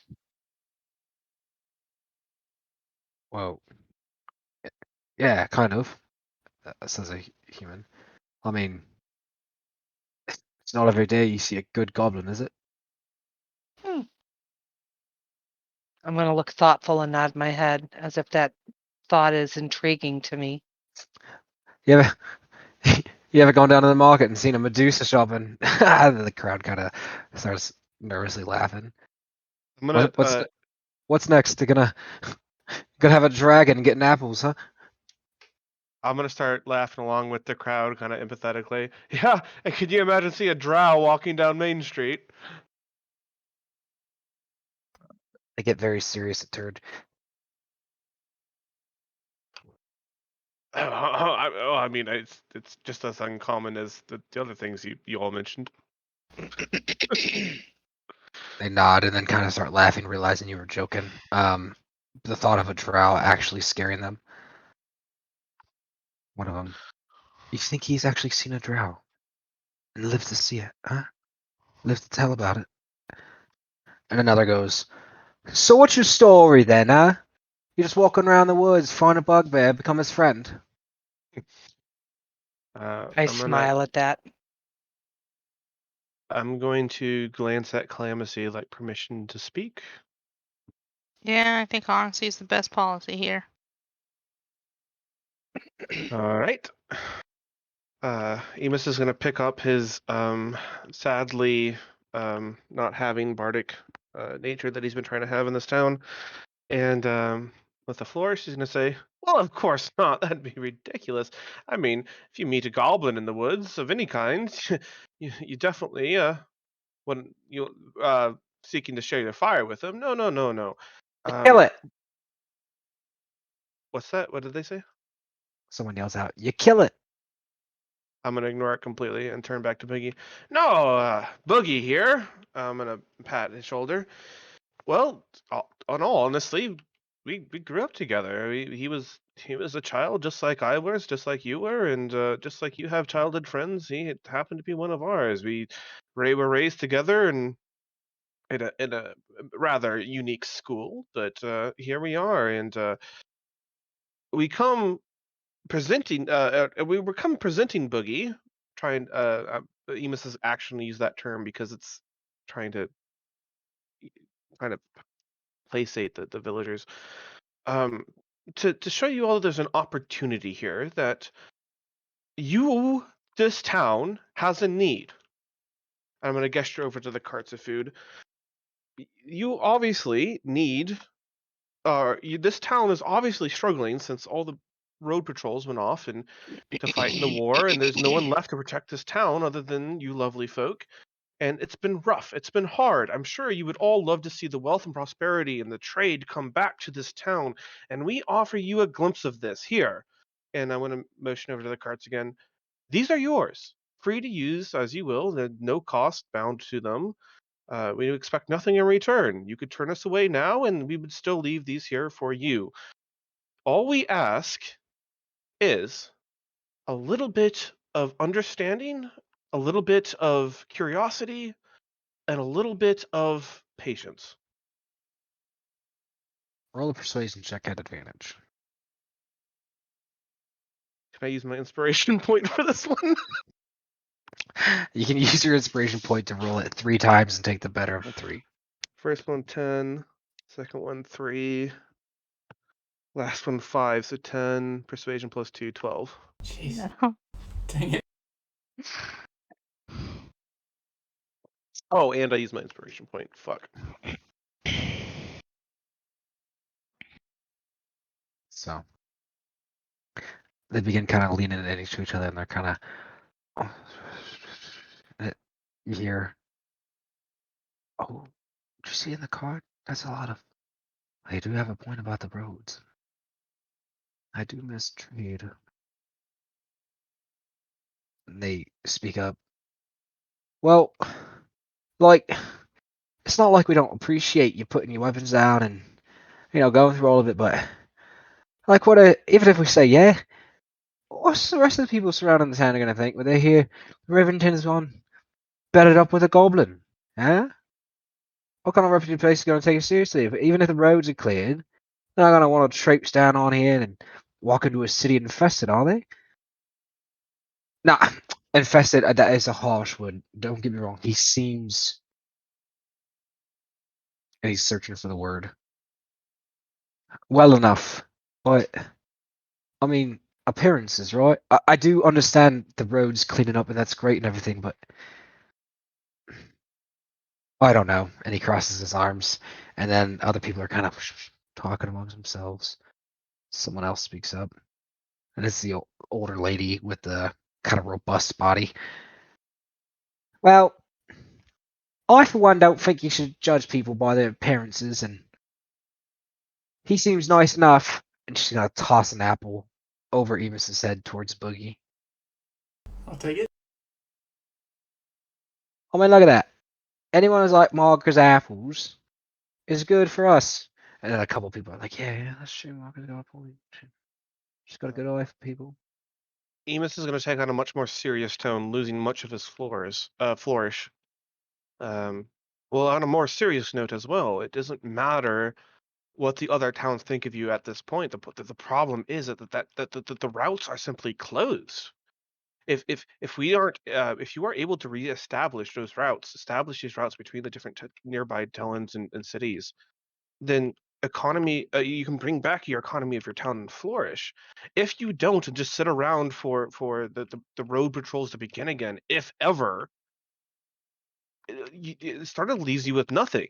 This is like a opportunity to both develop a relationship with someone you can all consider an enemy, and not necessarily unjustifiably so, but also allow you to establish a long-term relationship so that, let's say, if the patrols ever even do come back from the larger cities, well, it won't matter because you will have that relationship and you will have that stability here yourselves. You won't be dependent on anyone else. You'll be dependent on each other, and you'll be able to thrive together and weather the world together. Well, wait a minute. we don't need to promise the world here. We're not sure that we're going to convince them. We're just wanting you to not run them out of town if they send a group to talk.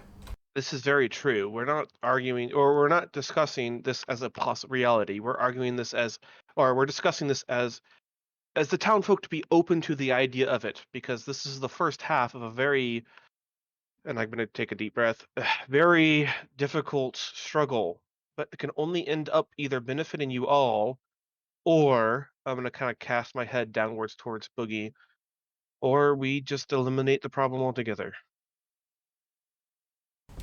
I kind of vaguely nod.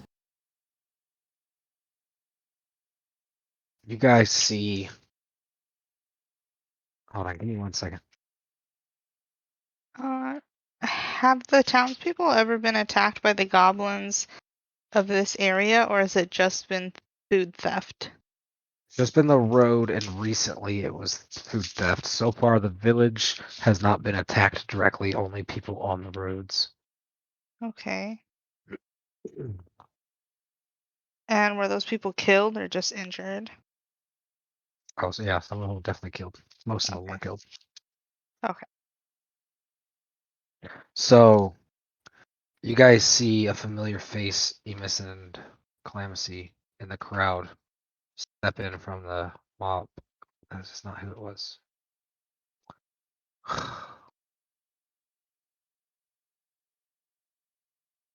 You see Sister Amanda approach and step out. Brothers, sisters, please.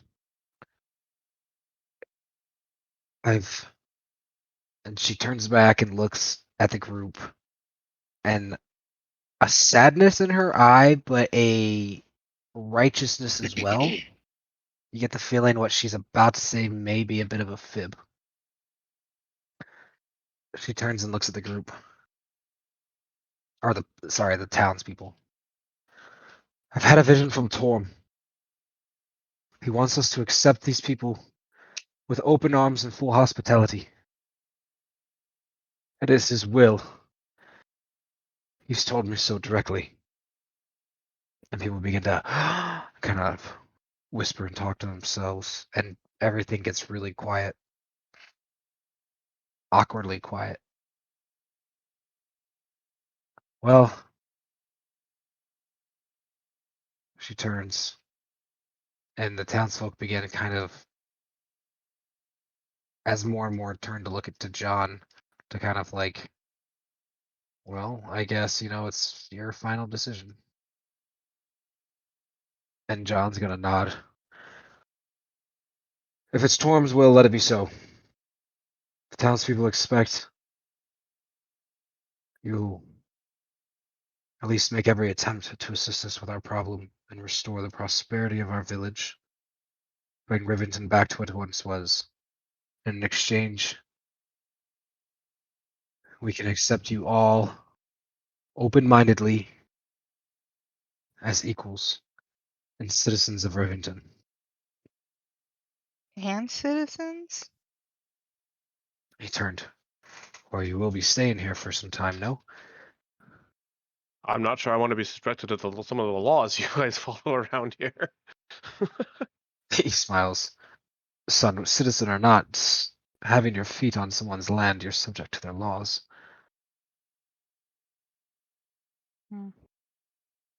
Okay. He nods at your guys' hesitation. All right, just think about it. Sorry, I thought I was being nice. No, I liked the citizen thing. I was Thank you. just did it too. was more like shocked that we were already brought into the fold as that aspect. Right, Make with no no mistake. questions to Boogie. Make no mistake. Would not have happened without Sister Amanda. Make no mistake. And the crowd kind of turns and looks to Boogie as they expect what he's about to say. Should, for any reason, my judgment of care to be wrong, and you betray us, Form have mercy on your soul. That's fair. Because we will band this entire village and the army of Shadowdale to bring vindication to you.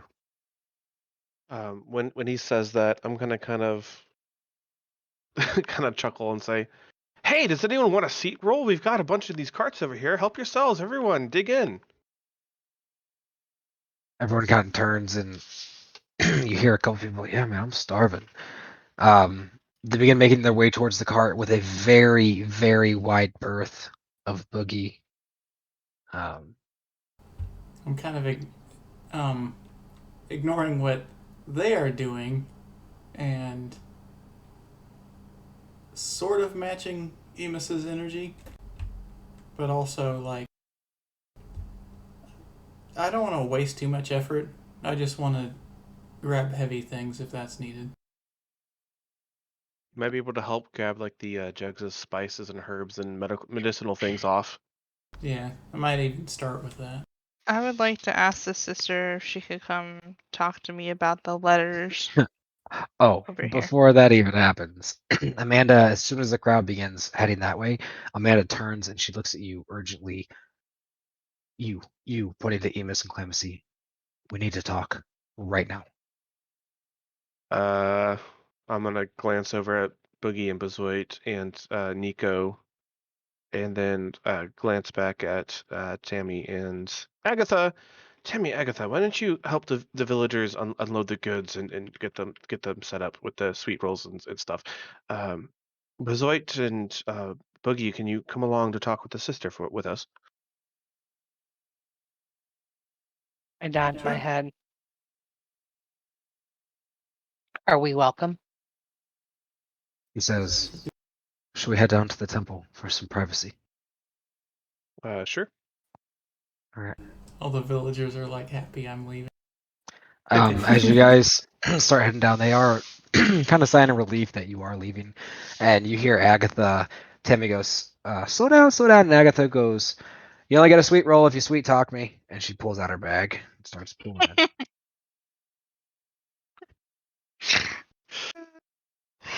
I don't know I where the really temple don't is. want either. I don't either. You really don't want what? I don't want either of them to die. Well, yeah, it would Emus might die upon their death. Okay, so we got... Oh, here's our retirement home. That was out of character. Oh yeah, yeah. I might take the roof off. I'll just use N. I might take the roof off. Yeah, I mean, I like two of us here know how to adjust it so the roof isn't a problem. But yes, it is annoying.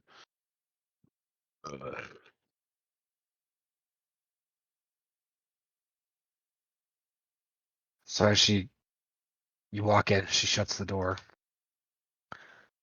And she turns frantically and says, it's about your mark. I sent the fastest bird we could. And evidently, the message was so urgent they didn't even send a pigeon back.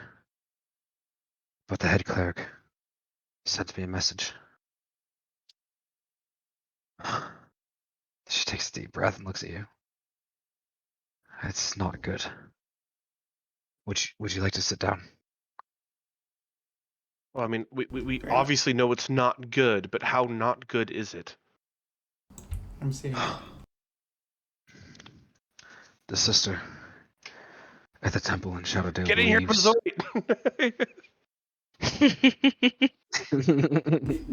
Wow, you're funny. Here, You're I'll gonna have help to you open out. the door for her again, yeah. The Dragonborn just looking awkwardly through the window. Hey, hey. I'm their friends. I know them. I know. Think I'm Is cool? that important? It's windy out here. I can't hear. Is that important? It's as bad as we thought it was, isn't it? All right. So, the wind coming through the windows kind of flickers the light, casting long shadows on the wall. She takes a deep breath.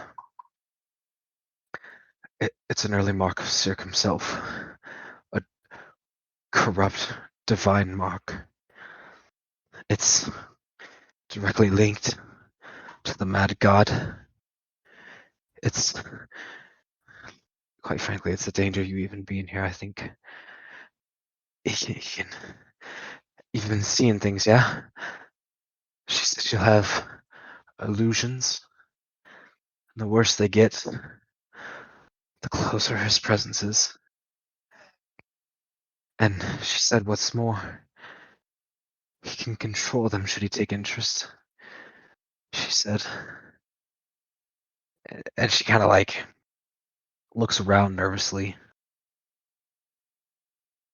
She said, when his attention is on you directly, it can feel in your mind as if the entire world is staring at you.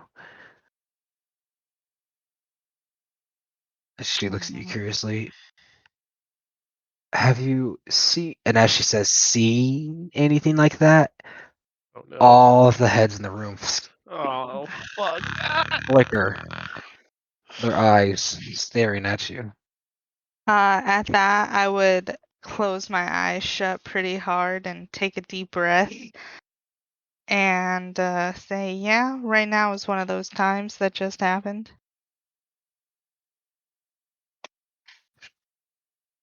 We mustn't talk.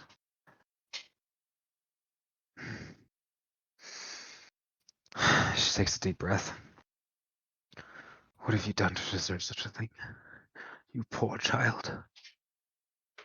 Well, we might have fought or we may have encountered one of his a Sandman was no, that was a spell. Fuck, never mind. With this mark, he could show up at any time, any moment. There's nothing stopping that. Does it have any relationship to do with with this talisman that I picked up at the same time she got her mark, the one that's in my pocket that I showed you earlier?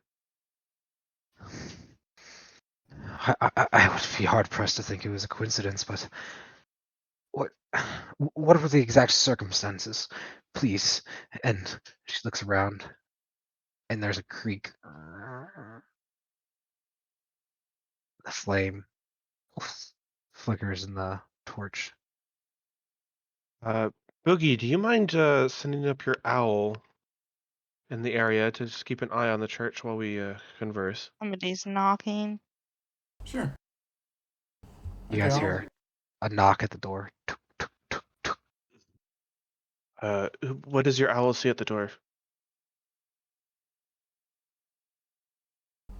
I'll The have latch it, undoes. You see a little kid peep his head in. Mom, they were gonna go play field ball with the new girls. Is that cool if I join? And Sister Amanda looks over. Yeah. Yes, child, please. Be careful. Run along. Shut the door. And the child, thanks, Mom. Shuts the door. And you hear running away in the grass. Takes a deep breath. They're sending a cleric that should be here within the end of the week, perhaps 5-6 days. Well, Bezoit, Boogie, Clemency, can you all help me recount the story of how she got her mark and how we got this talisman? Yes. Yeah. So Can I'll we go con- ahead and use my artifact to have perfect recall of it. And with that, we don't even have to. We just have to fill in the blanks of what he didn't see and retell Yeah. everything to her.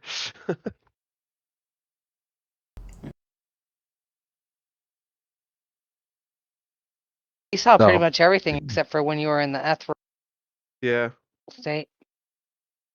yeah, pretty much. Boogie, Bezoit, Emus. As you look around, Calamitcy as well, you see the shadows dancing on the wall begin to kind of look like these little dancing figures, dancing jollily, holding hands, dancing around in this energetic spiral around the room.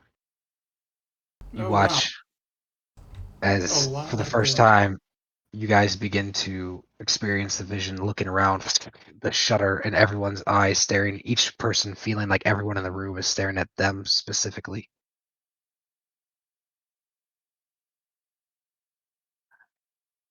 Amanda, after hearing her story, says, That sounds right. If Sandmaster and Elminster was chosen of," and she's thinking, Were you gonna yes, say the chosen of Mistra? the Sage of Shadowdale, yes, the chosen mission. That's it. And what was it? I remember learning that yes, Cyric was mortal who went by another name than an adventurer alongside. Midnight was her mortal name. She was shunned to the world. The But that time chuckle of under my breath didn't happen to be my trail, did it? Martrill? I'm unfamiliar with the name. Semester, Elminster, whatever Cyric was going by at the time, and some mortal. Her name was. Can't remember her name. Starts with an M, and she was the. Midnight? That's it, Midnight. She was Mistra's mortal form. And Cyric the backstabber. What was his name? Something big. And you watch as she says big, her neck, her head twists 360, her neck contorting, and her body Oh. falls to the floor. In the pew across from the room, sitting here cross-legged, you see, in fine leathers, cross-legged, a halfling. Well, that'd be no fun if she told everything, would it? And he smiles. Hi. And before you sitting is the halfling known as Cyric. What the heck? Emus is going to immediately cast protection from evil and good. And this is where we're gonna end the night's session. This is worse.